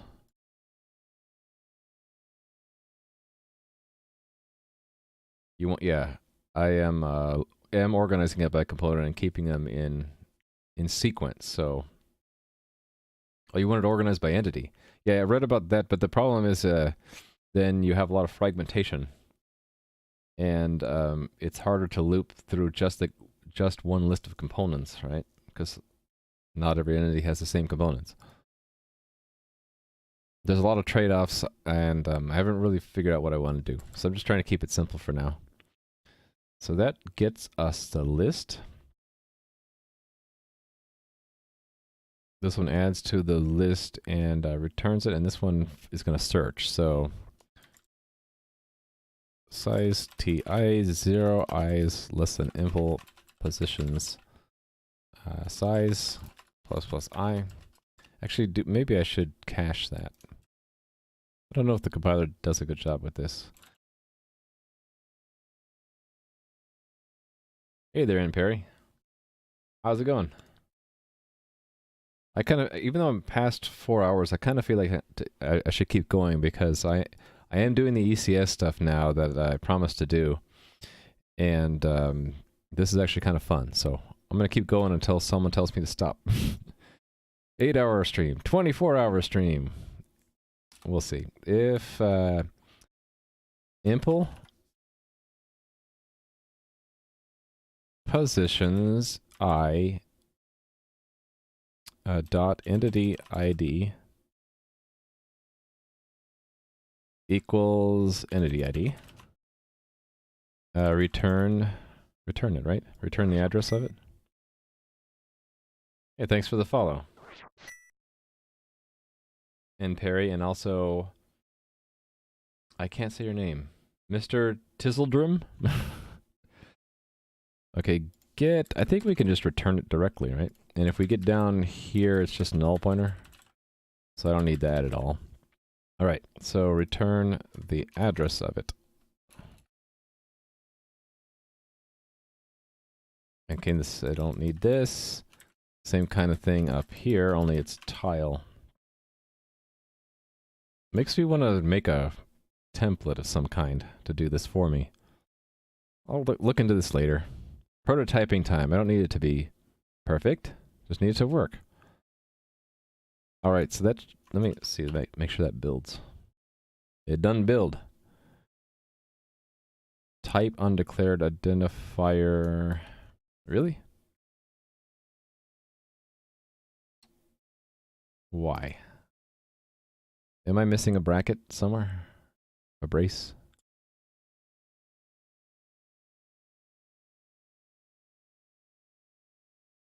Yeah, cool. Well, this is prototype. One rule about, and hey there, Ultramark. One rule about prototyping is you throw it all away when you're done. I don't know if I'll have the heart to do complete discard, but yeah, it's not a debt because I don't have to use it. I'm just doing this whole exercise to learn from it so that when I do the real thing in my game that I can pick up the good from this. Let's see. What is it telling me? It's an undeclared identifier. Oh, because I don't have it within the right scope. That would be why.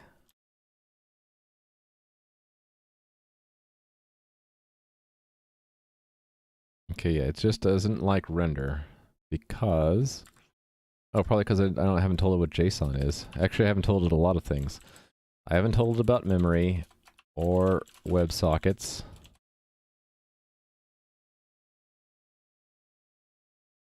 Or JSON. And is that it? Oh, okay, good. Okay, so we get right here. So if position is null, continue. That means we found a tile with no position. If we find a tile with a position, we're going to add it to the sprites. So sprites add JSON object ID. We will conveniently use the tiles entity ID. Doubles as a sprite ID. Clever! Ah. Texture is tile dot name, I think I called it. And then X is position X. Y is position Y. Alright, and then when we're done, it's just sprites, or standard move sprites. We don't need to make another copy of it. Alright, okay, that won't actually show anything though, because I haven't actually created any entities. Oh, thanks for the follow, Goose GM. Really? A client has told you to take prototype code and own it? I'm sorry. Oh yeah, you know that one-off code that you made? Yeah, we're gonna give that to all of our customers now. So you have to support it. Ah. You know, the sad truth is, you're right. I can't tell you how many times that happened to me in my last job, where they're like, "Yeah, you're just this is just a prototype, right? We're only going to use it for the demos." And then after the demos, wow, those demos they are so good that we have 5 customers lined up, and they asked for the demo, and now you have to support it as a product. That has happened. All right, so we will render tiles if they have positions. So we just need to make them. I'll just hard code. Oh, no, I have them. There we go. So this should just work. This should just work, shouldn't it? Wait a minute. No. Render's got an issue still. Entity ID is not a member of component list. Oh, wait a minute. Tile.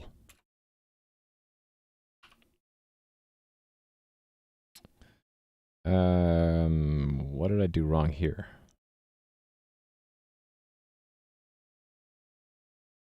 Name is not a member of component. Oh, hold on. Oh, I need to cast that. This, I can't use auto. Let me think about this. Yeah, let's cast it.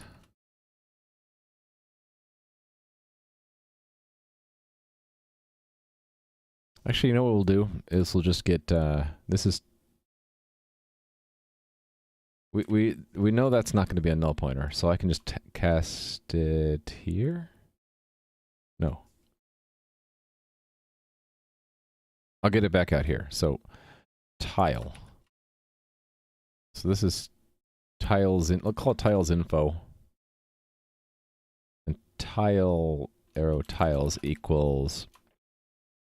Actually, we can just make that a auto. Auto tiles equals tiles info first. And so that is just tiles.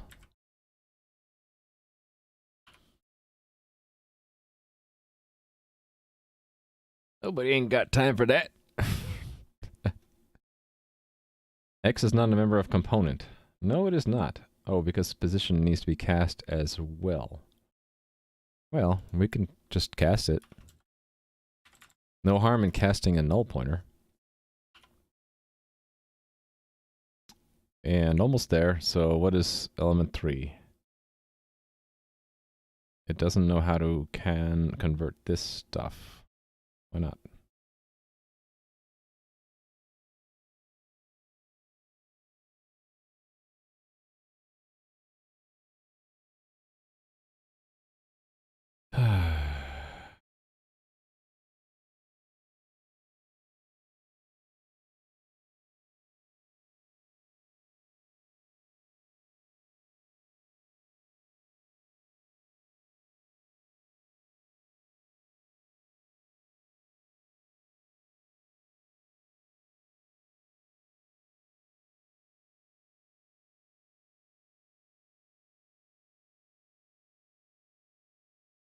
I don't get it.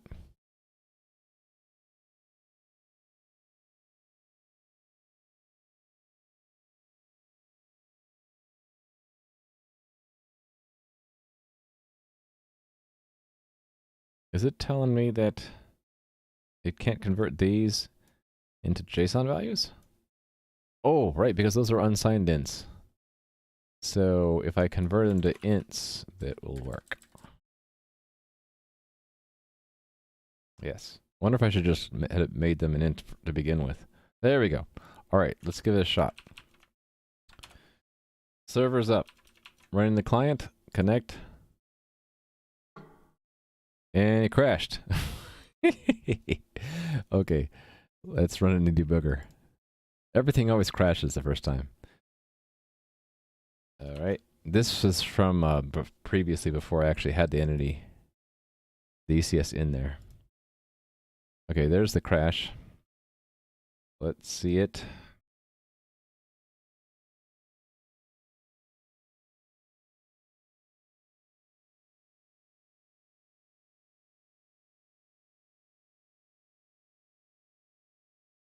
Why is that a problem?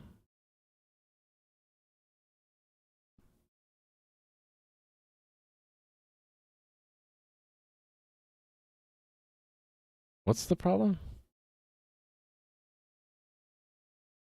Access violation reading all Fs.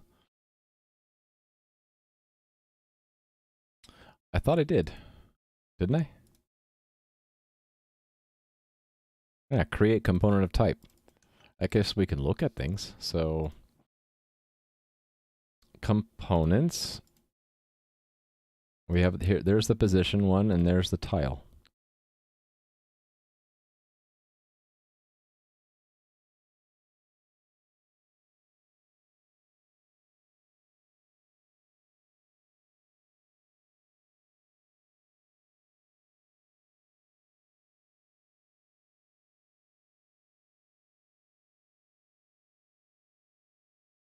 That's really odd.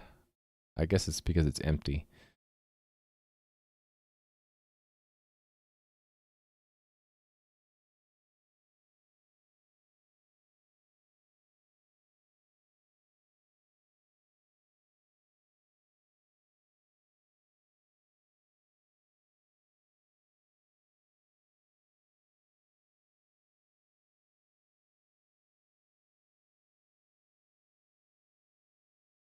I wonder if I corrupted the heap in some way. Maybe I should step through these here. Reconnect.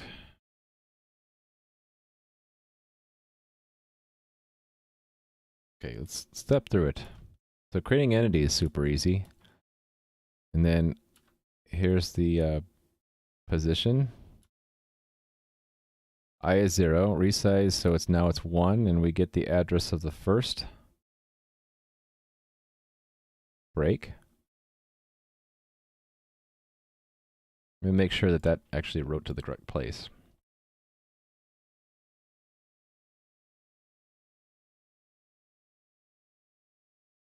Yeah, so it wrote to it.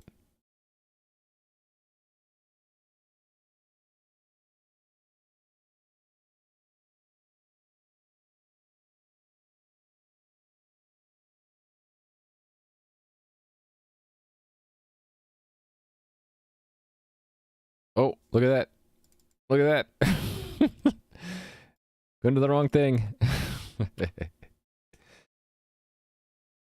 It's dangerous to peek into vectors. I do blind casts on them. Okay, let's try this again.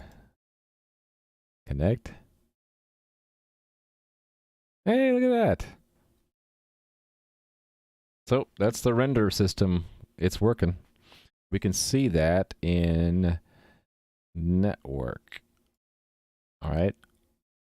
And yeah, we're seeing it every 2 seconds. It's given us another list of sprites to render. There you go. Functional ECS. Just renders, nothing else happens. What should I do next? I guess I'll do the input control.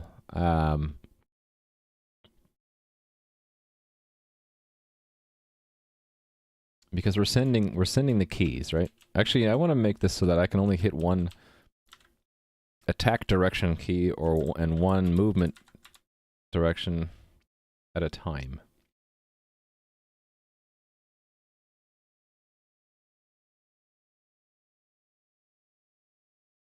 Yes. I only want one to be active at a time. So let's hold on, let me check in this code. This is a milestone, right? We added a functional ECS. Add functional ECS components, position tile, systems, render. Thanks for the follow at Zelpers. So let me just get the input side of things squared away, and then we'll have more fun making more components and systems. So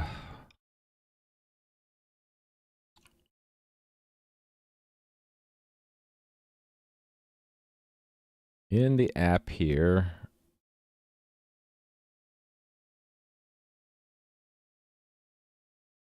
I think what I'll do,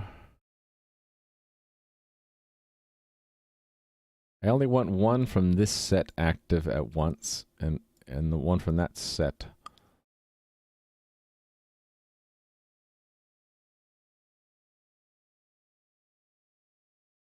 So maybe what I'll do is instead of having keys, I'll have, I know what I'll do. I'll say fire. Actually, it's not going to be called keys anymore. Inputs. So inputs, fire will be null, and move will also be null. All right. And on key down, can I just make constants up here? Where do I do that? Like here? Const fire keys. You can't make it constant this way?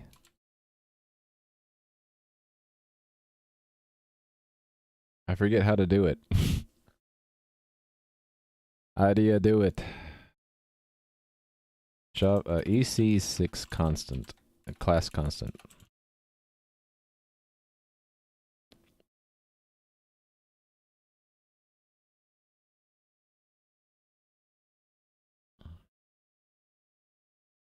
I don't want module constants.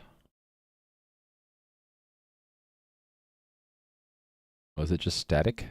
Okay.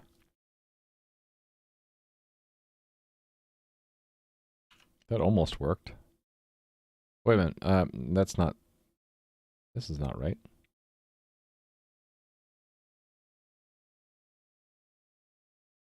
Const can only be used in a TypeScript file?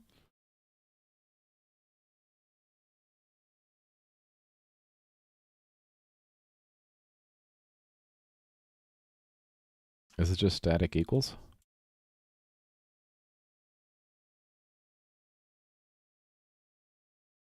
You know, I don't know if I wouldn't bother with this.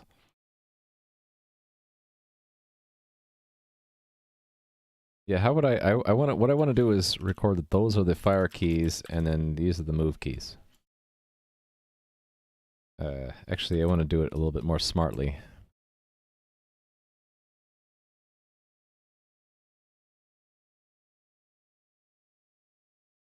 And then, oops. This is JKLI.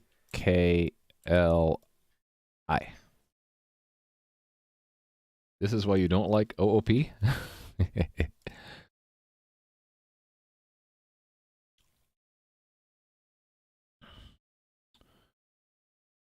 Const is EMCA6, yeah. I guess I don't need it to say const. Actually, what happens if I do that? What does the Babel say? Parsing error unexpected. Just says the token's unexpected. And yeah, it's barfing later because I didn't finish working on this. That's in the render of the keys, right? So really, I'm going to change this anyway. Its props are going to be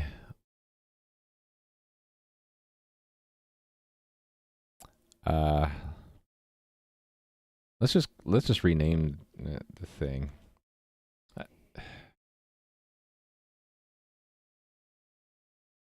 I even need this thing? I don't even know if I need this. Let's just not. I don't even think I need it anymore.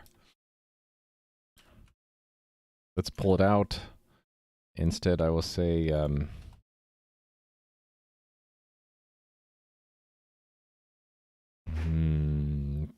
fire. This.state.fire.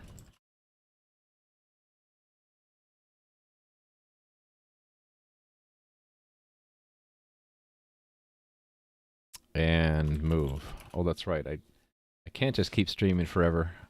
I gotta go run and go to a. I gotta take someone to an appointment in half an hour. Well, let's see how far I can get. I'll finish this later. I might stream it later, or I'll stream tomorrow and finish this up tomorrow. Actually, it's probably a lot of stuff I can continue to prototype. So I think I'll just do this tomorrow as well. Let's just do that for now. Let's put them on separate divs, shall we?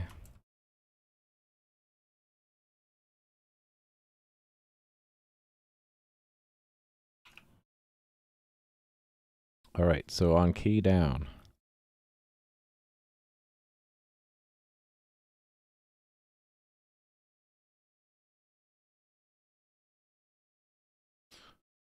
Oh, how do you find something in an array? It's like index of.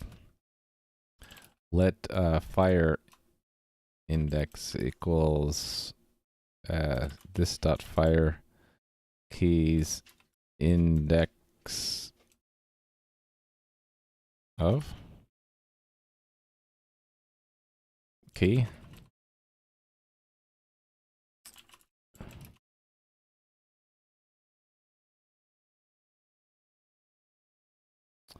And the other one, well, let's just do this one.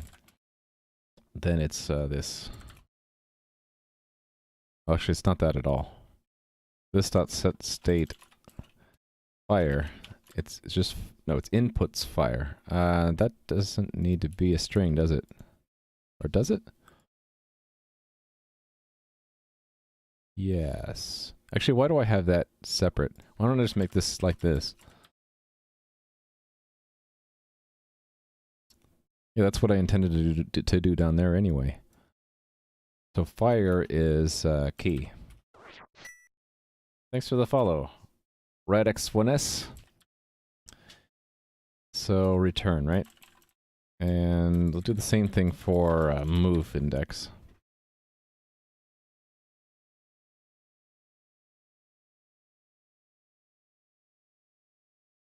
All right, and then all this stuff go. Oh no, we're still doing this.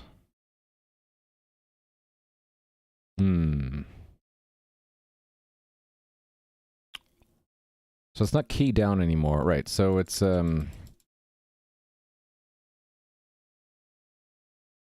have two different messages, I think. So it's type fire and type move. I was writing a function that was like orchestrator told to exit or something like that, and it said told, said, same thing. Commanded.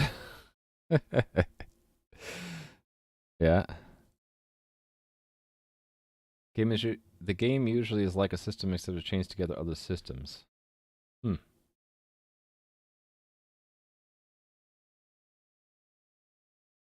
You're oh, I said who? You're asking, have I fixed what? I had it working, so now I decided to break it and change it again. Yeah, so we're gonna do the same. We're gonna use similar things down here. Right here.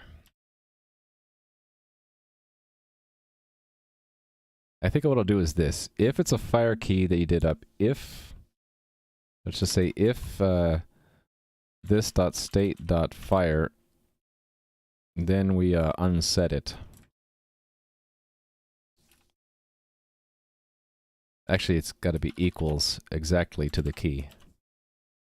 Then actually we don't need to do any of this, right? So if it's, yeah, no. Just do that. Otherwise it might be a move, right? Move null.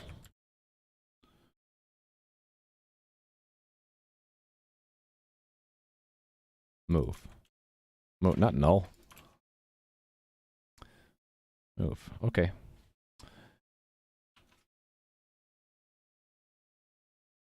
Whoops. Oh, it's not. Okay, so if you don't use this. If it's static, I guess that's right. So it's app dot, right?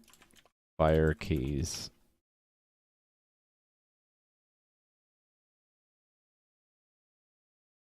And move keys. There we go. So now only the last press fire key is shown and the last move key.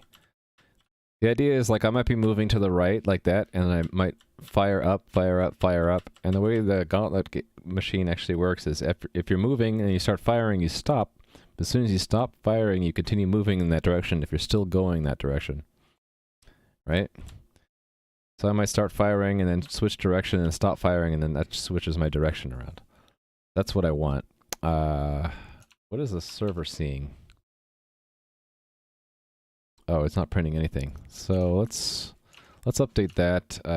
It's not key down anymore. It is fire, and hold on. Instead of doing null, here, shouldn't I just say? Actually, I guess I could have null. Yeah, we can have null. So fire.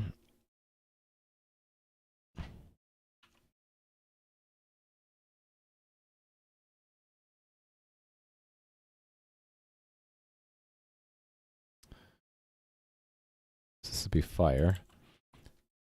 Actually, here it would be fire.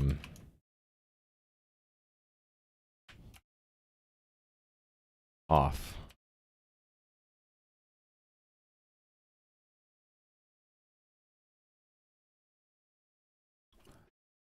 And this over here for move.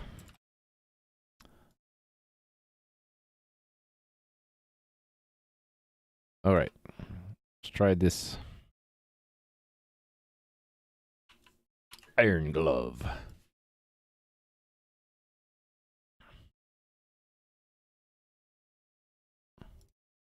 Fire A. Fire off, fire D, fire off. Move J, move off. Okay, so these are nice to put into the input controller component now. So let's do that.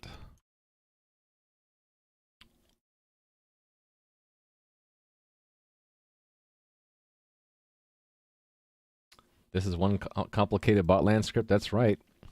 But man, I'm gonna kick everybody's butt with this script. Alright, so rather than actually, let's just introduce the component I need. I need I wanted to call it player, I guess. Is that a good name for the component, or should I call it input? Yeah, let's call it input. So let's make an input component. Hey there, Captain Stupid. I'm messing around with the prototype entity component system right now. So I'm just about to add the input component. Let's do it. No better time than the present. Input component. So I had decided to make two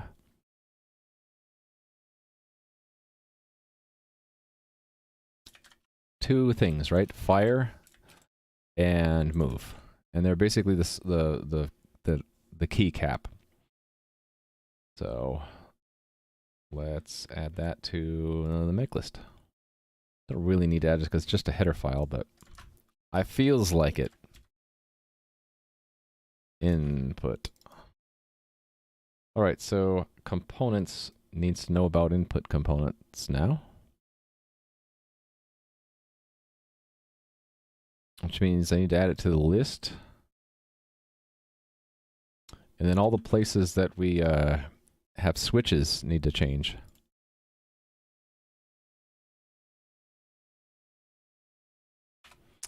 Inputs. And here as well. Input.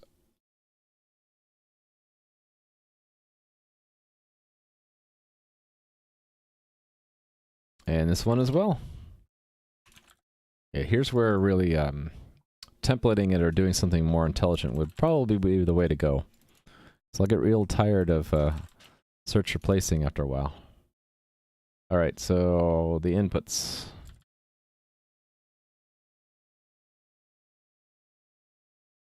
Build. Header files are only a thing because of the way compilers were designed, like half century ago. They're not in modern languages because people have come up with better ideas of defining interfaces.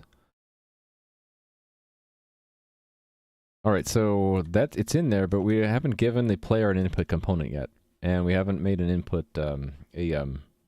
we haven't made a system to move the player based off of the input. So let's do those two things. So first, the easy one, which will be we'll give the hero an input component. Input.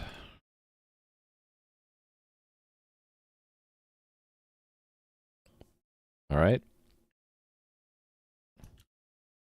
And actually, I don't think I remembered to initialize. Okay, it's not finding the right one because IntelliSense is really confused. Okay, it was in input, right? Yeah, I want to initialize these. Let's make 0 what they are if we're not moving or firing. Would it make more sense to have separate components for movement and firing? But these are the this component really is just capturing what keys I have held down. It's literally the server side of what you see down there at the bottom.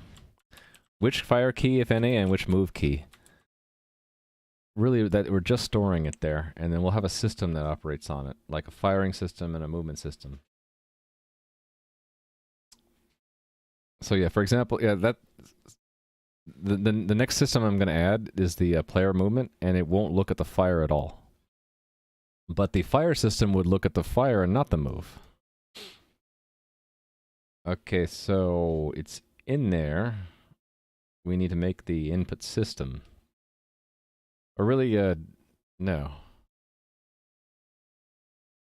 I guess this is sort of an event, right? Because it comes in from the front end. Right here, right?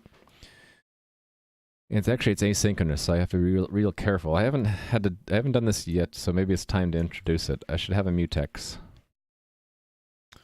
so that those two do not walk all over each other. So let's make a mutex. It is the mutex. It's going to protect the components. So we'll go ahead and lock it here. Lock guard decal type mutex lock mutex, and then we'll do the same thing inside the system loop. Where is it? System update. So we'll do it here. I'm not the boss. I just read a little bit last night. Sorry, I don't mean to be condescending. It wasn't my intention. Oh, you're playing with scissors was asking, can I reuse header files for more than one CVP? Yes, you can. That's one technique of variance by implementation. So you can have alternative implementations based off of like different concerns or different desires. Like you might want to have one that's heavily optimized and one that's not, one that is a mock and one that's the real thing. So those are all examples of where you'd have reuse the same header file but for different CVP files. You wouldn't link them all together because you have multiply defined symbols, but you would have the linker select the correct one, one of them, right? Okay, so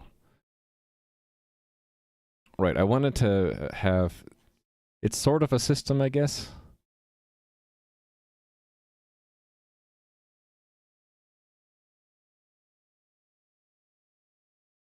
Actually, no, it's not. We're just going straight into the finding the players.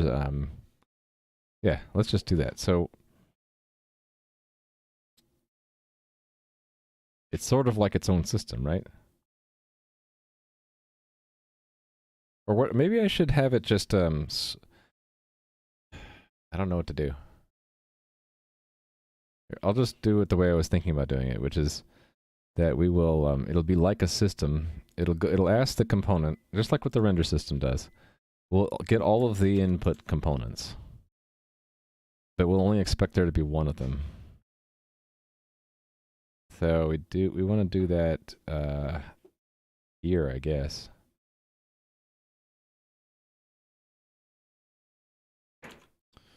So inputs info. Get components of type input, right? And then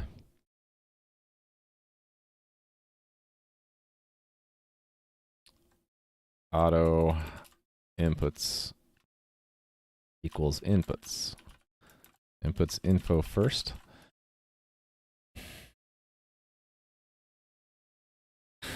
Title of your homemade R-rated movie. No, I don't know what to do. All right, so I mean, theoretically, if there's more than one input component, we'd want to set the fire on all of them, right? Actually, let's say if it's a multiplayer game. I guess the way we would match it up is the input component would say which player it is.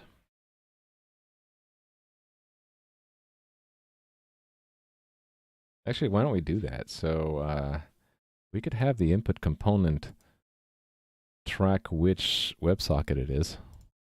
I don't know if this is needed. So we would have a shared pointer to a WebSocket.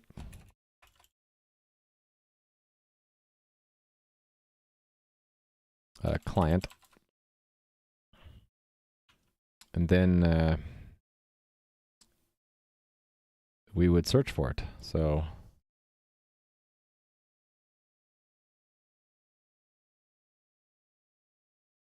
well, there's only one.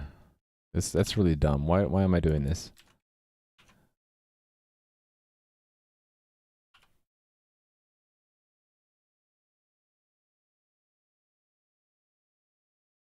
This should be input.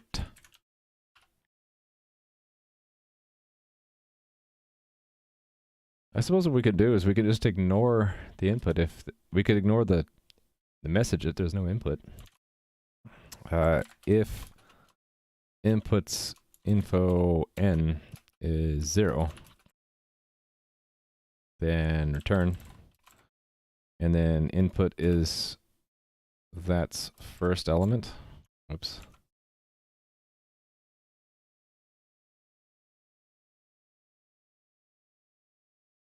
I forget if I have to put parentheses there and there or not.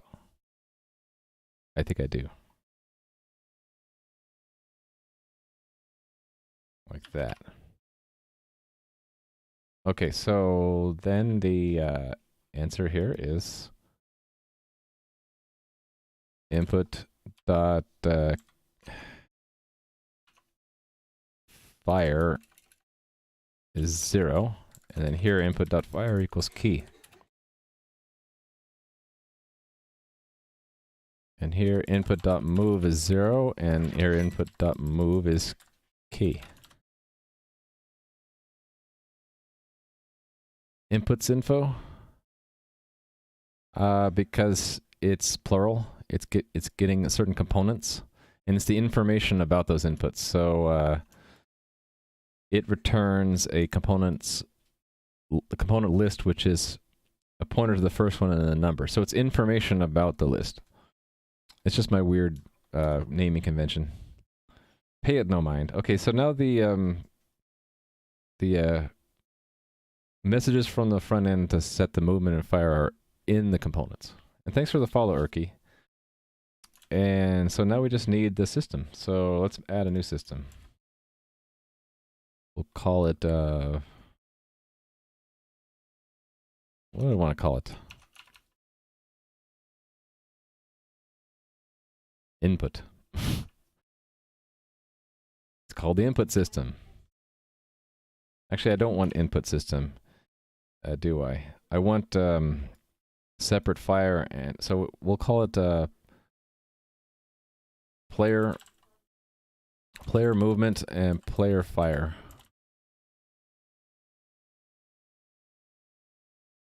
separate systems. Hey there, Erky. That's a nice salute. Here's my best salute back at you. So, okay, so render is now going to be player movement.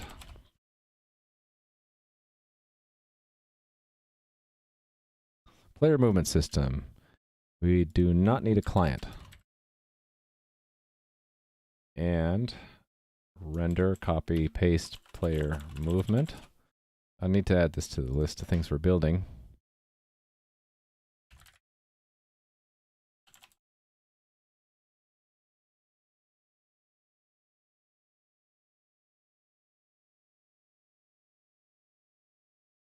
Okay, and this is player movement. Okay.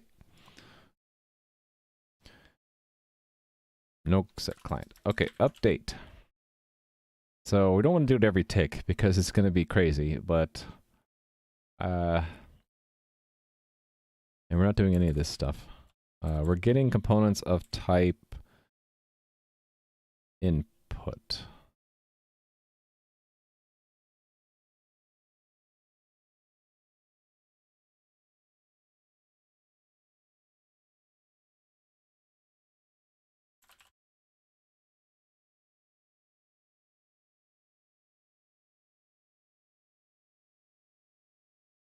Would there be a way to do source slash you can do what is that called? Not a regular expression. I forget the word. You can do that, but it's not recommended. The CMake manual says not recommended because the build system it generates doesn't know to rerun CMake if you were to add a file. Glob, that's what it's called. Yeah. So you could do that, but then you'd have to rerun CMake manually if you ever add or remove or change the name of a file, because otherwise it's not smart enough to automatically rerun the glob every time. You know what I mean? Okay, so input is inputs. We're going to need the position of the same component, right? And we're going to do that. Okay. We don't want to do it every tick, so we need the tick counter, don't we?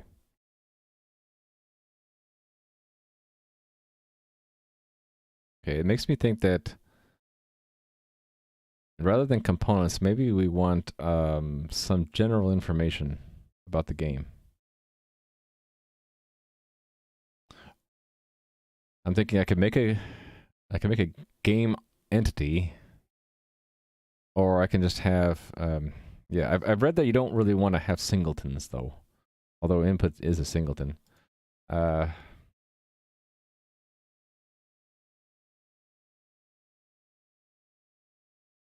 do need to know which tick number we're on though, so I guess that would be, we just add this to update. Let's just do that. Tick.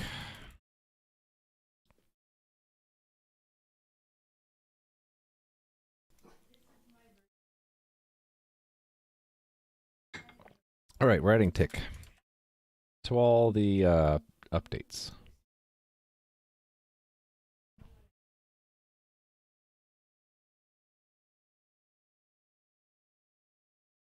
So render doesn't care. Well, thanks for the follow.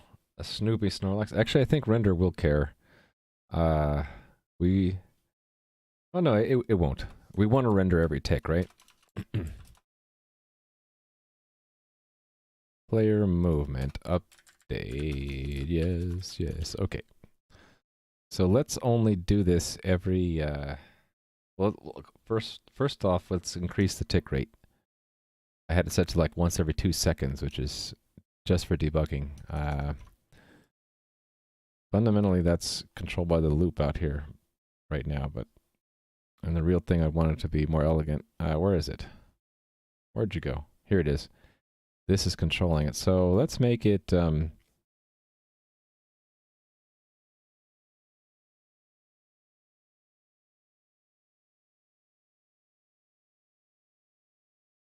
I don't know. 250 maybe? So we can move a maximum of four positions in a second? Yeah, let's see how that goes. Actually, you know what? I think even though I am passing the tick number now, let's pass it here. Size t tick 0.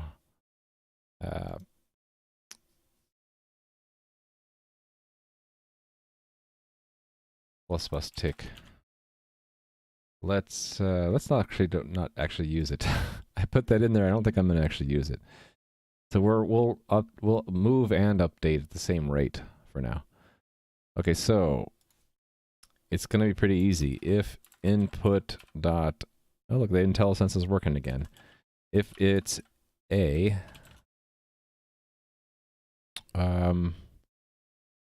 and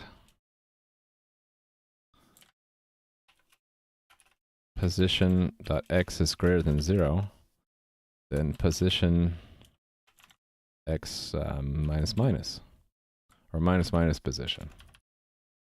This is better. Okay. Really, it should be this with an inner if, right?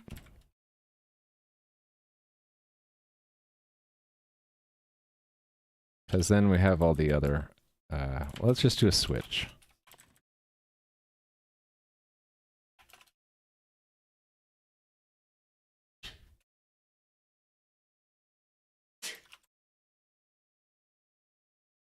All right.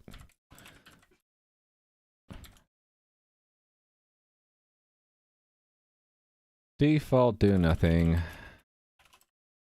All right. Actually, these were not my movement keys. They were J, and then L to go right, and then K to go down, and I to go up. Okay, let's do I first. Because, do we want to... I'm just putting in arbitrary limits, because they don't have walls yet, so... Let's see, we can go no more than... How wide is the thing?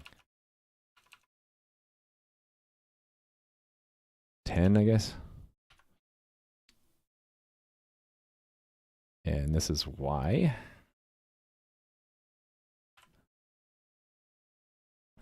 And I think we have to limit it more for vertical.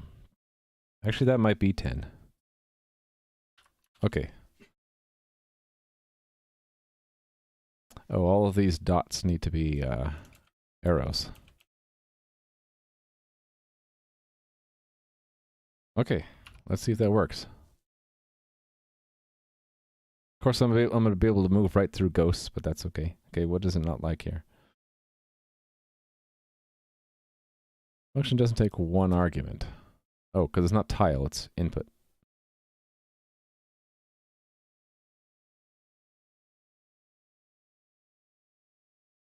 Six, 60 FPS, yeah. Right now we're going to do 4 FPS. Are you ready?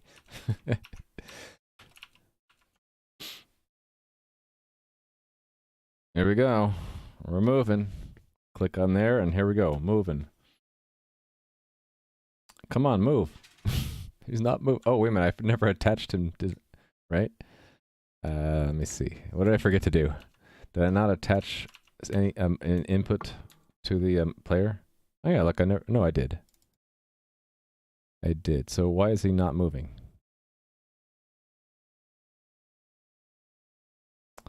I don't know.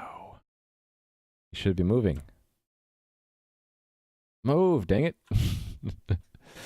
Let me think about this.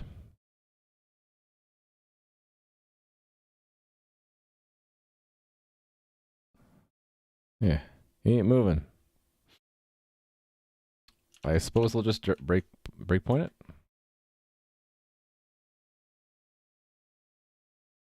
All right.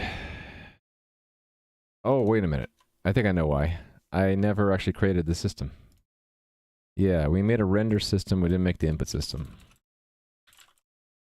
Should probably put the player movement, right? Probably put the player movement first before rendering.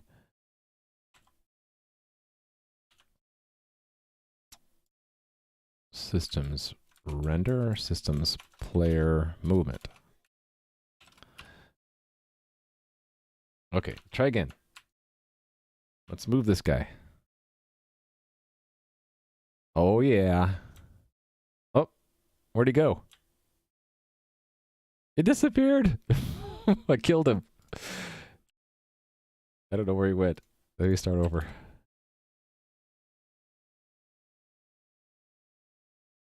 I gotta click there first. Okay, he can move now. I can move him. I can move him left. I can move him right. But when I move him down, he disappears. I don't know where he is. Actually, if I look at this, it'll probably tell me. -6? Is that right? Let's try again. This one, right? Whoa. Oh, right. Yeah. Where is he now? -1.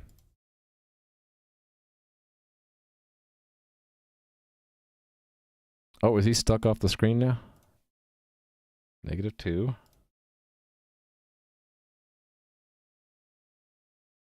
Yeah, I think I screwed up the vertical movement.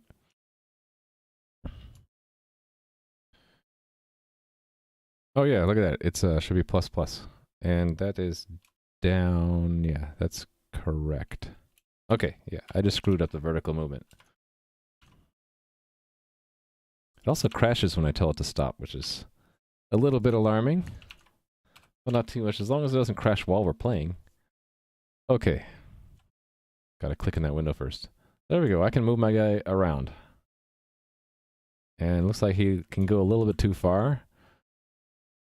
There's the 10 wall. The frame rate is so slow that if I press the button momentarily, sometimes he doesn't move at all. I guess what we can do is make it move at least 1 square. Or just increase the frame rate. I'll have to play with it. But the cool thing is now I can play with it within the bounds of the systems I made. The rest of the game doesn't have to change. He looks really odd, by the way. Really odd Ramu art there. Okay, now what would be even cooler is if I could add a monster movement system where they chase me. Wouldn't that be cool?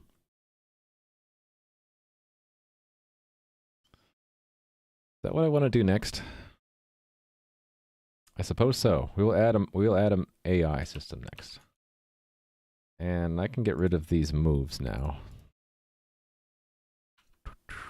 That's in game. Move. We can remove these diagnostic messages.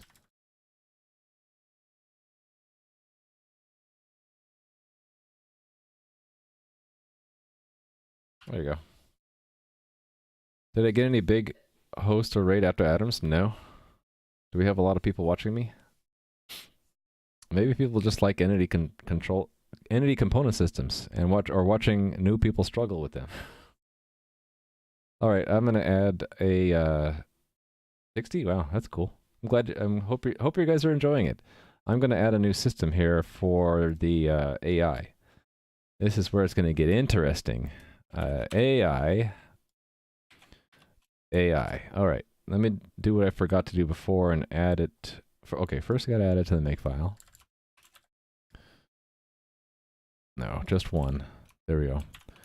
And yeah, what I forgot to do before is in systems, I needed to add it. So who do we want to allow move first? The player, I guess, and then we'll let the AI move. And that's systems AI. Yeah, the order in which I put the systems in the systems list, because that's the way we iterate it, it's going to run them in that order. So move the player, then move the monsters, then render everything. All right, so AI.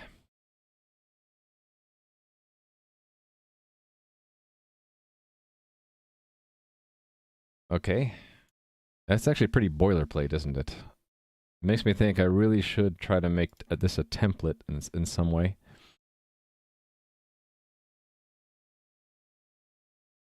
Okay. AI system.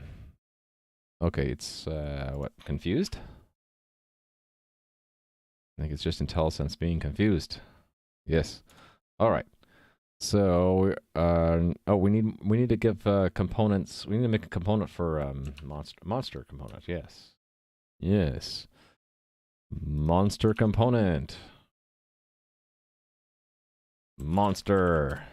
It's probably not the best name for a component, and I really don't need any information in there right now. Shoot, I need to leave soon. Hold on a second. I'll be right back. I'm gonna see if I can arrange something. Oh, thanks for the follow, the sheriff. I will be right back. Just a moment.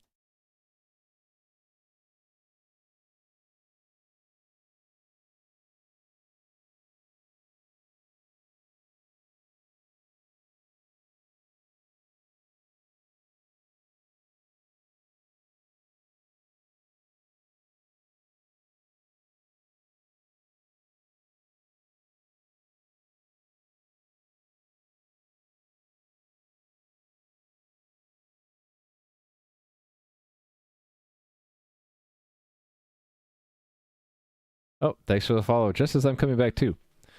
Yeah, I'm not gonna get through all of these components and systems, but the good news is now I have a platform where everything should work, except for there's no sound, obviously. But everything should work for I'll just be working on components and systems. So, although I have to stop in a little bit, I'll be continuing this tomorrow morning. And having a lot of fun with it, I think. So let's see what I can do in the next 10 minutes.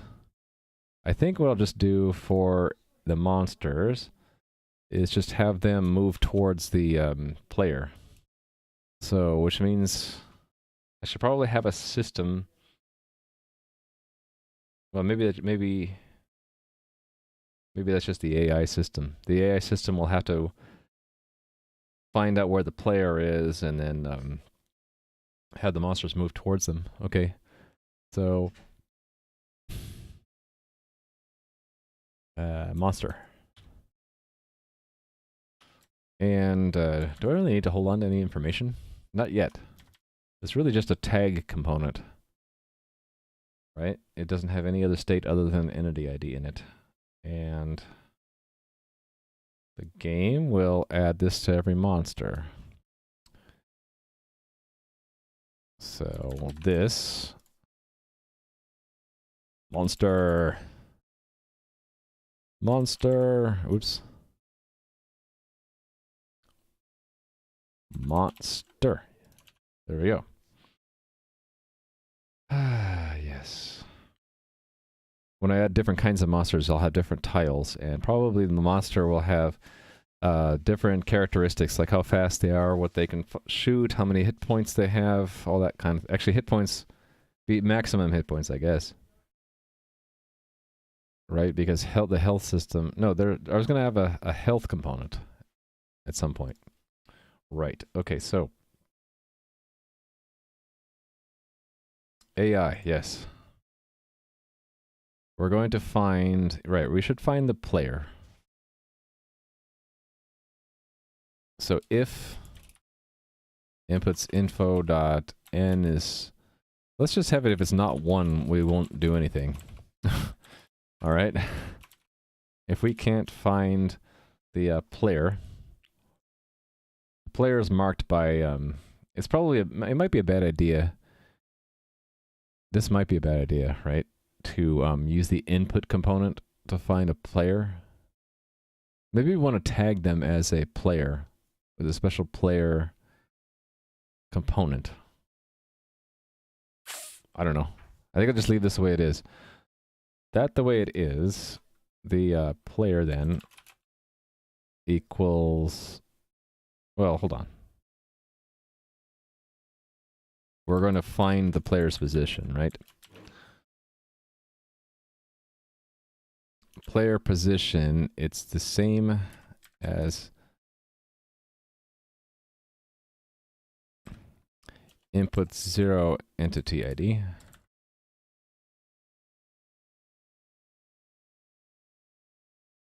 And I don't even need to cast that, actually. I can just use this directly.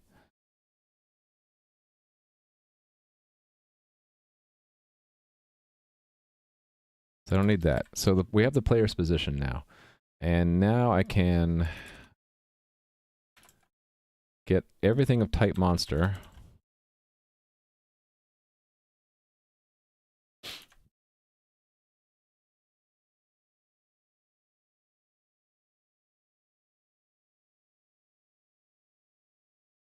Right, I was going to do, hold on. Oh, I forgot to add a type for it. Shoot. Yeah, I forgot to update the component manager.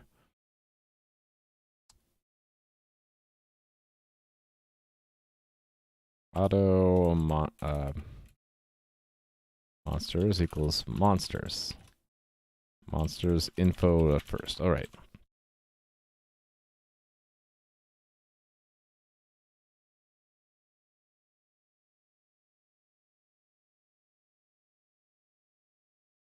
What are my thoughts on the auto keyword? I use it for type inference, or type deduction, I mean. It's like that command there says. My main thought is, as long as the type is in one place on the line, I'm happy. If I have to put, I use auto here because I don't like having the type here in two places. That just seems redundant to me, and it doesn't match other languages. Like JavaScript, you just say let or var, right? So this feels more natural to me now. Yeah.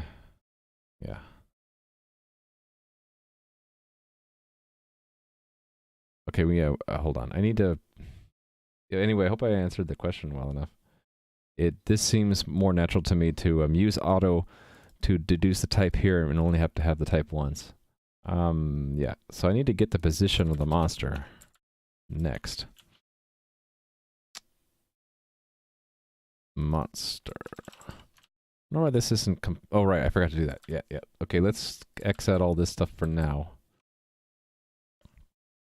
Okay, and then go to components and add the new type. So, monster. Need to pull it in here. And then the repetitive work here that I'm already going to regret. Stuff that should be templatized somehow. That all of this stuff repeats.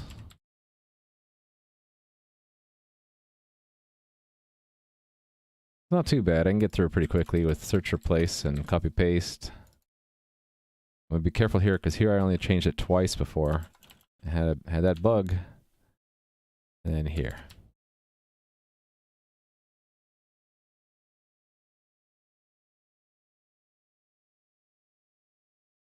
Okay, that should build. You started in C++, went off to Ruby, and came back and trying to learn all the new standards. I'm still learning these new standards. I'm only on C++ 11 right now. All right, where is Monters? Okay, that's a misspelling.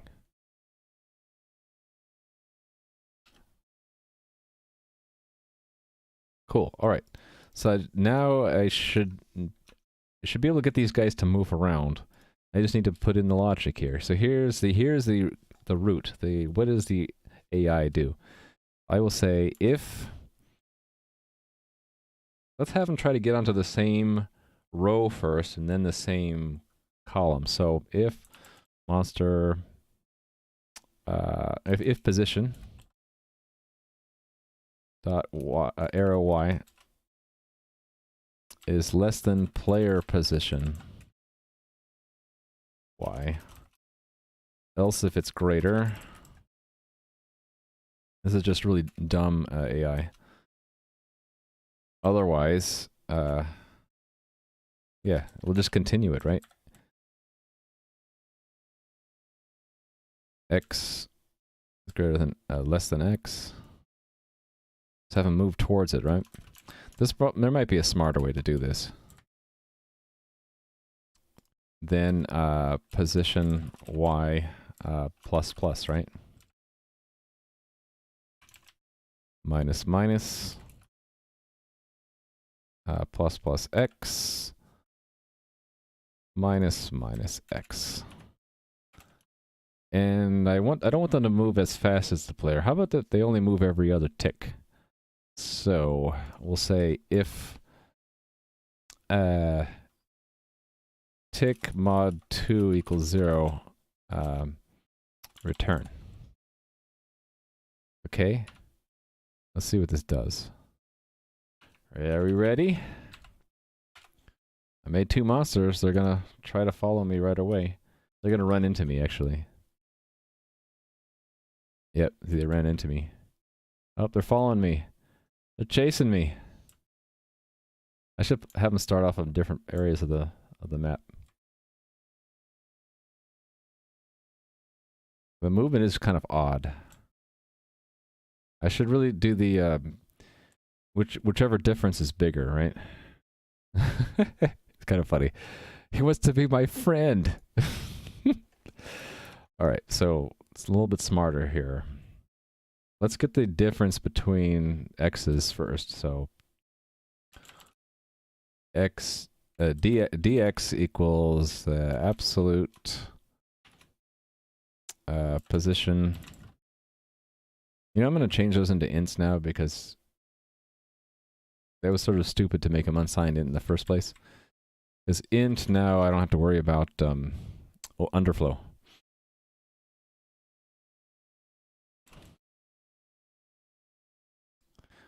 It works, yeah. They can follow me. They just end up going to my position. So I don't have any collision system yet to keep them apart or any of that stuff.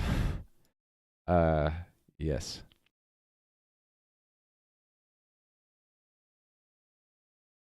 So if, right, so this is what we'll do. If dx is greater than dy,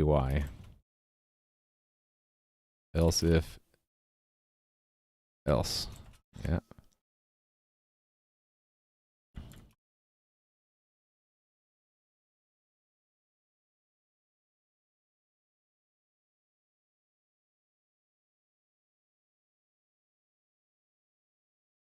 So if they're further away horizontally, they'll try to get closer horizontally. Otherwise, they will get closer vertically. So I only need that part of it, that much of it, right? Let's see what that does. Don't absolute it. Why not?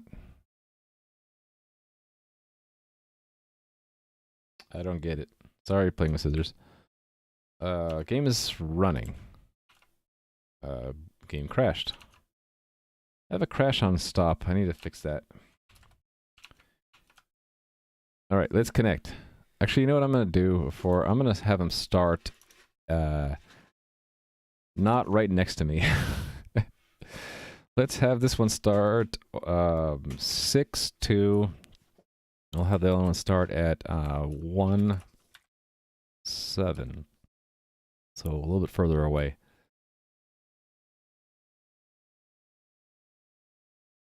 Otherwise, you can't get direction. You can't tell if it's plus, plus, or minus, minus. Well, that's why I do the comparison again. This first one is just to see which one magnitude is greater than the other, to whether or not to move horizontally or vertically.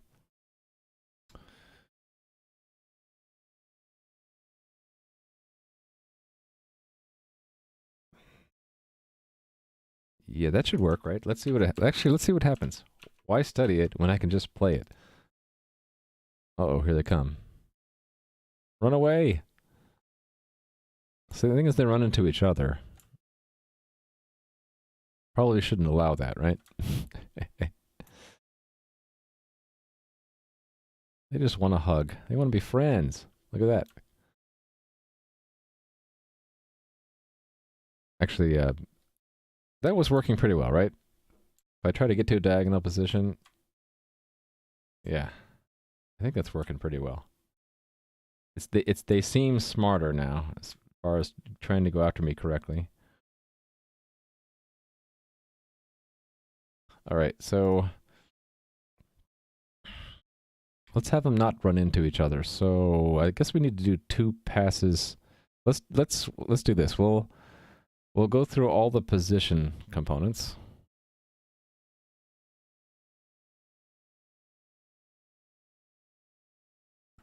So we'll get all the positions.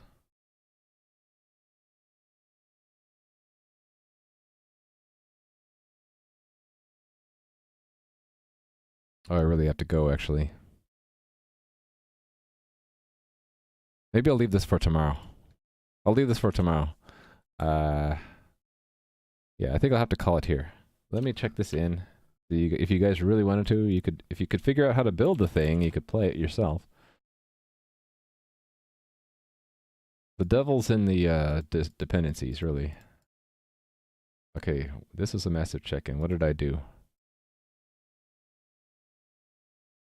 I hooked in the input system and added the AI, right? So hook input system and add basic AI.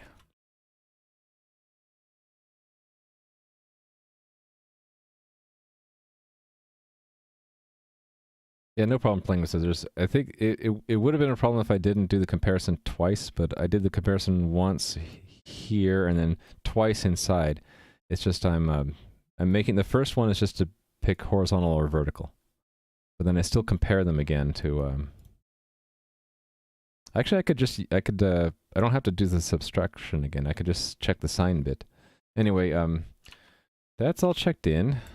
Let me make sure that I have the front-end check-in. I don't. I need to check this in. So this is revise input system to be fire move instead of raw keys. So I don't know if anyone's going to try to get this stuff, but if you want to try, it's in my GitHub. And probably the hardest part would be that the backend has these dependencies. My JSON library, HTTP transport, system abstractions, and WebSockets. Those are 4 other repositories in my GitHub.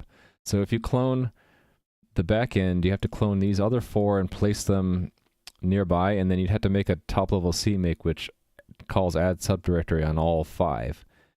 So you could do it, but it might be hard. What I'll end up doing probably is making this for you guys and checking it in as a separate repo with some instructions on how to get and then build it, and just make it. I'll check to make sure it actually, builds in one step so that no one has to figure it out. And so there's this Iron Glove backend, and this Iron Dash Glove is the front end. So I'll be doing this again tomorrow, adding more of the game here, and probably reduce the size. The 4x size, the arena is not very big. I really want it to be like the Gauntlet game where you have lots of enemies swarming at you, and need to add health system, need to add weapons, treasure, potions, all that stuff, the exit, maybe even sound effects. So I hope you'll join me tomorrow morning when we'll be doing that. Collision system, all that. Right now there's no collision system. They just want a hug. They get real up and close. Yeah, I know, CMake files are scary. I'll try to do that for you guys.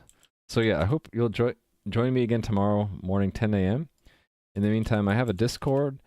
I will announce on that Discord right before I stream. And usually I keep a plan for the day, but because tomorrow's plan is just going to be finished today's plan, I'll have a page up here, but it'll basically be the same thing. We will continue the prototyping of this game. I'm having so much fun doing it, because why not continue a bit, right? So yeah, I need to add sound effects. I need to add a bit of Chrome if I really wanted to make this a real game. But really, the whole point was just to play around with the ECS. So hope you guys had fun, as much fun as I did with that stuff. Who is streaming right now that we could go raid? How about Zorchenheimer? What's he doing? Oh, he's playing a game. I'd rather host someone who's actually developing something. I guess Pocket Watch? Do you guys like Pocket Watch? Working on a game called Bowhead? Yeah, we'll go raid Pocket Watch. I'm streaming. I said I'd keep streaming for another 2 hours. I wish I could, but I have this appointment I gotta go to right now. So I'm gonna be raiding Pocket Watch. I hope you guys have a good afternoon. And I'm gonna set this up now. Okay, here we go. I pushed the button. So enjoy. I will see you guys tomorrow morning. Bye-bye.